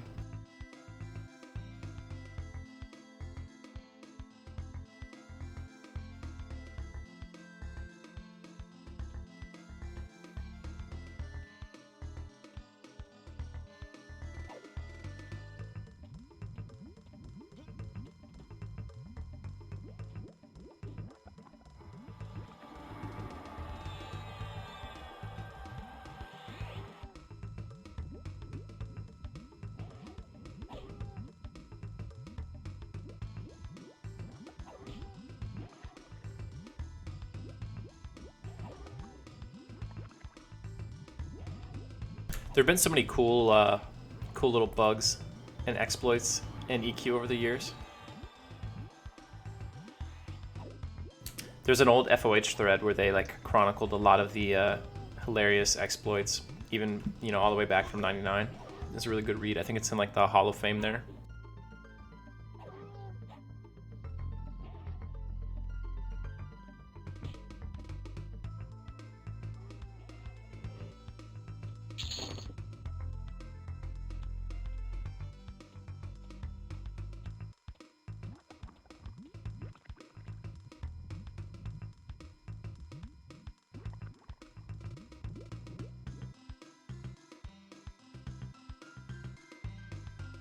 Just so you guys know, I'm going on a road trip this weekend. So Friday, Saturday, Sunday, I don't know that I'll be streaming. But don't worry, if I'm not on for those 3 days, it doesn't mean that I got a vacation for letting these guards help me.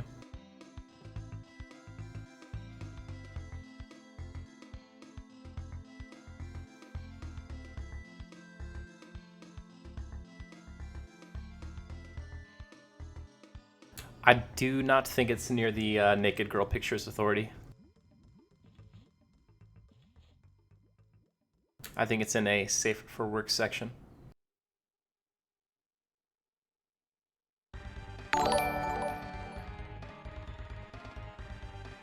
Hey, O-Dog, thanks for following.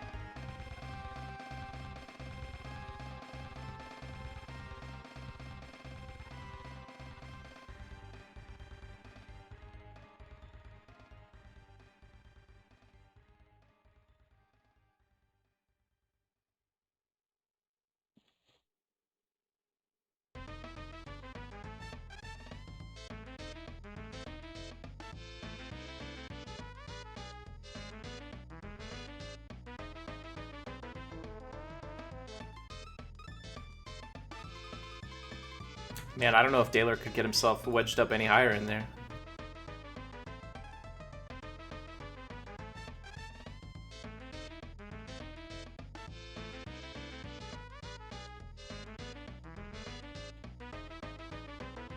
It's really refreshing to play on Air Dune and not have like 10-second tel lag.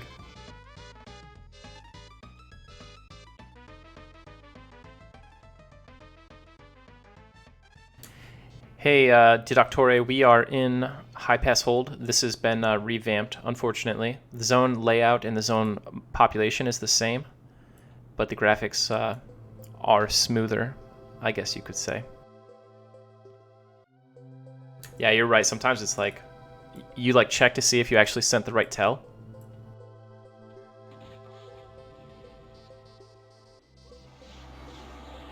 High Pass Paratrooper Division. Dive bombing these knolls. Last night was the worst I've seen it so far. Like, the zones last night were really genuinely going over 5 minutes per zone line. People always say like, man, it only took like 5 minutes, but this actually took over 5 minutes. It was insane.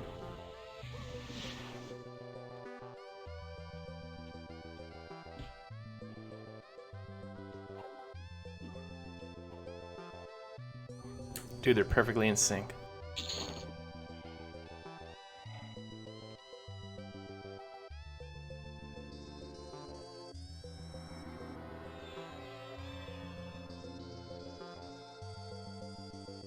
Since it's 2 Cure Poisons to Cure Tainted Breath, I think it might actually be more mana efficient to heal through.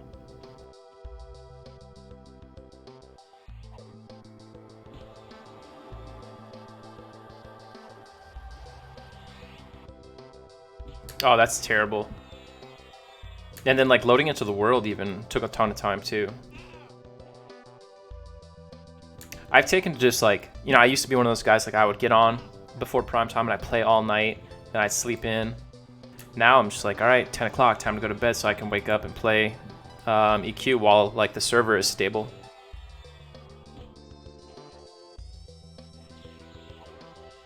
Depends on where you start. I went to Kanos. That was like one of the big reasons I went to Kanos is because it's such a great place to start for Plat. I farmed putrid bear hides, willow wisps, and putrid rib bones, and that gave me a lot of Plat. G-Phase is a little worse, I think. You could, if you're not doing SSF, then you can sell crush bone belts to players, though I don't even know if people will still buy them, given the nerfed EXP rate.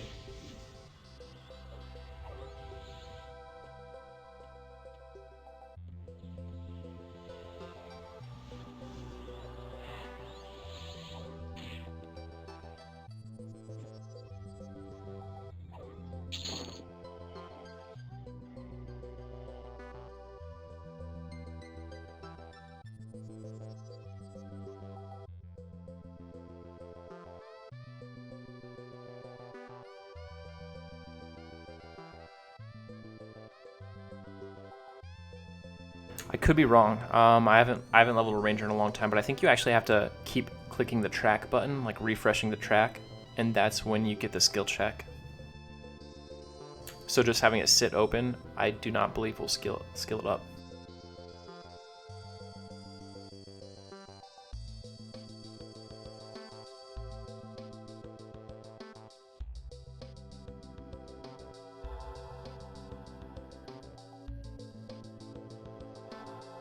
Alright, only 10 minutes on the lay on hands, so we are ready for another PGT spawn soon.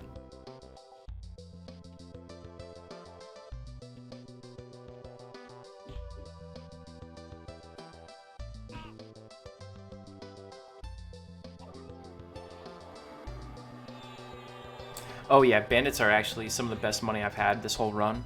The bandits and the Karanas drop those sashes, which average you 5 plat per turn in. Because you're going to get like 1 plat just for the turn in itself, and you're going to get a bronze weapon that's going to sell for about 4 plat.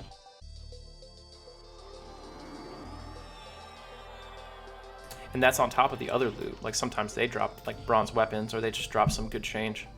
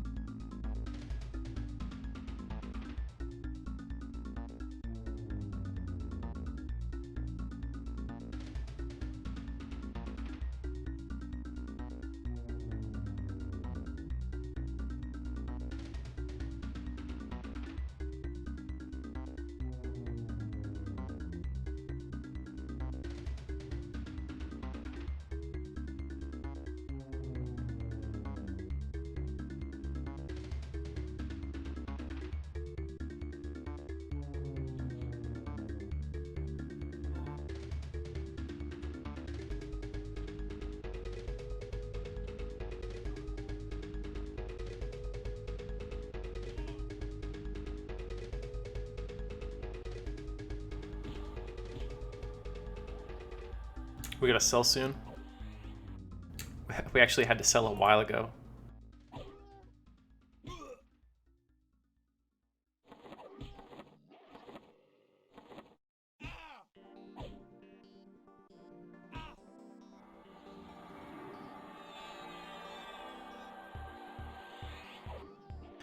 I mean, Kanos isn't terrible, I guess. I just go Erudite and take the Translocator.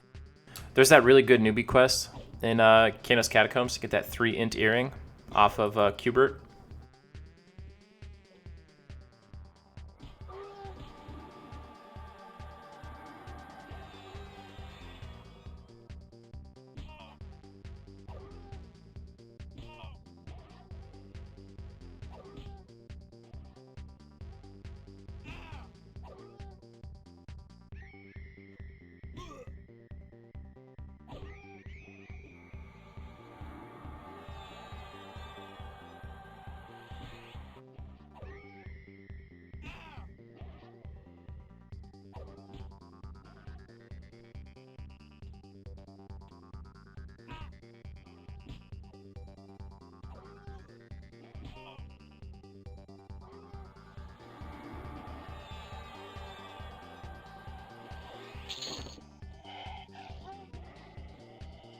That's rough.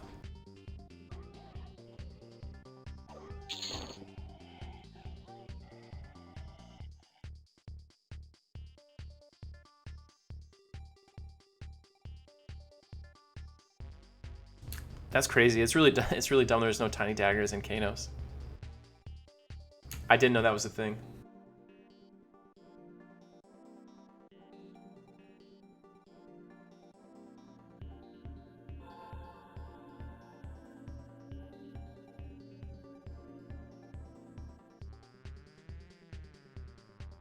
What level's your barbarian?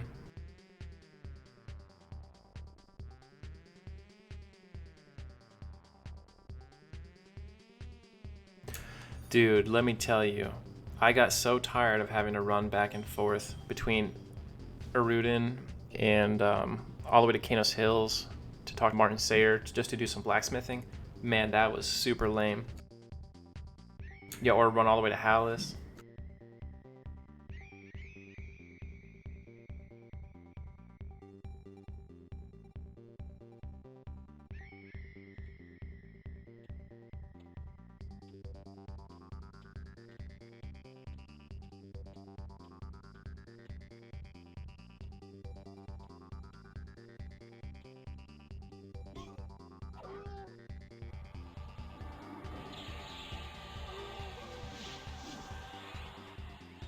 We're talking about getting crafting mats and stuff in Kanos can be a hassle, Nilsk. But I was asking you what level your rogue is now. The cool thing about barbarian rogues is until you get backstab, at least you have slam. But then after that, I believe slam and backstab are on the same cooldown timer, so you can't really use it anymore.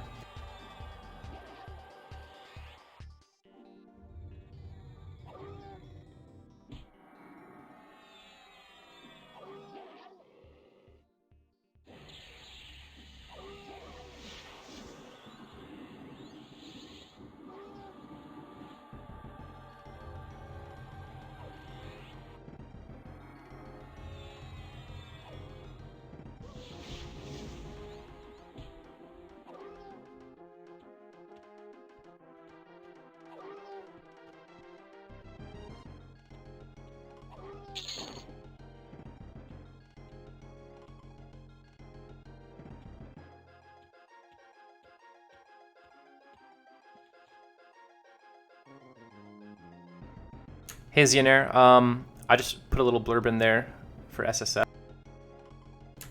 Weird, actually, it didn't come up.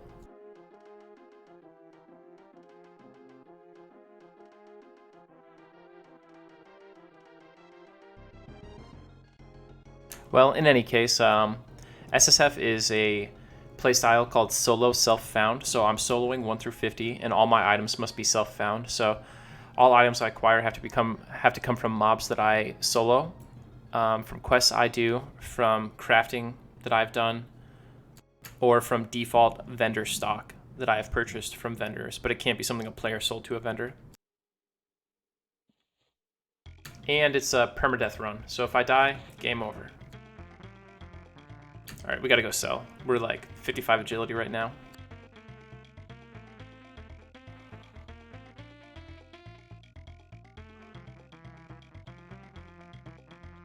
Yeah, it's been a lot of fun. Really been enjoying it. We're level 19 right now, so we're 60% away from breaking through the newbie damage cap, and we're also gonna get a surname, so that'll be fun.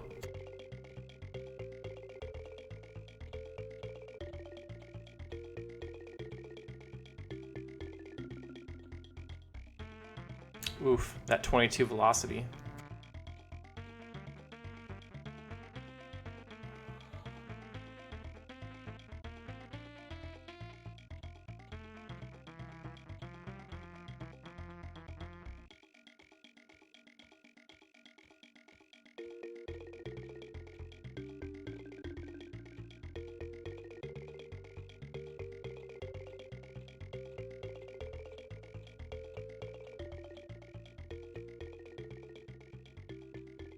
Yeah, it is.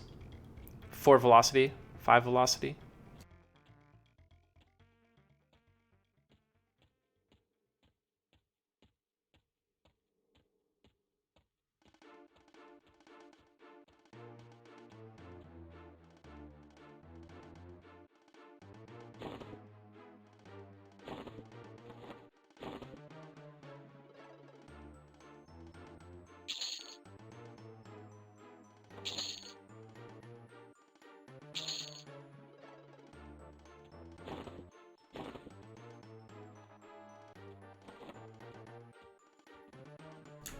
Now it feels like I have Spirit of Wolf.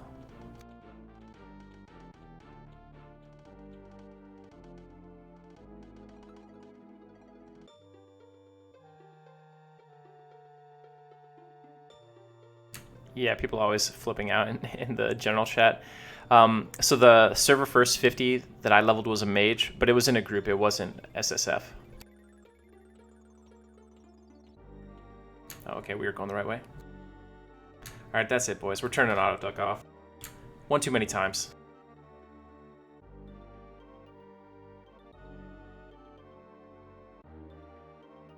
Never again. Ah, look at that. Beautiful.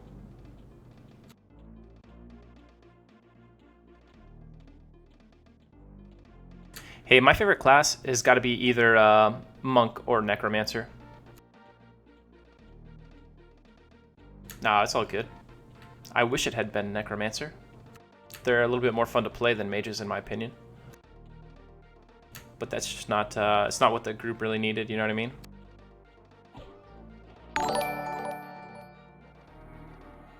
Hey, thank you so much for the follow. Yeah, I think Necromancer is super good because it gives you a little flavor of like almost every EQ class all wrapped into one.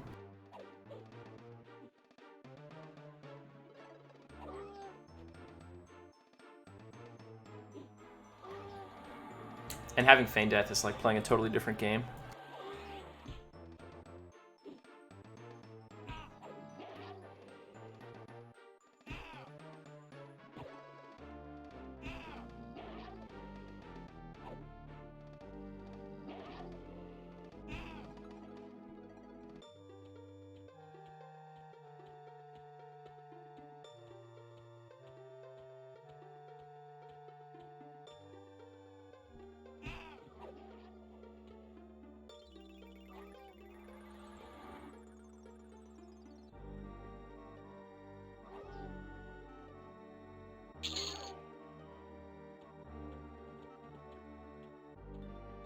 Ooh, a champion, nice.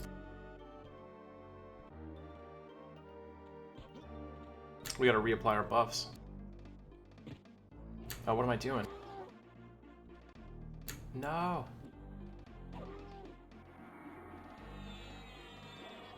I'm getting too much in the rhythm.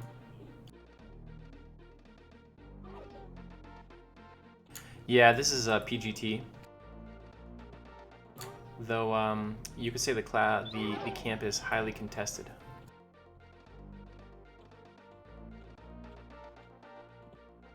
I just saw a mage ped run by. Don't know where that went.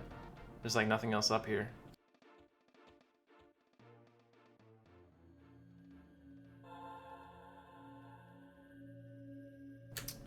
What class did you level up, Braxis?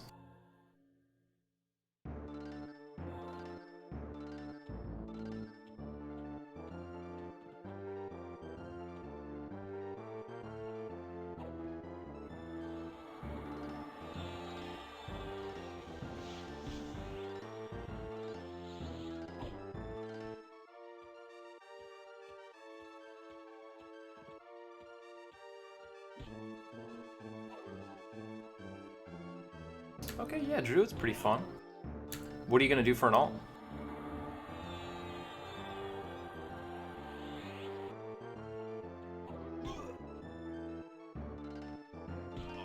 Scorn, how have you liked the new Valius expansion? I thought it would look pretty cool to go back to some of those zones, you know, in a reimagined way.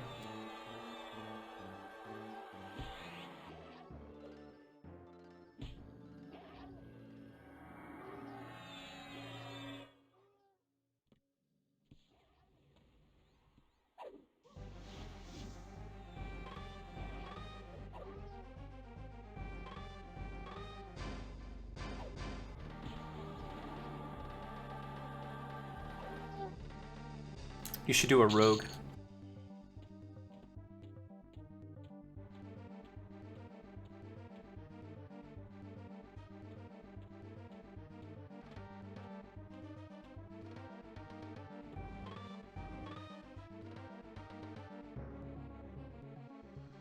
Yeah, that would be really cool.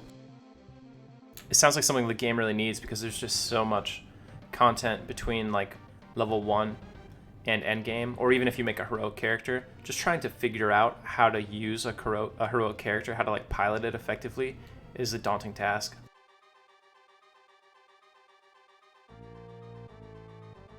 Very much not easy.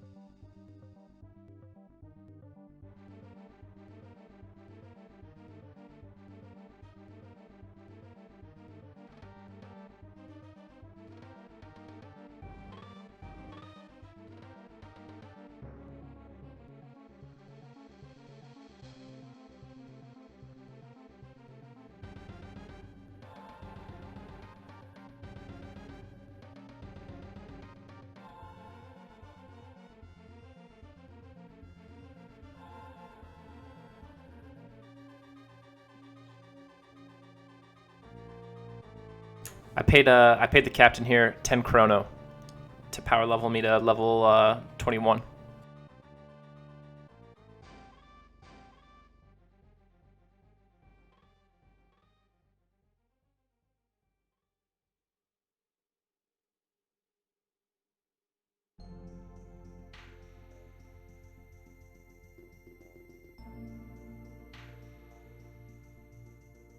Well, EverQuest forever, I suppose. Not everyone is as talented as you are.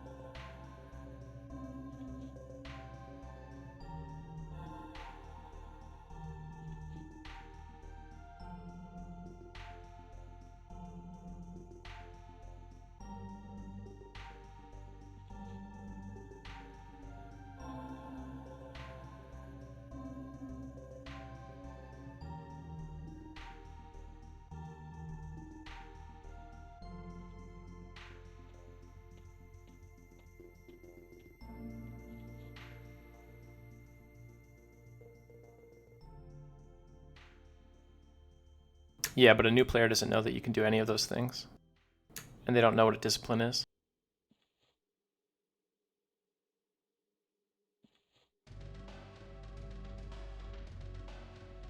Like, a new person logs into the game, especially if they made a heroic character, and if they somehow fumble their way into the AA menu, they just see like 200 abilities, all with descriptions, and they don't really have any context.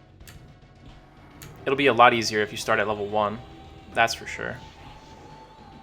But even if you're just like your run-of-the-mill TLP player who plays like up through pop, you jump onto a level 85 character, chances are you're not going to know what you're doing for a pretty significant amount of time. It's going to take you a few hours to like read through everything and figure out rotations, what order to apply discs in.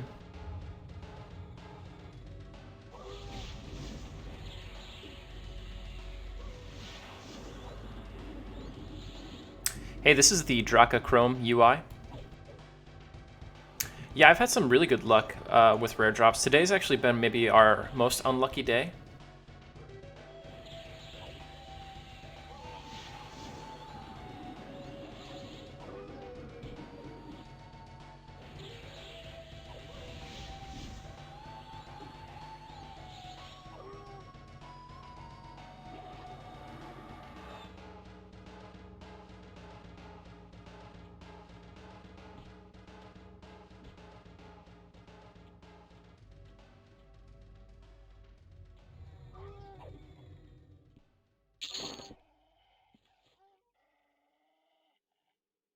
So we did the quest for this, so it's not really a whole lot of luck there.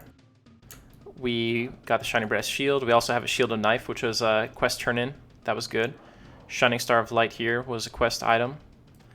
This was really incredible luck, probably our luckiest find in the whole run.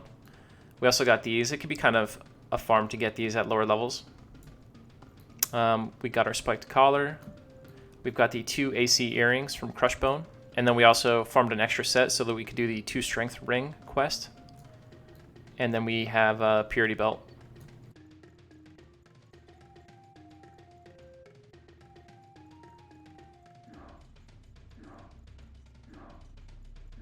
My favorite AA. I'd have to pull up like the Monk AA list and look at them. I think when they first drop in like Luckland on new servers, they're pretty restrictive. So usually you get like combat agility, combat stability kind of stuff.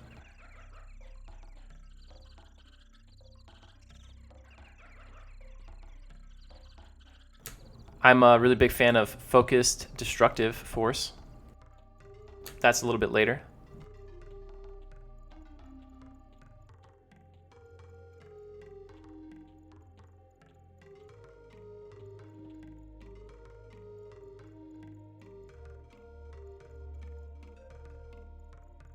She's gone. I was gonna say, I don't even know if this person, this new level 50, knows that there's like a paladin standing above them.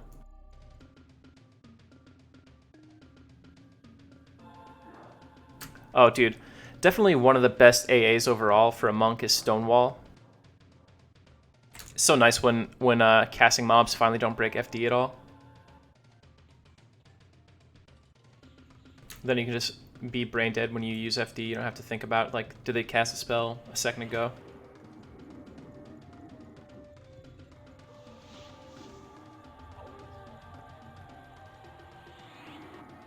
Yeah, on the plus side, at least Daler was cool, and he's letting me attempt the PGT mob if he pops while he camps the shield. But yeah, that's just the way it goes, I suppose. No hard feelings.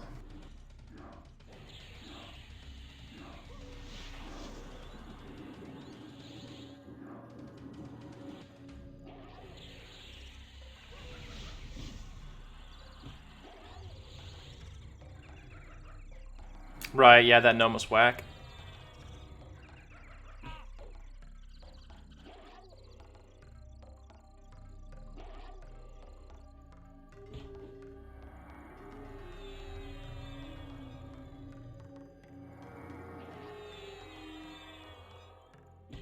Dude, this guy is spamming Drowsy.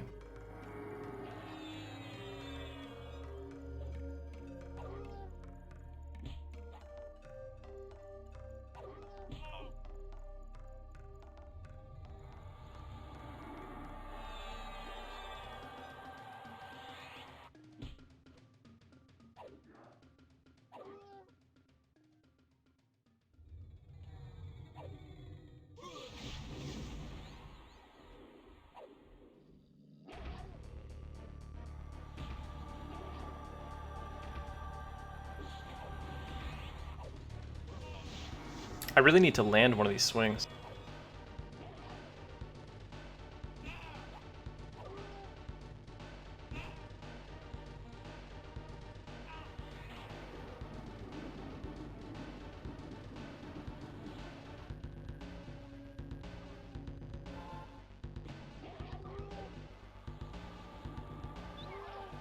Rip.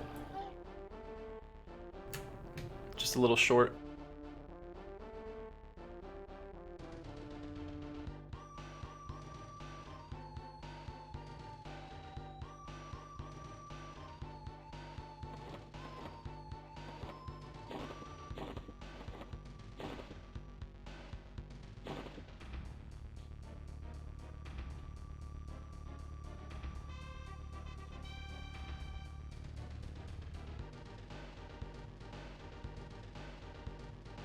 Yeah, it's gonna be tough, man.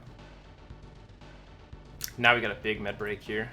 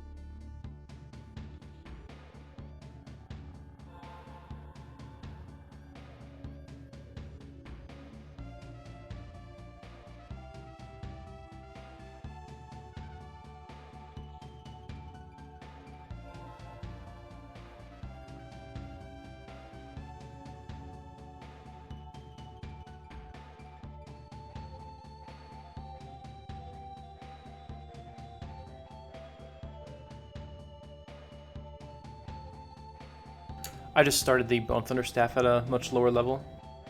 It's crossed out now because it's completed though.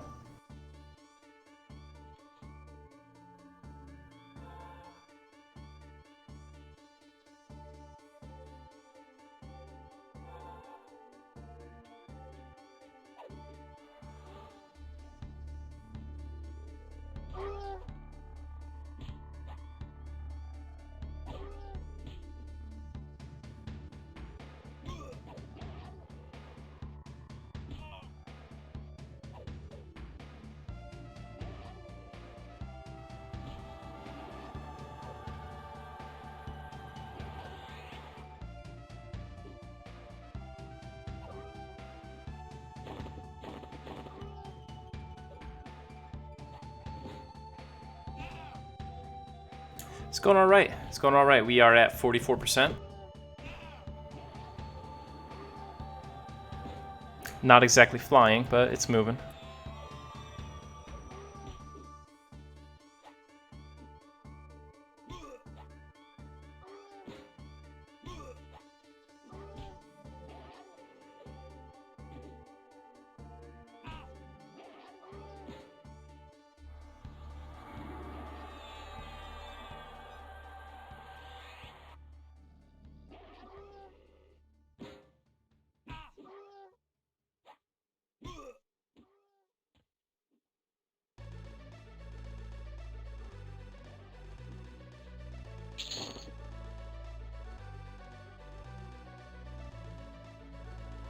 We have LOH back up, so if Mucktail spawns again, we'll be able to have a really good chance of killing him.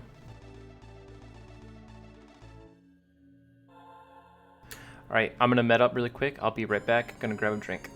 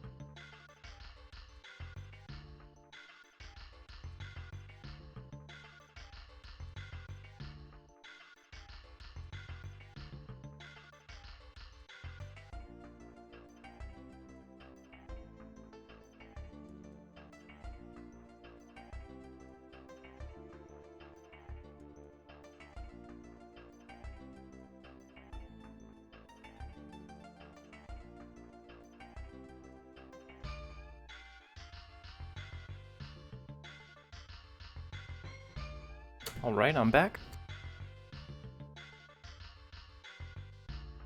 Yeah, we were really close, man. We fought him, and we got him to like 75 or 80% before I had to bail because we had an ad jump on us and I didn't have lay on hands up. That is my guild, I just made it as a joke. Though, if you're doing SSF, you're welcome to join.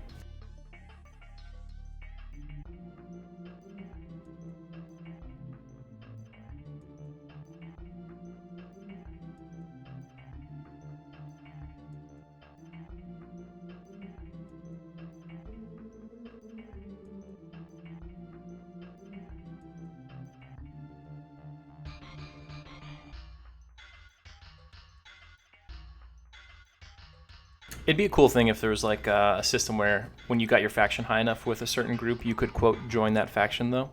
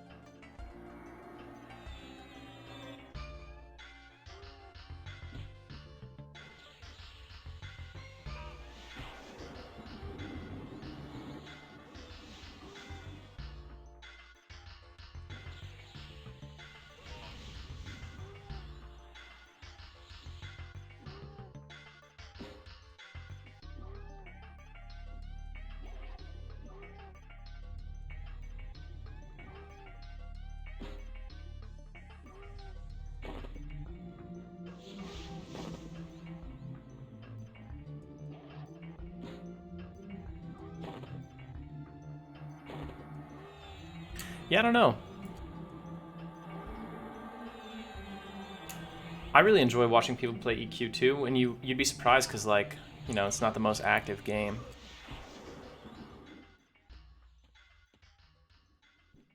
All right, sick 'em, Captain Orban.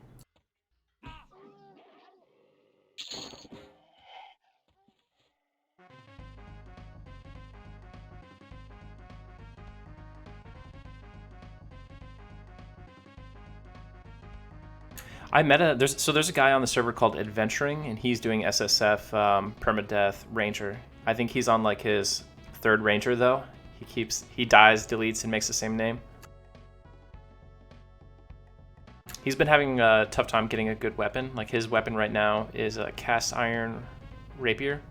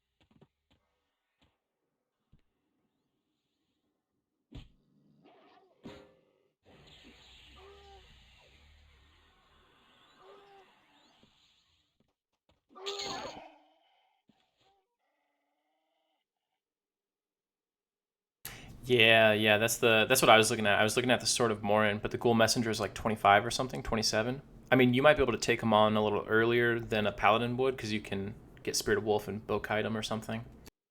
But it's still not something you can do right away.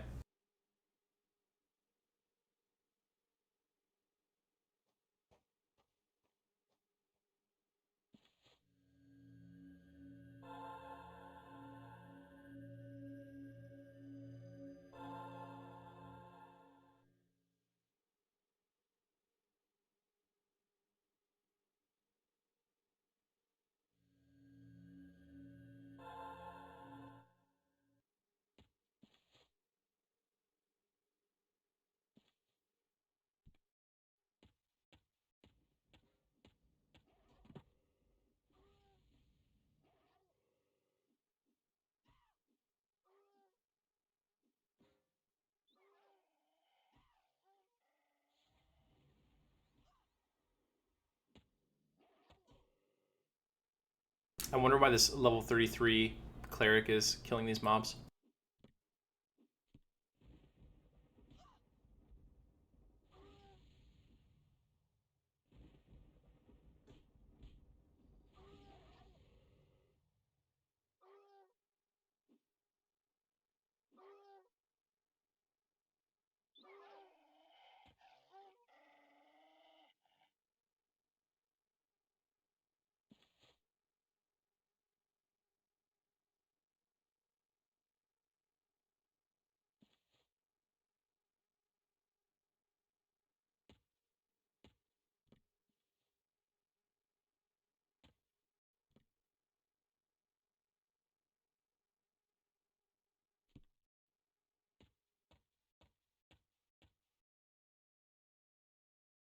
Let's see if our commands are working again.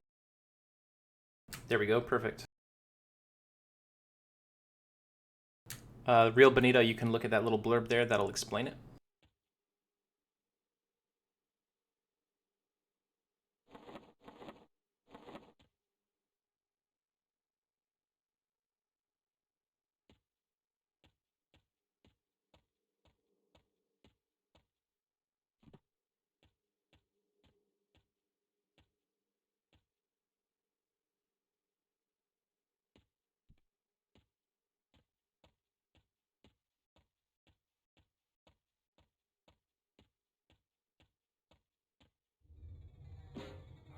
Nice, we tagged him before he buffed himself.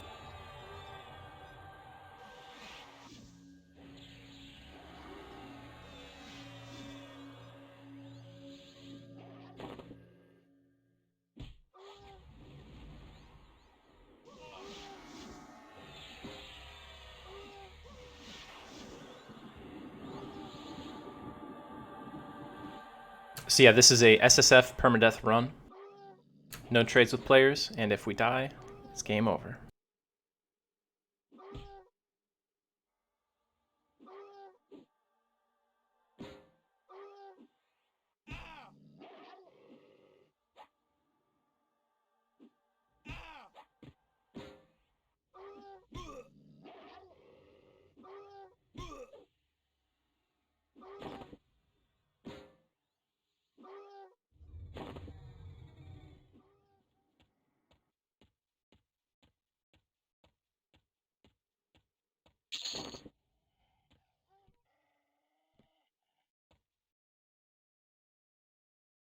What killed it?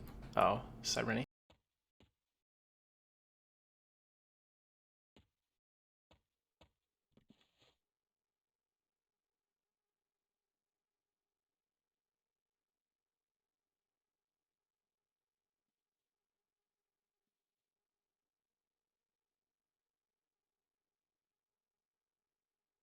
Yeah, solo only. It's always like really hard to, to try to explain to people who are being really helpful.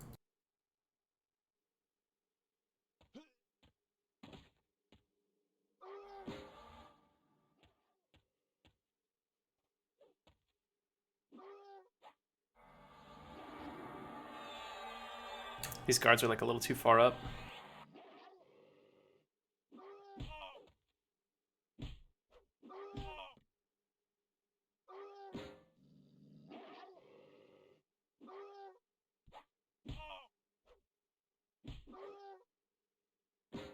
Just feels too good.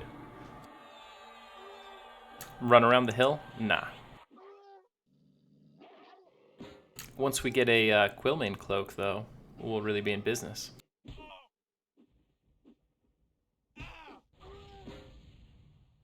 Oh, she kill stole this. Nothing I can do about that.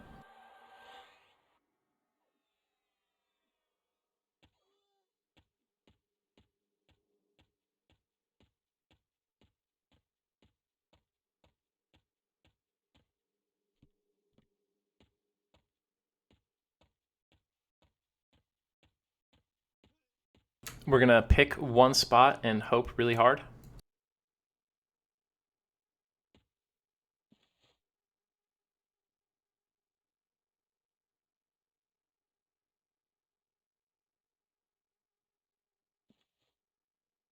Yeah, though realistically, we won't be able to get Quillmane. It would take like a literal miracle.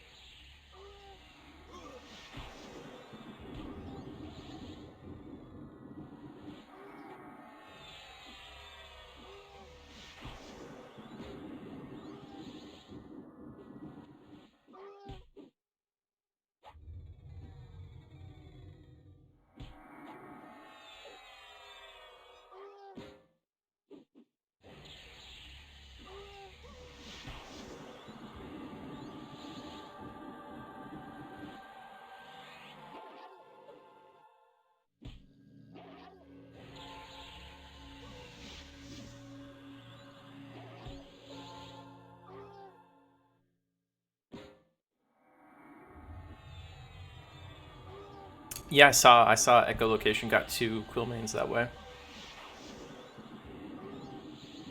Honestly, though, on this server, like even if I found a Quillmane up and I engaged it, there's no chance I would win a DPS race. Some farmer would be on top of it in moments and wouldn't burn it down.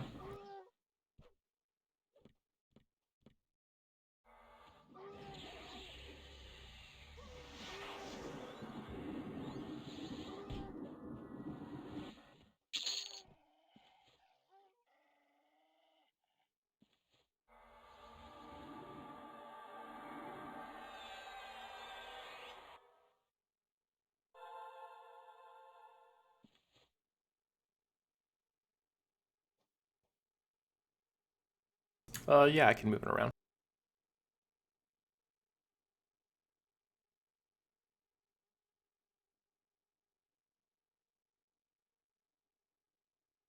You guys can see my tell drama now.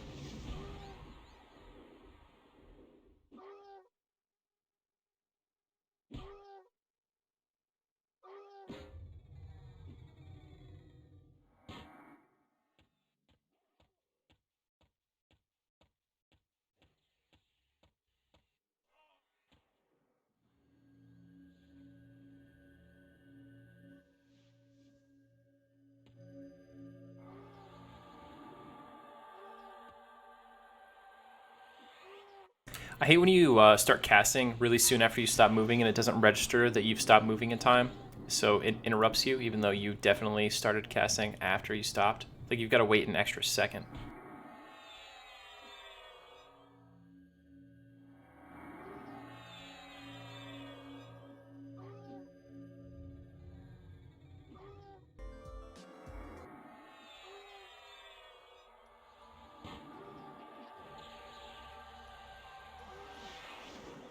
There is a there's like a level 8 mage pet that you can get from Upper Guck. The dragon teeth actually are not in the game on TLP servers. They've never dropped. Brazier of Elemental Summoning is what it's called.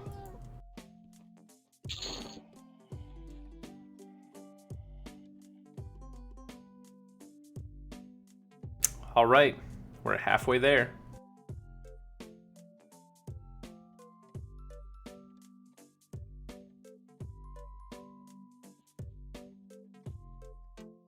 I wonder if it's worth going into East Karana and like doing spiders or something. A little less contested, more mobs. Or if I'm just like spoiled by this guard thing right now.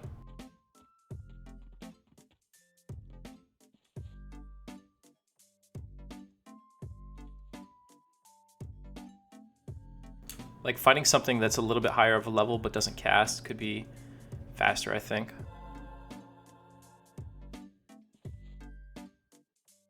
Is there a fire elemental drop from Soleil? I'm tracking that there's a fire elemental drop from Upper Guck, the Brazier of Elemental Summoning, but I didn't know there was one in Soleil as well.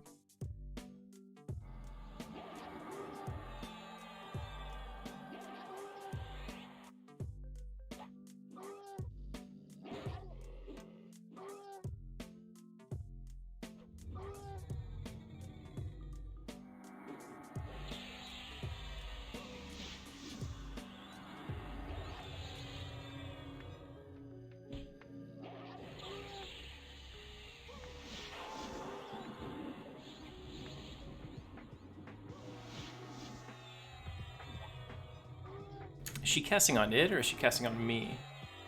I think she's trying to give me a buff, maybe? Yeah, she's trying to give me Spirit of Wolf, but I have it all blocked. Oh, that's true. I could pet track Quiltmane with that clicky. I wonder, does pet tracking work on TLPs? I should know. I play enough mages. I forget if it does or not.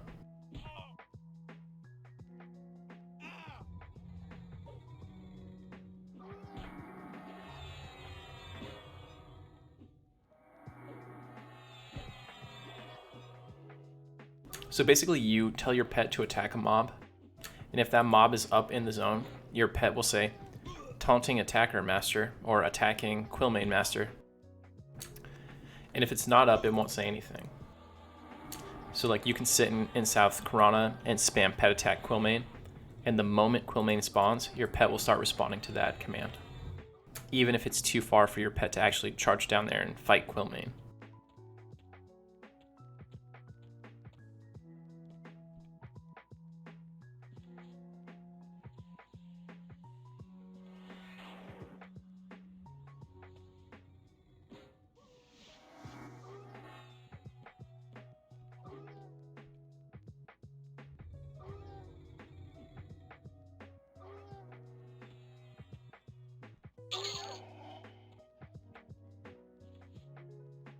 That Paladin is camping the named mob that spawns there, the one that drops that 9 strength shield. And I asked him earlier if he would leave the rest of the mobs up for me, and he said yes. So he like went way up top so that they won't aggro him. And whenever the PH or the mob he's looking for spawns, he just kills it.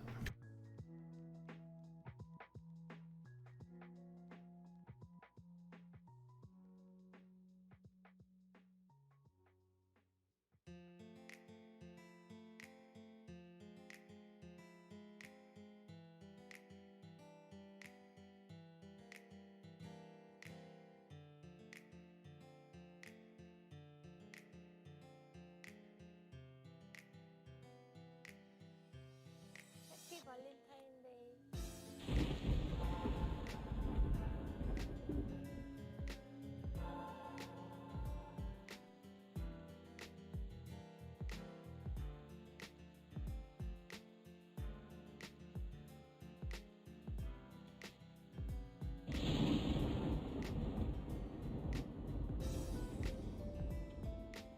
Just let the guard kill this guy.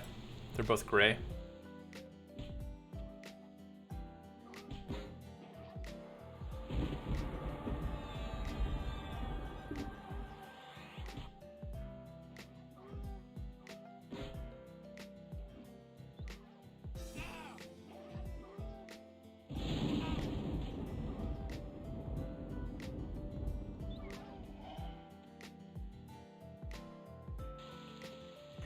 This is like one of the most painful levels in the whole run for us because our power is like right at the limit of its artificial cap right now, and the mobs we're fighting pretty much aren't. So we'll get a huge, hopefully we'll get a huge DPS boost in just, 49% from now.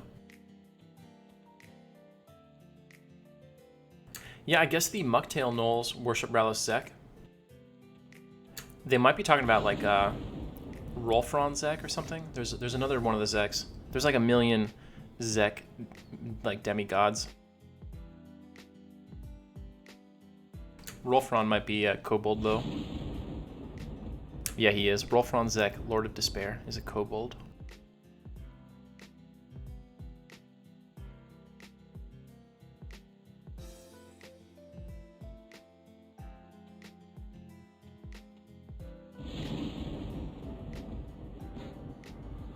So these guys worship Zek.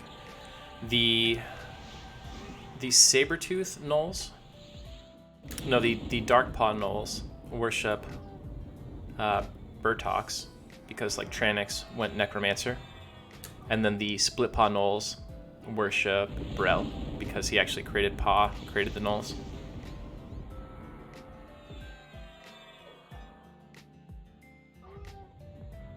Yeah, some of this is good. Karana Bandits, not really, but Karana Resonance is always nice. High Pass Guards is nice. If I decide to farm like High Keep Guards later, it'll be good that I have like a relatively high base level so that I can farm a little bit more before I have to stop for KOS reasons. And then when you turn in the hides, there's some really nice faction hits with like Freeport and stuff. The hides are stupid rare though. We've been here all day, we got like 12 hides.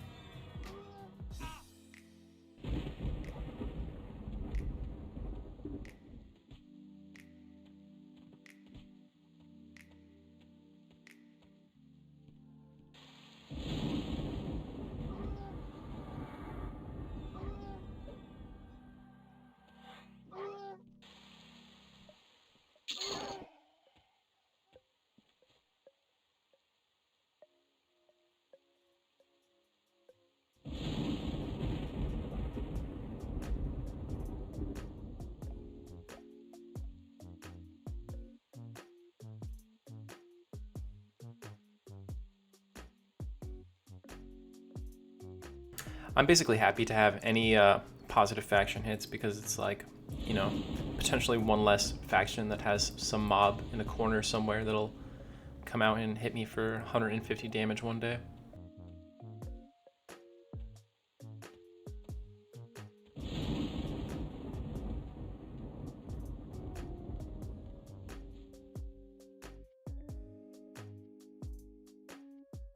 You guys can hear me?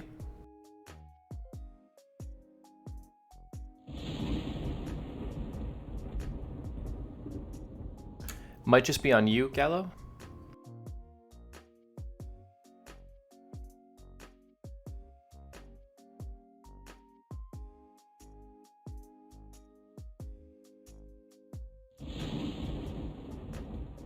Sorry about that, Gallo.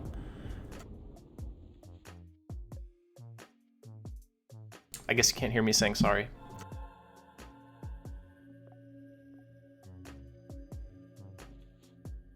Yeah, I had a lot of fun doing the YouTube video thing. I'm just too lazy to do like quality YouTube content. It takes a lot of time to edit videos.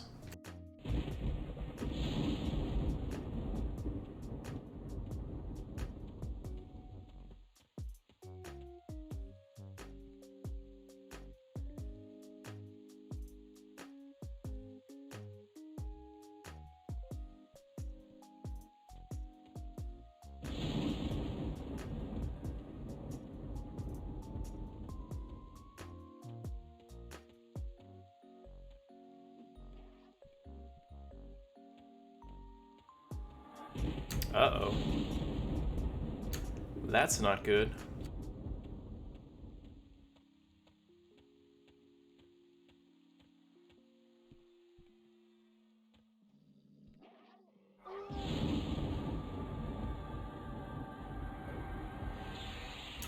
Might just be worth it to take the 11%, 12% DPS loss, rather than stopping to cast Cure Disease 20 times during this fight.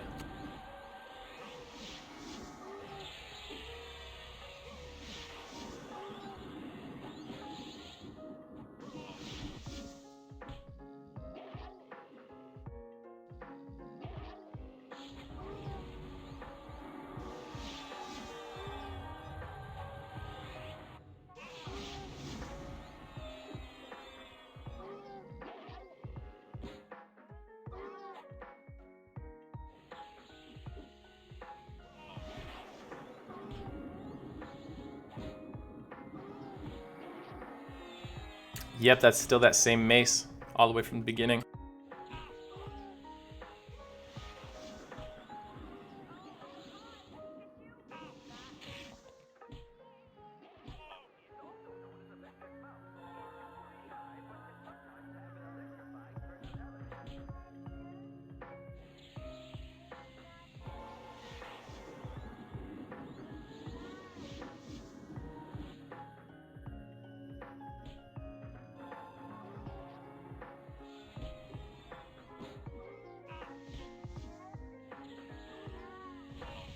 It's a really good quest. The item's great at lower levels.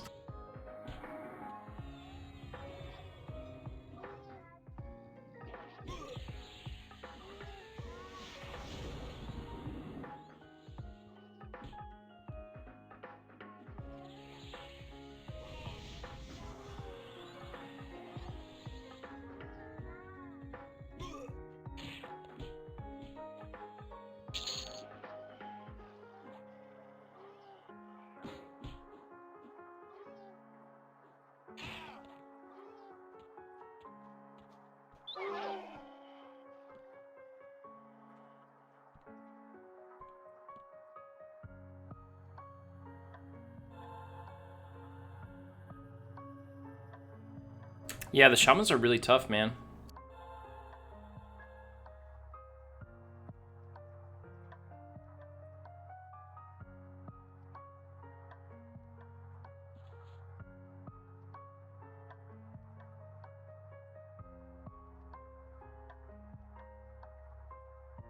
I've had some nice dispels, but yeah, it doesn't do too much. Early on though, the cleanse proc would heal for 5 damage, and when you're like level 5 using it, it's actually a pretty big amount of healing. Oh yeah, I bet. Yeah, you need pretty high faction.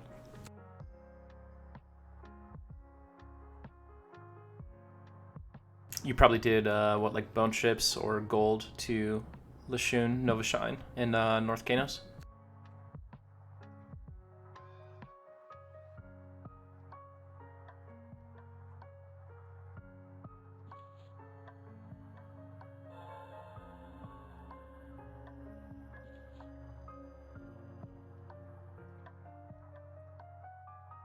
I actually had to do the same thing. Even though I'm a paladin, I'm a Karana paladin, not a broadset knife paladin, so they wouldn't let me do it at first.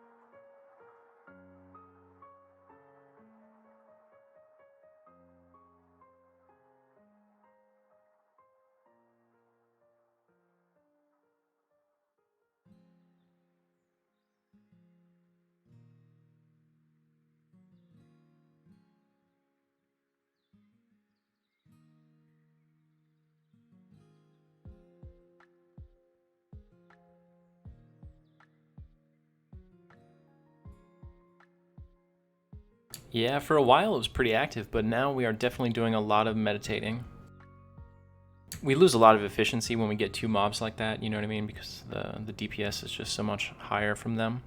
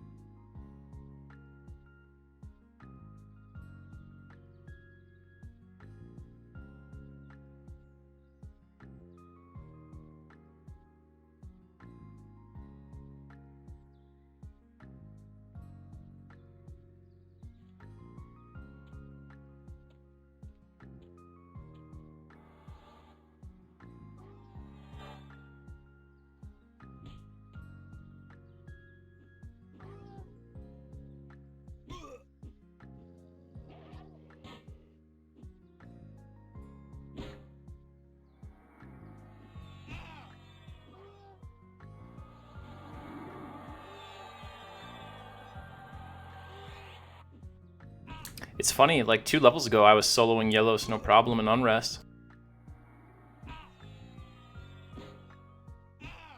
Now it's getting tough. I think I even soloed a yellow Griffin in North Karana not too long ago. Now blues are giving me a run for the money.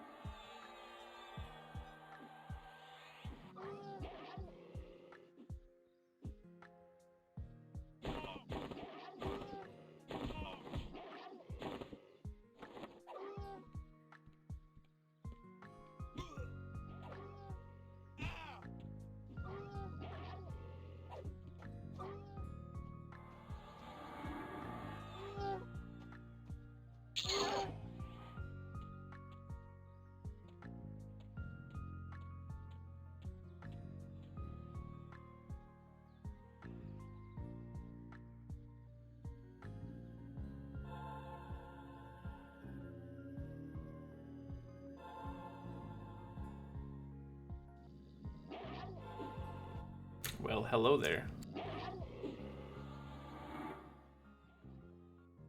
Good thing I stopped to heal before I pulled those 2 brawlers.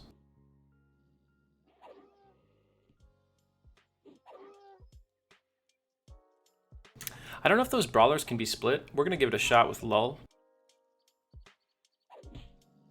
But that's a single spawn point that sometimes pops 2 mobs like that if they're like the lower tier mobs that can pop. So I don't know, they might like actually be hard linked.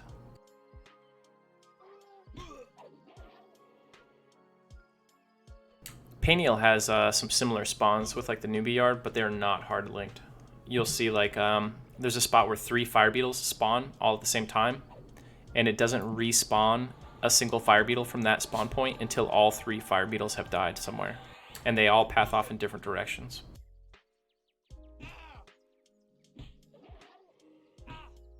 Hey, Master Pizzazz. It's alright, it's like the most common question we get.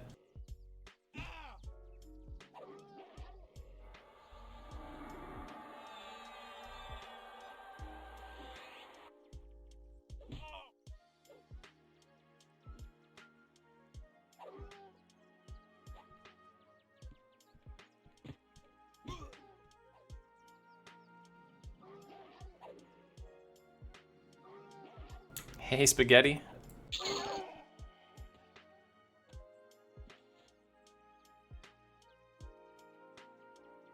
More of a penne pasta kind of guy myself, but spaghetti's good.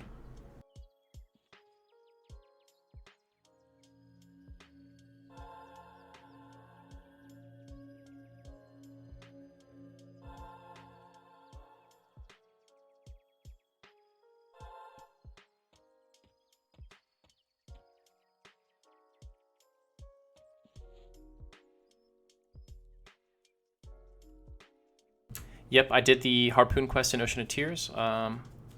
It's actually like, it's broken to the point where it's like super easy now. She doesn't charge the undead no matter what you do.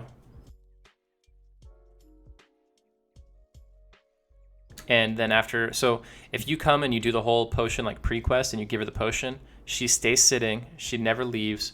At 6 minutes, she despawns and leaves the halberd. If you come and you hail her and you do not give her the potion, at 22 minutes, she despawns and leaves the halberd, but she still never leaves. So it's really just like, you know, go over there, spawn her, and 22 minutes later, you're gonna have it.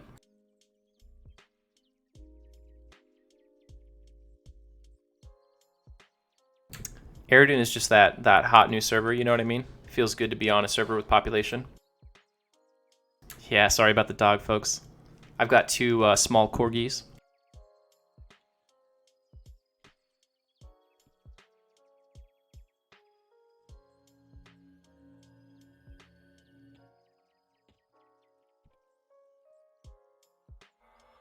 Yeah, I didn't think that would work.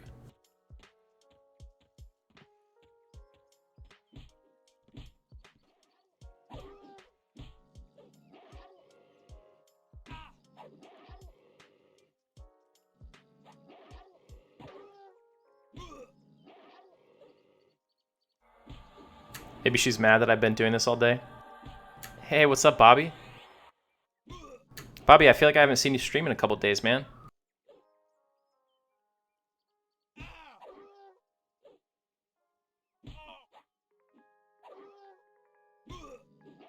Gotcha. Are you going to be on tonight?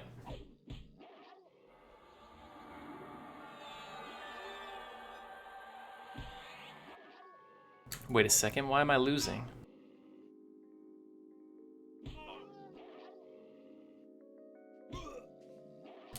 Don't ditch on the stream, Bobby.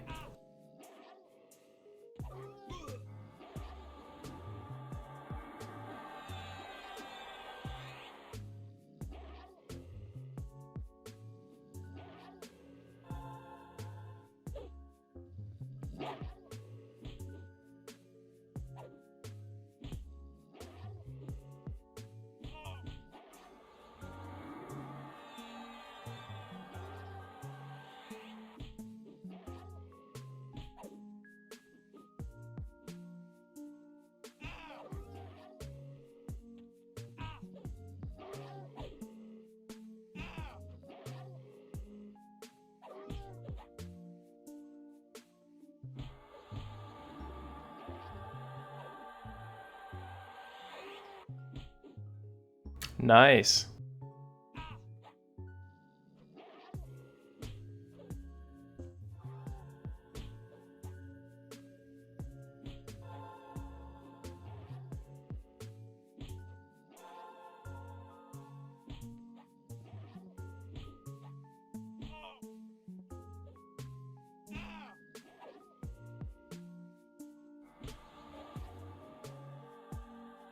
Getting a little risky. We should be good. Unless we miss like 10 times. Yeah, dude, it's a long path to our next heal. Light healing already not cutting it.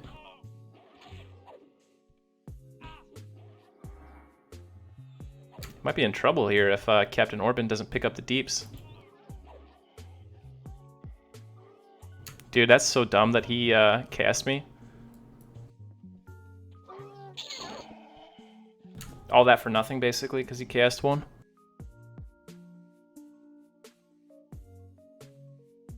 Yeah, I think I'll be able to solo past 40. We just might have to lower our standards. But really, you know, we'll just focus on undead stuff. Get a Ghoulbane. Go do, like, Unrest Basement or, like, the upper floors of Lower Guck.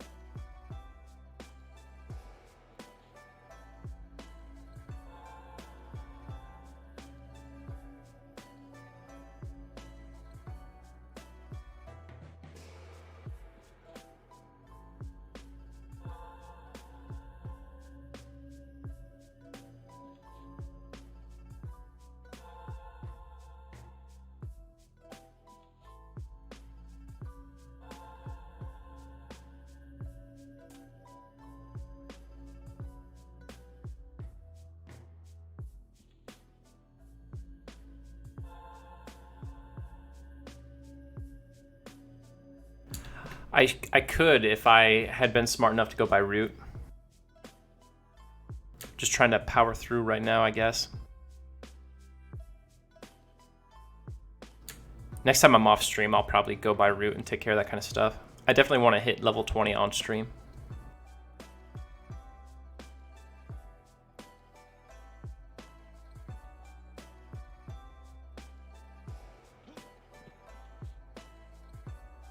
Alright, chat, what should my surname be? Start thinking about it.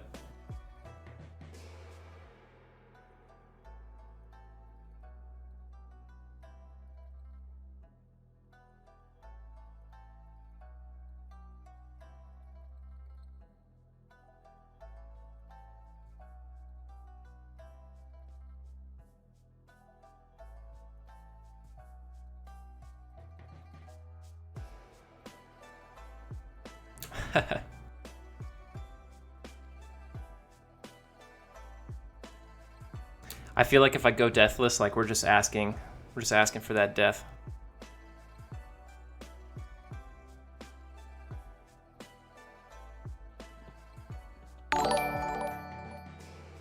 Hey, Boosted, thanks for the follow.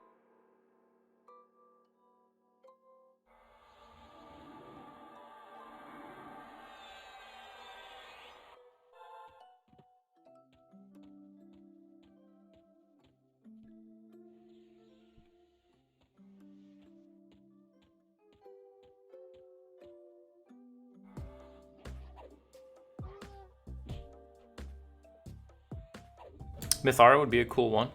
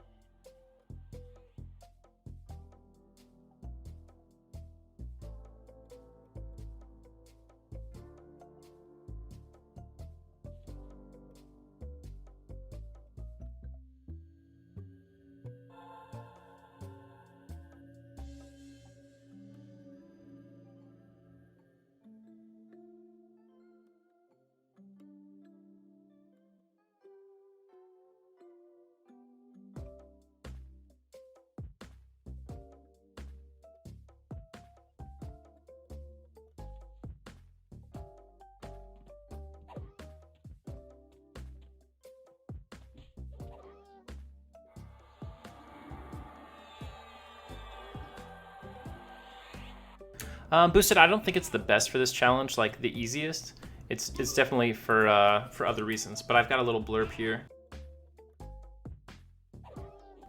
That's why I chose Paladin.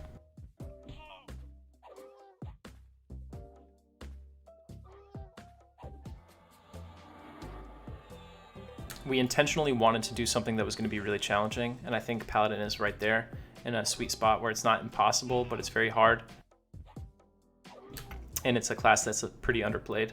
That's like the gist of it. No, there's 0% SEM for this zone. But there's also like a very low percent chance we die. And we're really hoping to get a PGT.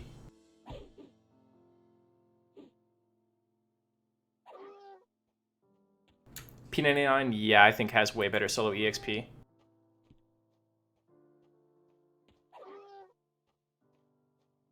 PGT is a polished granite tomahawk from the knoll that spawns just over the right side. He popped earlier and we had a good shot at him, but I didn't have lay on hands up, so I couldn't kill him. And we got an ad during the fight. Had to dump him on the guards. Yeah, the early weapon quests helped a lot with this Paladin. So I know, P99 has that reputation for being really slow, but solo EXP on TLP servers is exceptionally slow. I'm level 19. Check out my plate. 3 days, 12 hours. Someone please kill me. Not in game though.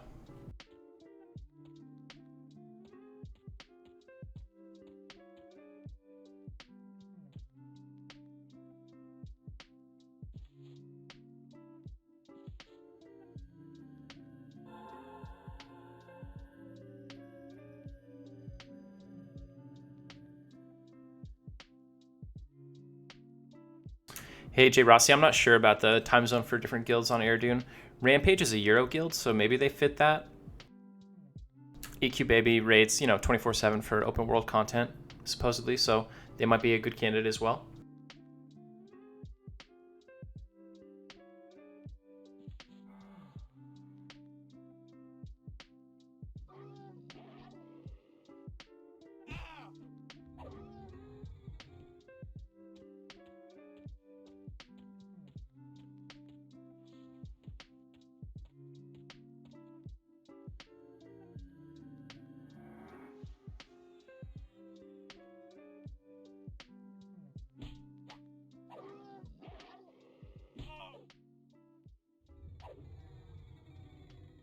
Yeah, these guards are spoiling me.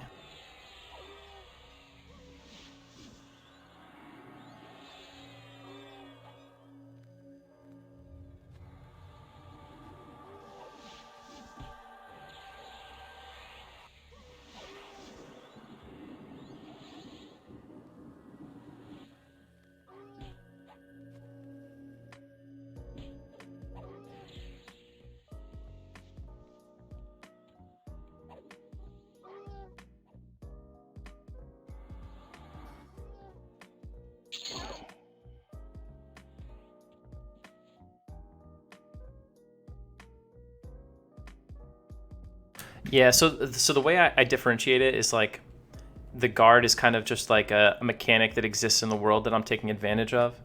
Players have asked if they could do this for me. Even during this stream, I've had a few players offer, and I politely decline. Yeah, there is definitely a little bit of penalty if you view it that way for having the low Zem. We were running into a problem. We were running into a problem last night when we were in Unrest, where there's like so many trains in some of these dungeons, and Airdune's zoning times are so long that you just lose a lot of actual gameplay time. It's not fun to watch. It's not fun to play. You know, not that farming the same 3 nulls is exciting either, but you just spend so much time hitting that zone wall because someone trained something. Okay, got a zone out, didn't get 1 kill. Now it's 10 minutes to zone back in. Now this pick is full. We got to pick zone. Okay, so it's like, you know, 20, 30 minutes just to get back to where you started, and hopefully someone doesn't train again. So right now, until we hit 20, we're just taking that slow, steady approach. And hopefully we'll get some items while we're here. There have been a lot of high levels camping this camp I'm trying to do though. Like the shield would be super awesome to get. Probably not going to happen until way later in the run. Also, yeah, I've got a lot of love for High Pass. I wish it was the original graphics, but it's nice being in a zone that you don't see all the time. Like when I was streaming in Unrest, I was like one of 20 streamers every night in Unrest. It's kind of sickening to be in there for too long.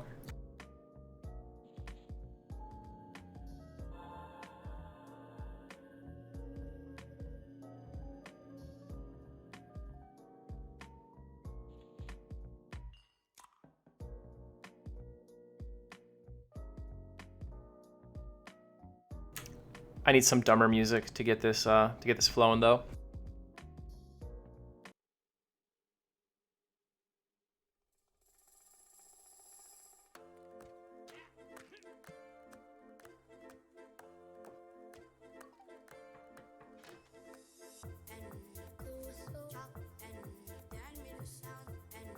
That's crazy. Yeah, so the total entitled time references how much time you have been subscribed on this account, right? I'll do a female ranger if you guys prefer that. It'll give you something prettier to look at in all its 32-bit glory.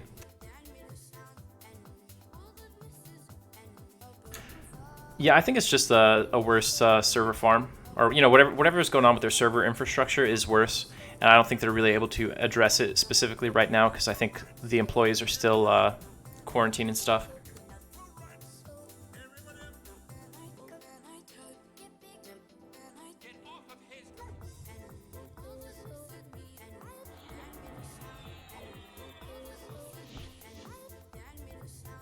How many spells will he get before? Okay, there we go. Before I land 1 hit.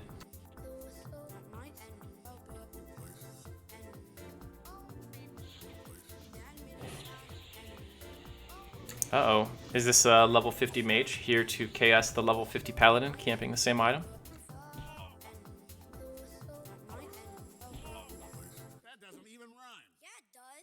Level 42 mage.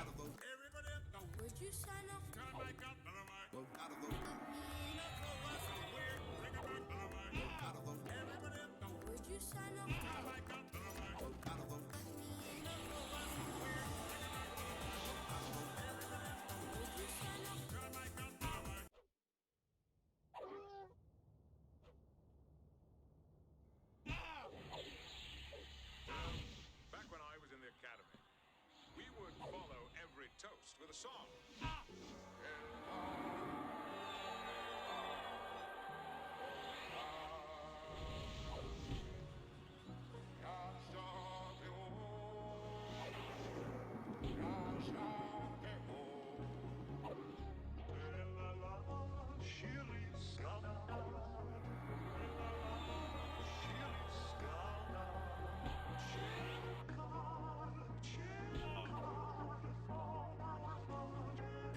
My favorite part about it showing your total time entitled is it shows that you are not one of those people who RMTs your account every server. There's a lot of them. A lot of people like that.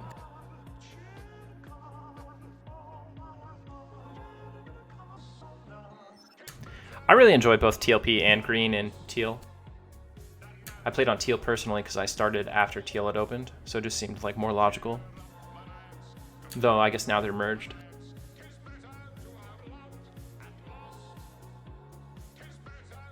No surprise that this took some of the P99 population though. I think, you know, P99 has better longevity though.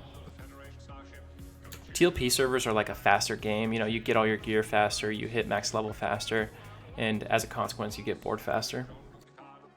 When they launched P99 Green, it was so popular they couldn't contain the population effectively on one server, so they created Teal as like an overflow server. Though their issue wasn't like a server infrastructure one where it was like crashing or loading slow. It was like, you know, they don't have pick zones or anything on their servers, so there just wasn't space for anyone to actually play.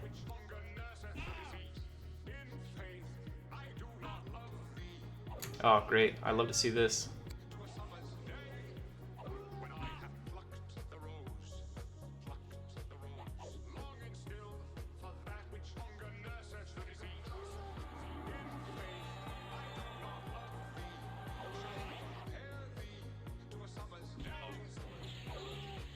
I've never done much Mistmore, but when I did test it, there was some issues with Mistmore EXP rate.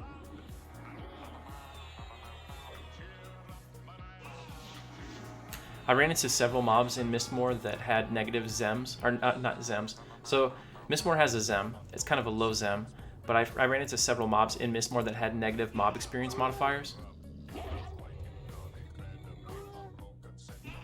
So you add that on top of it being super dangerous.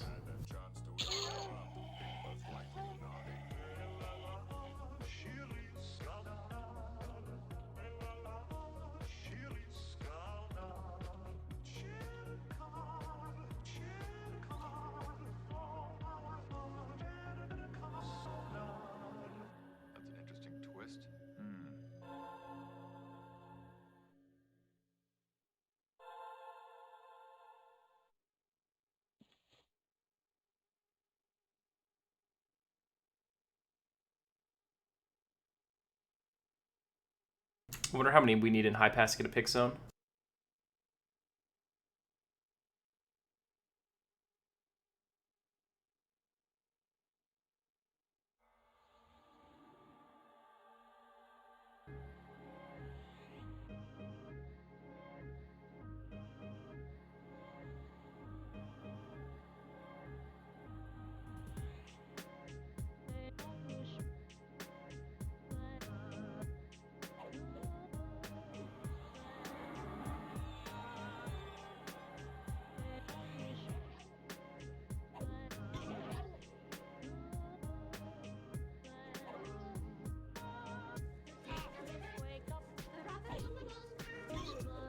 Daler's probably looking at me fight this PH and just cringing over how much I'm slowing down his respawn time.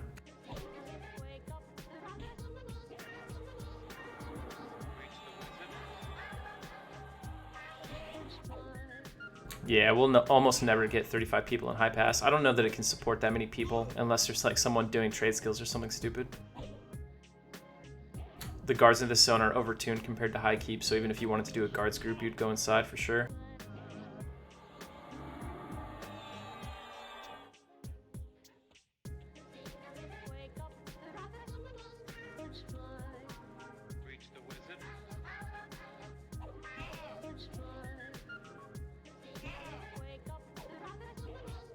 Our Bane Strike does 40 damage, that's pretty nice. Nice little bonus nuke. Oh, I didn't even see him ask me that.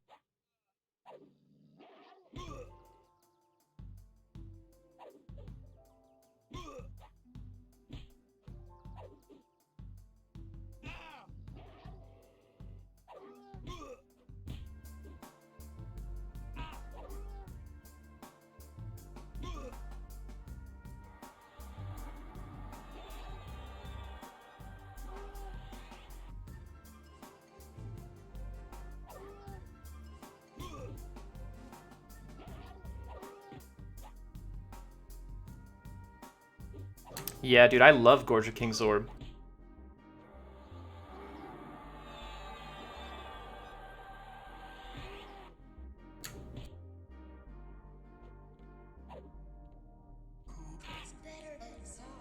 One of the scariest things that happened to me last night, I was doing the same thing, and I accidentally tab targeted Captain Orban.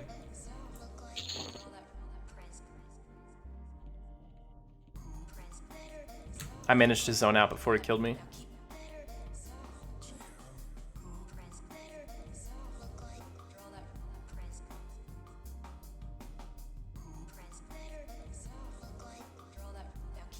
I do like computer stuff, XR.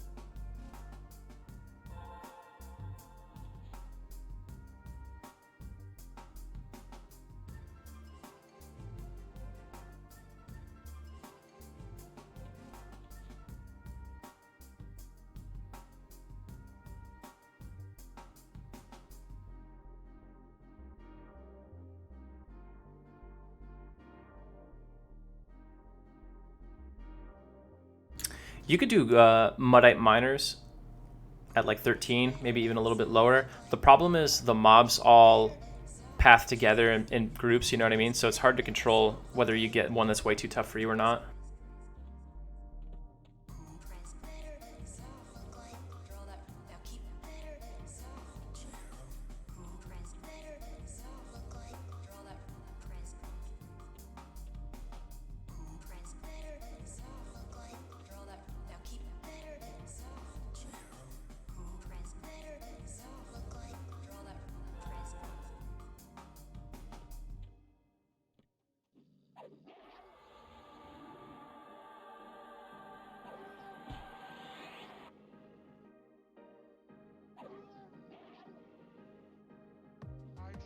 My understanding is that Rizlona's population is significantly lower, and that's counting, you know, all the boxes and stuff. I haven't checked in a while, but when I did check, I saw like 15 or 1,700 people on Rizlona that I could see. And when I checked Eridu, I saw 4,500, but that was like week 1, a couple days in. Probably both servers have fewer people now.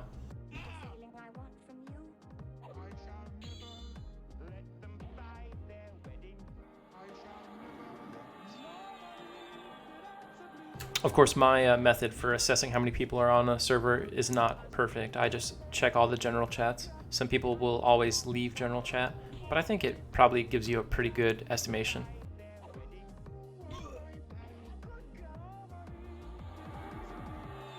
Yeah, that's a really good spot. Did you get your bracers there?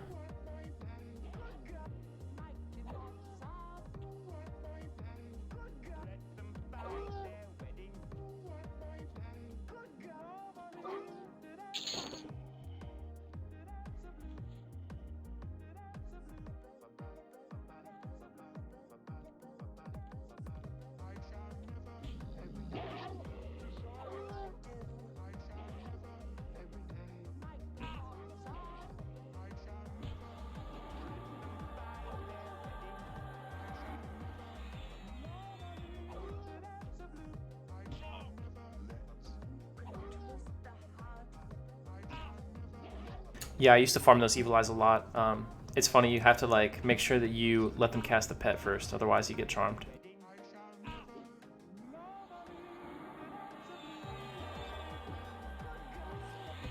We have opposite approaches, Mod Wolf. I had a lot of problems getting charmed there on P99.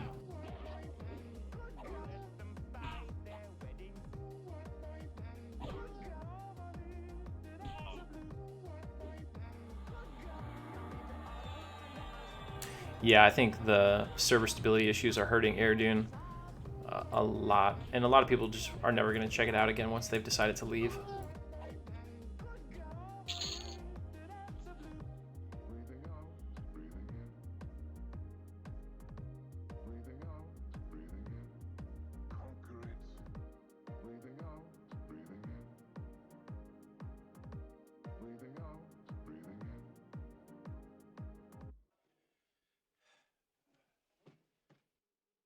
So if you look at the target window, it's probably hard to see on stream. There are two little white, it's easier if you target something. No, it's not. Target something that has a buff. You see how my buffs are above the bar? You've got to put your mouse above right there and click on what is otherwise an invisible spot to be able to drag it around. That's probably why. For the spell gem window, click at the very top of that little tip of the animation there, and it'll be the same thing.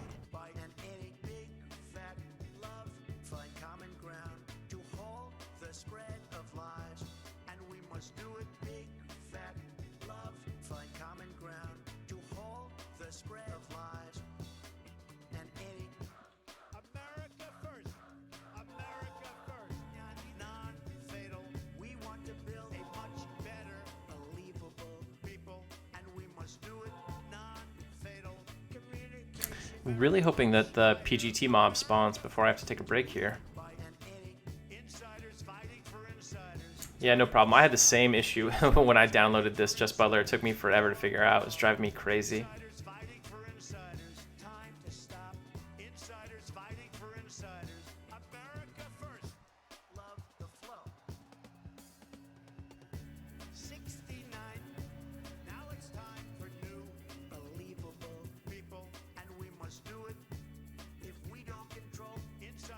Oh, I think grouping is a huge and valuable part of the game. But I mean, you know, I've done 1 through 50 in groups hundreds of times probably. So this is just a new take on it. This is all about challenging, you know, challenging myself. I consider grouping to be the spirit of Everquest. It's the best way to play. On Rizlona, you can have as many boxes as you can afford.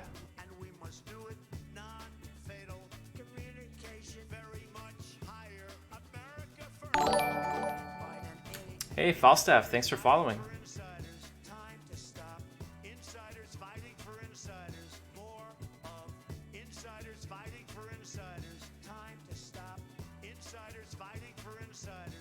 I wonder if I can pull this guy solo while they're lulled. They're not too close. Nice.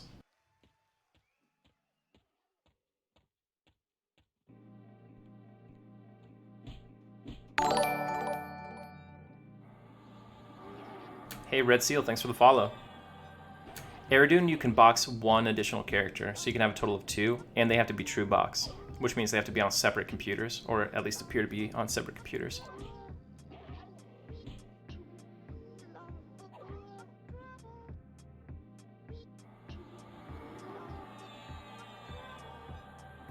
I want to bash so bad.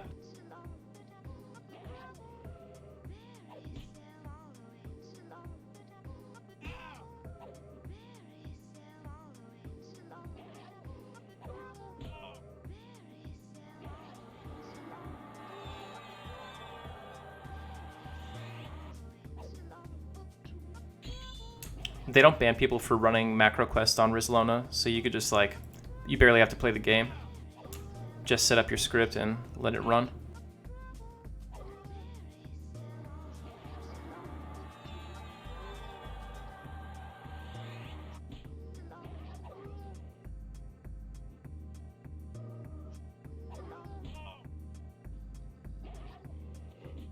Why am I still fighting this guy?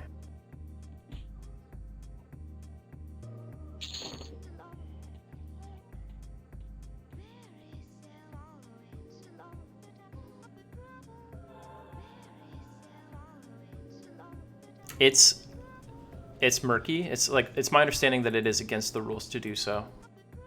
That said, it's also automatically blocked on TrueBox servers, so you've got to get like a custom compile to run it, and that alone weeds out the majority of the people who use it. We saw how widespread and stupid macro quest use can get back on like Fippy and Vulak and even Ragefire and Lockjaw, where huge swaths of the population were abusing it. And I felt that was not a very fun environment. So I'm glad that TrueBox makes it harder, because even making it just a little bit harder to use, harder to find, stops the vast majority of people from bothering with it. Now, I'm sure there are still people on this server who will abuse it and use it, but they're a fraction of 1% of the population. You'll never stop show EQ. It's impossible. Sniffing packets on your own network you'll never win that battle, and they're never gonna like process ID people to try to detect it, even if they use like a Windows version.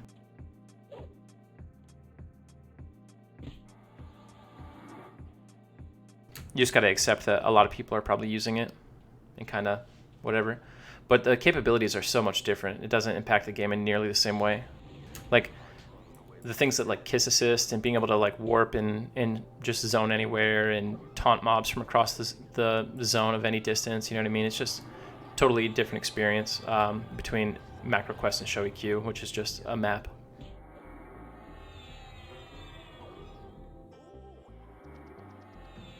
That's how I feel about it too.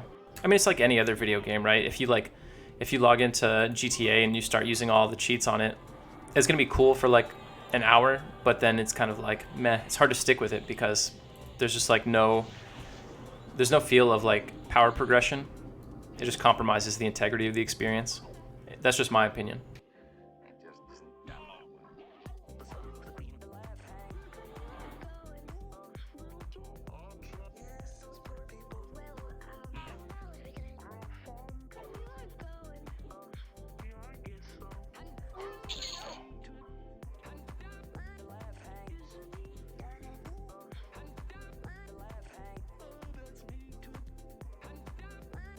Streamer talks about how bad MacroQuest is, exploits guards for 5 hours.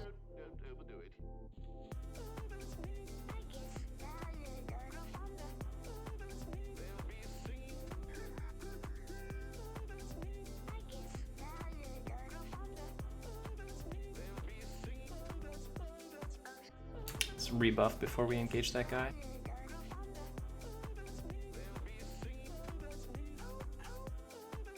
Yeah, that's how I feel. I'm actually pretty pro most exploits. Just on principle, like usually an in-game exploit is kind of like a clever use of mechanics.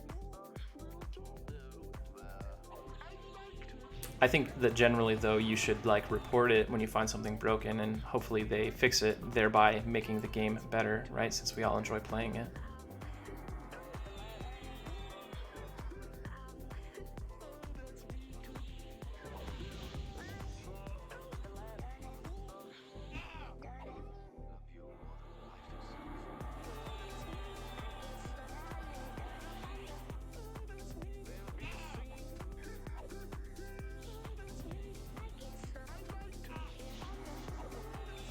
Right, like high pass guards are all corrupt, right? So this is their path toward redemption. They should be thanking me.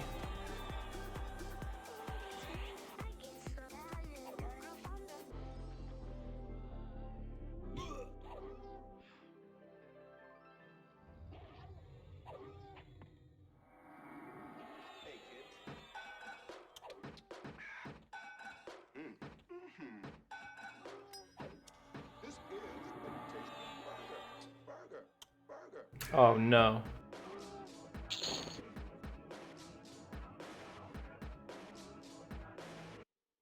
That guy just decided he was gonna just run right through the wall. Good thing we had the guard. Christopher Robin, what exactly is doing nothing? Well, I'm told it means going along, listening to all the things you can't hear. Dude, I remember back in the day thinking that begging would be so good once I just got a few more skill points in it. It never gets good.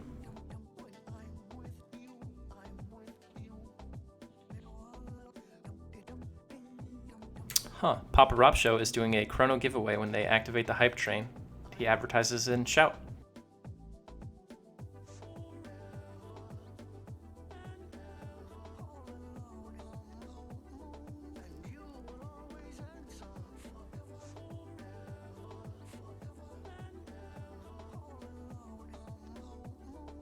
Listening to all the things you can't hear.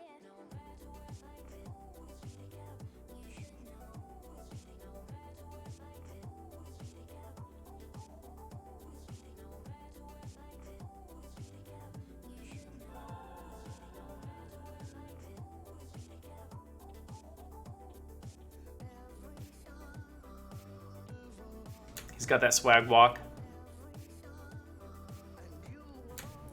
This is a guard whose balls are too big. Can't even walk right.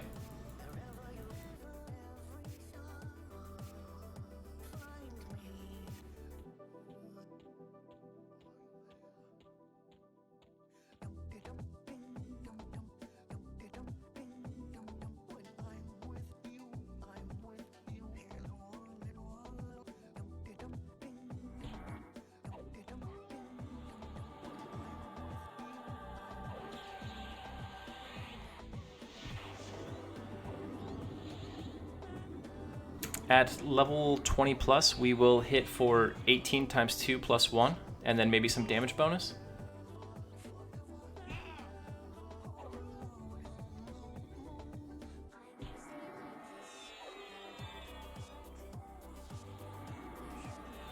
Bad news.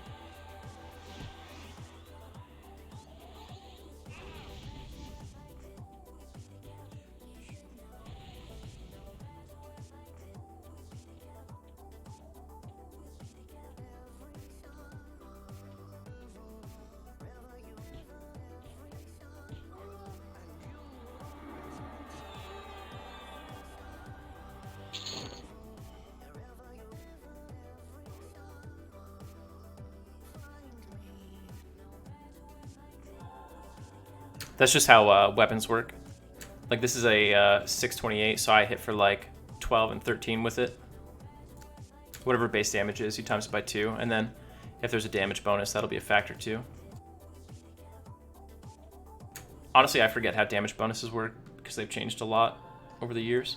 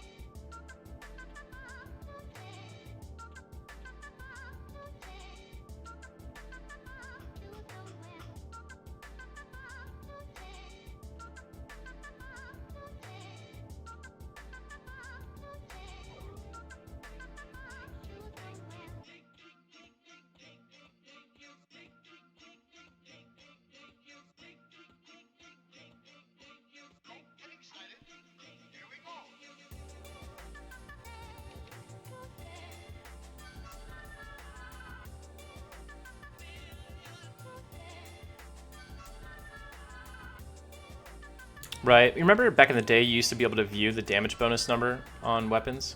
Am I crazy? I feel like I used to be able to view damage bonus. And it, you know, it went up based on your level and stuff. Or maybe that's just like Alice screenshots that show it.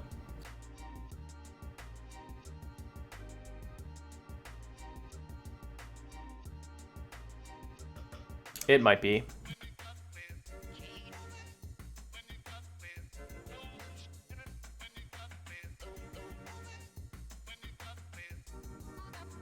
No, I mean, I don't think so.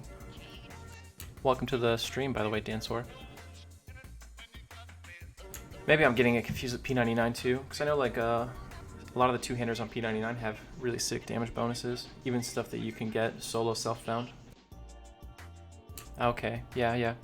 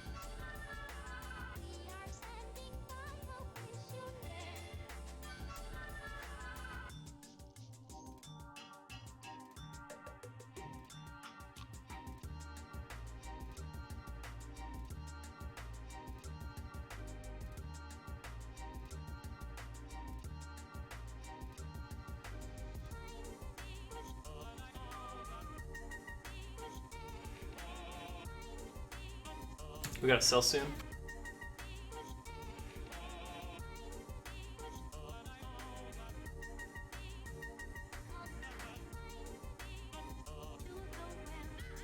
I mean, as a kid, when WoW came out, I really didn't like WoW a lot because I felt it had stolen the player base of EQ. You know what I mean? And then it was big. It was biggest during a period in my life when I didn't play MMOs at all. You know what I mean? All right, nothing's up. We should go sell right now.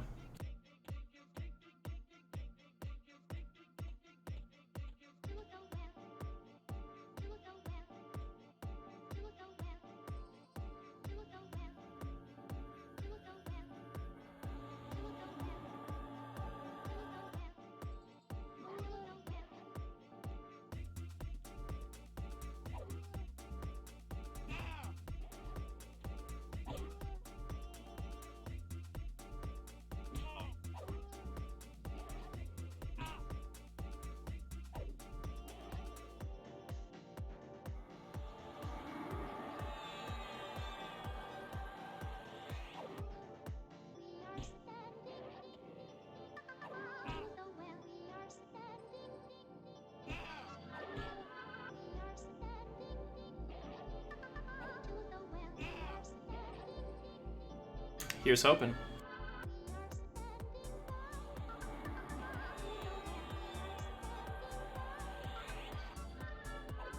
Yeah, that really sucked.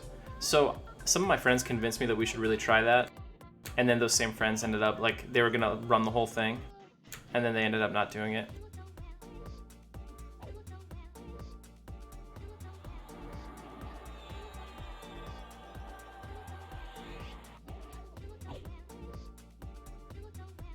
Hey Kettle One, we are having a great time. How are you, dude? At least until this thing hits 50, I hope.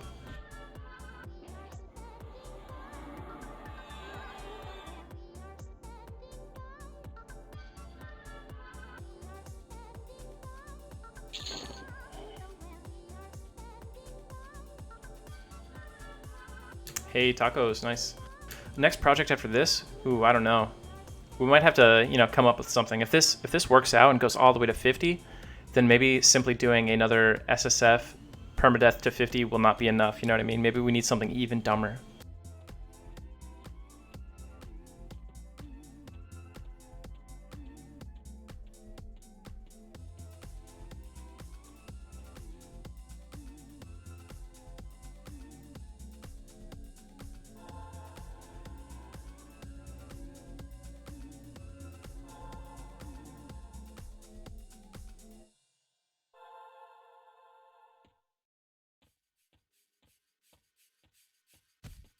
We should do like I'm surprised no one has done a Twitch plays Everquest like they did with Pokemon and stuff. There's actually a Twitch plays Dark Souls. So if they can do Dark Souls, they can do EQ.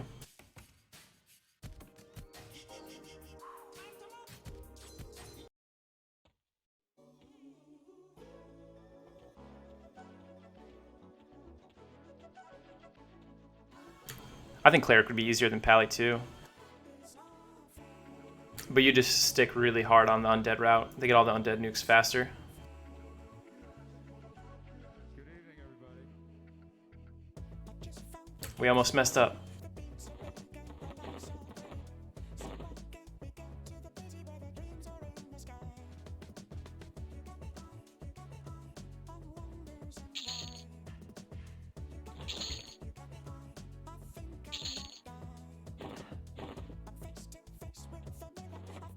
We're basically rich now.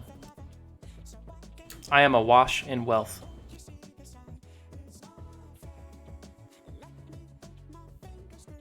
You know what? I would be down to do SSF Duo. That would be pretty fun, I think.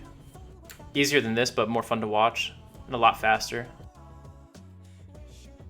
If your partner dies, you just have to be like, rip, later dude. Solo the rest of the way.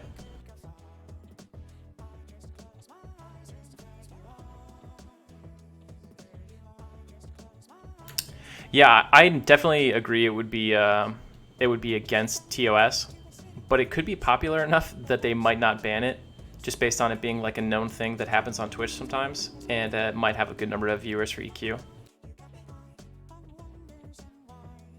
But we're talking about Dark Paw, so.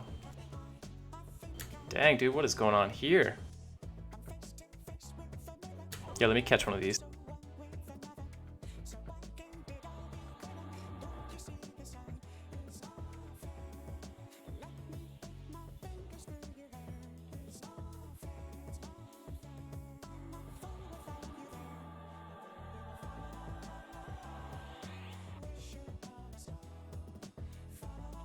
There we go. Got one.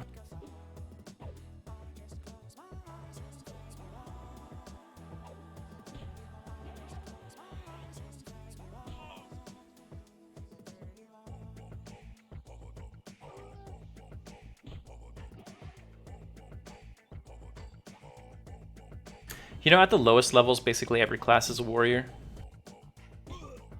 Probably be a little easier too now that the spell spread is nicer, so you don't have to wait every 4 levels for spells as the wizard. You probably get some of your big nuke upgrades a little earlier.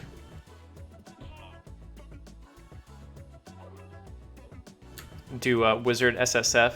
The only caveat is I'm allowed to use store-bought mana regen potions.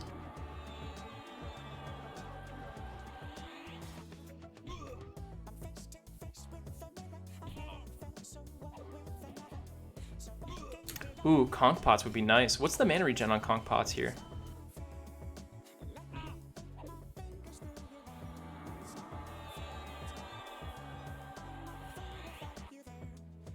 3? That's not bad.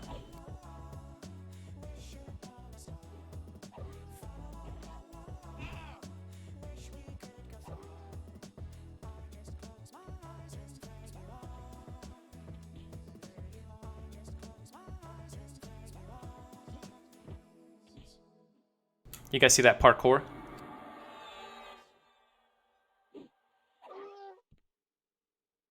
These are next level EverQuest strats.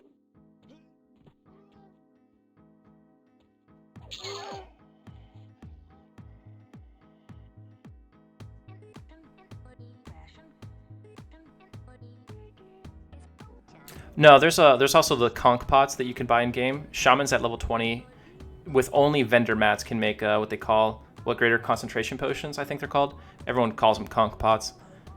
But yeah, they give like 3 mana regen.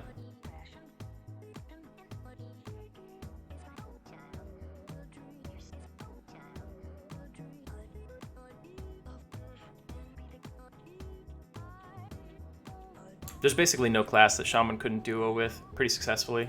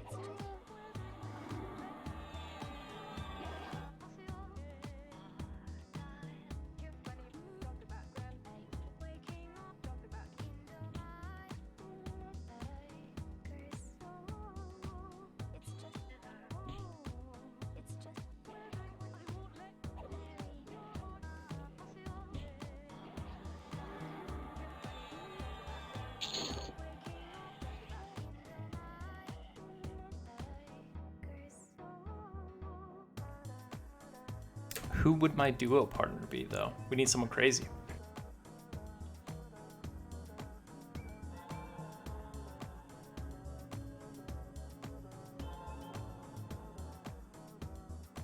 Bobby would ditch. I'd have to solo from like level 25 on.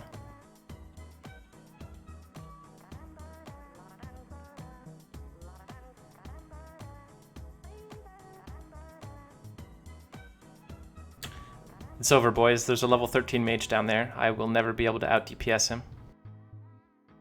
Sad but true. Dude, a loving robot would be actually super fun.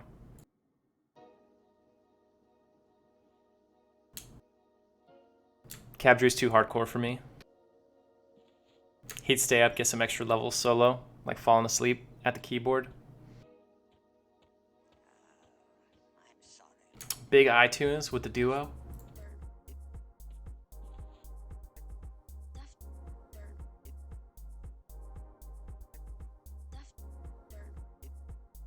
Cabdrew's he's a super talented EQ player. He'd be making me look bad.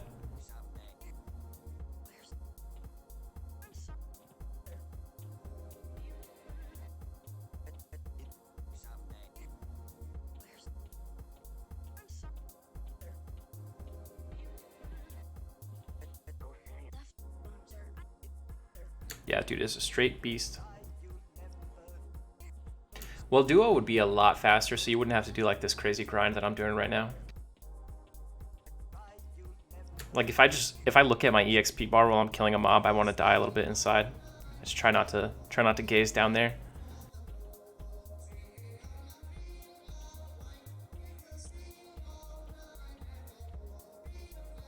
We came here, we were apprehensive, we are now amiable. That's gotta be like a couple hundred gnolls, right? One faction per kill. You know what's really weird? A lot of these named gnolls also exist in East Karana, but they're unitemized. There's like almost no rare items that drop in East Karana, despite there being a ton of named mobs. I'd probably be like level 5 chromatic because I would have died a bunch of times. But if we just assume, optimal grinding and that I didn't die, and I did the same thing on P99 with the same playtime, let's check it out.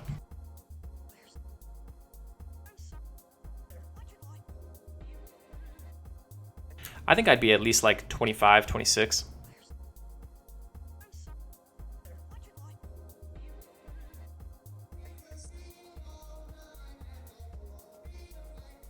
I don't think this is a lot slower than P99, but I do think it is somewhat slower.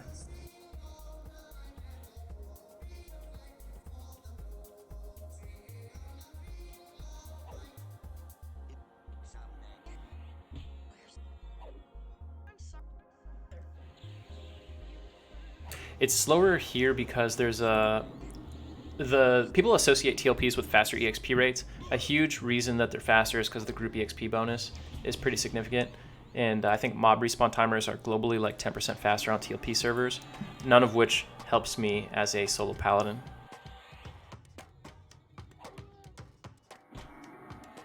Yeah, I don't think it is Tachyon. Speaking as someone who's got level 50s on both servers, I don't think it is. When you're grouped, it is significantly faster, there is no question. But when you're solo, yeah, I don't think so. You get about 20% of the EXP that you would get for killing a white when you kill like deep blues.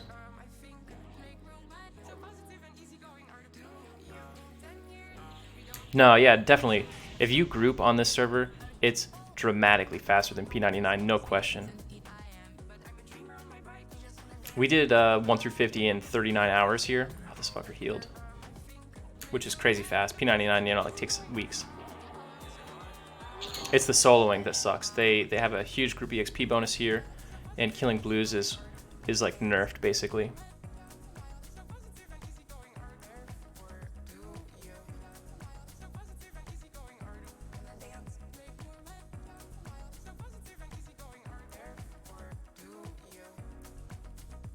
Because like as a TLP player, when I went to P99 to play, I was like, all right, let's form a group and start grinding. And I was like, man, this EXP sucks. But I was playing a Necromancer, and then after my group broke up, I soloed, and I was like, man, this EXP solo is awesome.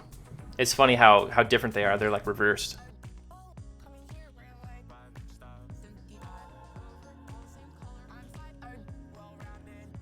But it's all anecdotes, right? Like it's hard to even do a scientific check on it because on P99 green, at least, you can't see like the percent, you know what I mean, on your EXP bar. But I could be totally wrong on both accounts.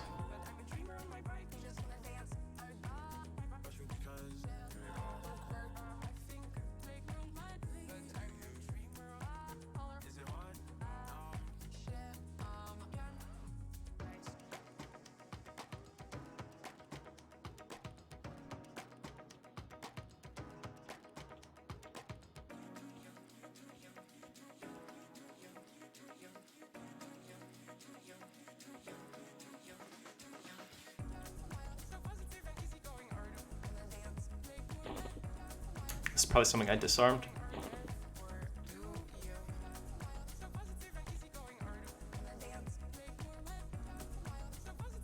We gotta review the logs, boys, make sure I didn't just break the rules. But I'm pretty sure I successfully disarmed this splintering club.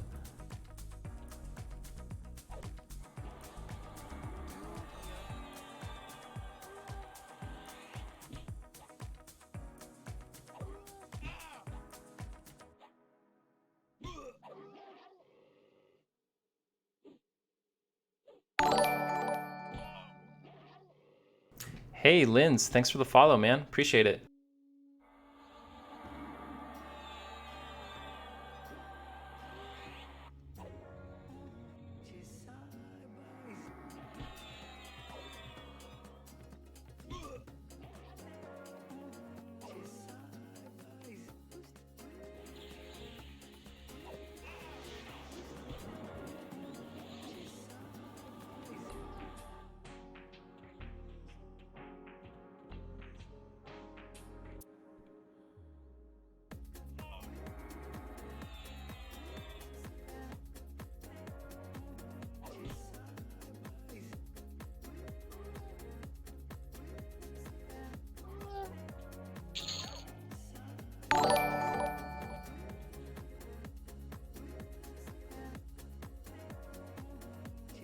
I don't know how to say your name.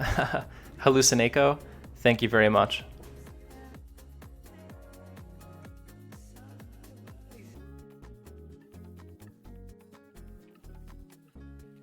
If some of you guys are going to start fresh, check out that Zem list. Enjoy it.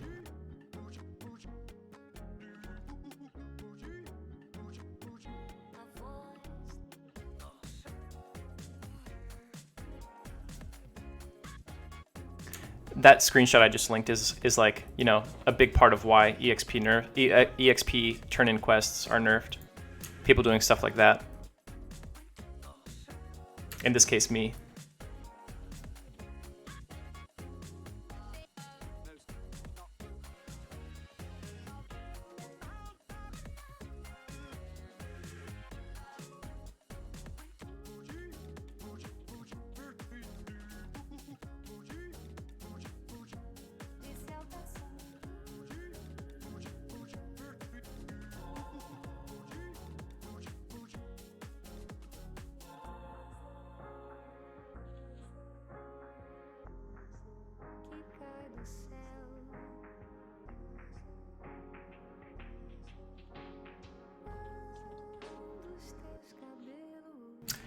Yeah, dude, I kind of agree.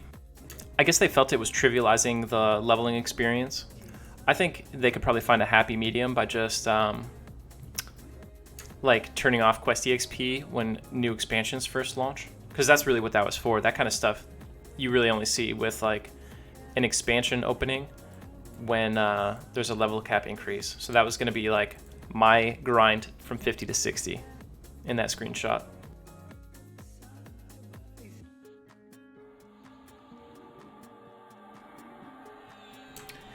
Nerfing certain quests like the Crushbone Belt quest, I think is really stupid because they don't stack, right? There's like a hard limit on how fast you could turn them in, how fast you could farm them. And it's not like by nerfing it, you make it so that high levels let noobs camp Crushbone Belts, because even noobs gain almost no benefit from doing Crushbone Belts now. Like, they didn't nerf it so that high levels don't gain benefits. They nerfed it so hard that no one of any level, even appropriate levels, gains benefits.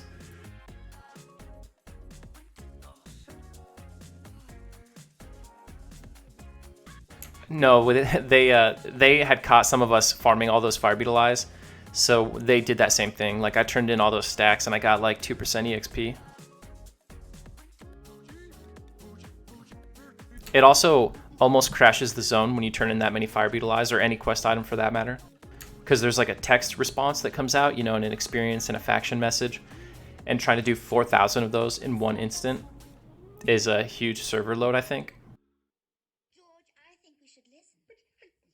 Go very well. Never give and I'll never be this. Sing songs, us sings this. Never give and I'll never be this. Sing songs, us sings this.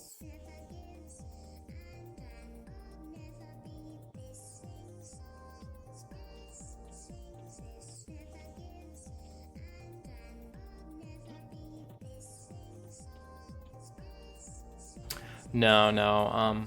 The first wave of nerfs came, I believe, from Forensic doing it. Long before I did it, he used bone chips.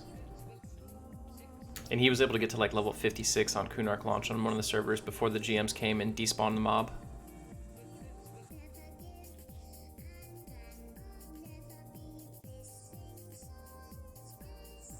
Alright, catch you later, Gallo.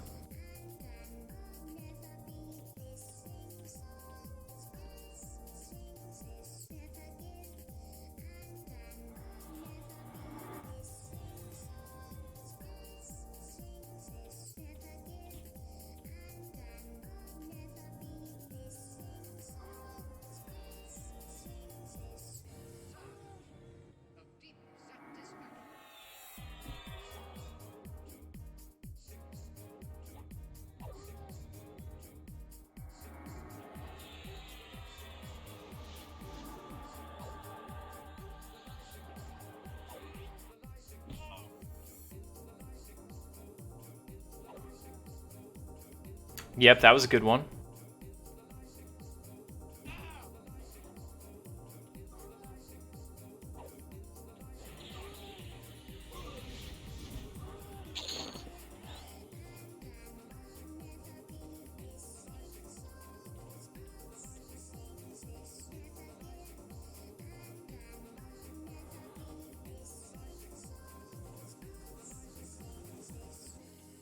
I can't believe we haven't seen another PGT spawn.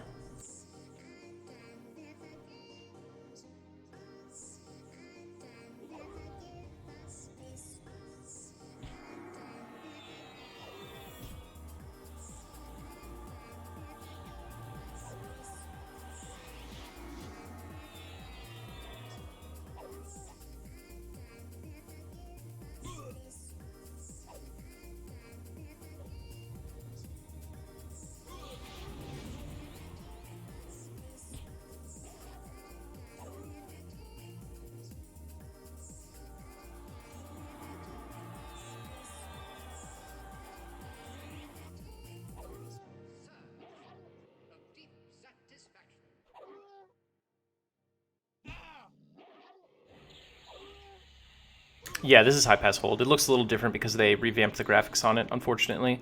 But the geometry, like the layout and the mobs are mostly the same, I think. Someone said there might be more guards in here now.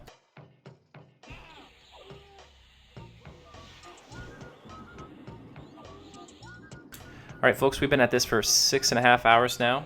It's going to take a little bit of time to still get 20 from here. I'm probably going to take a break. I have to do some work stuff.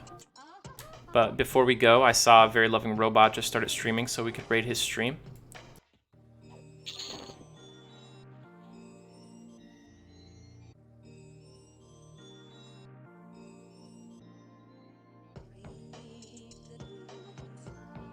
We'll do that in about a minute here.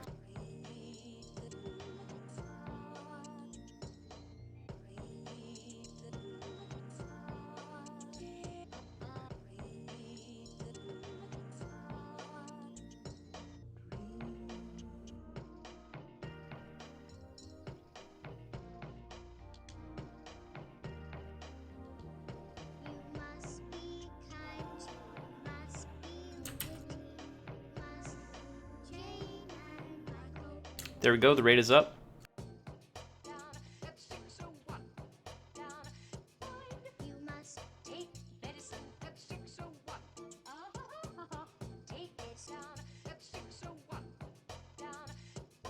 All right, here we go.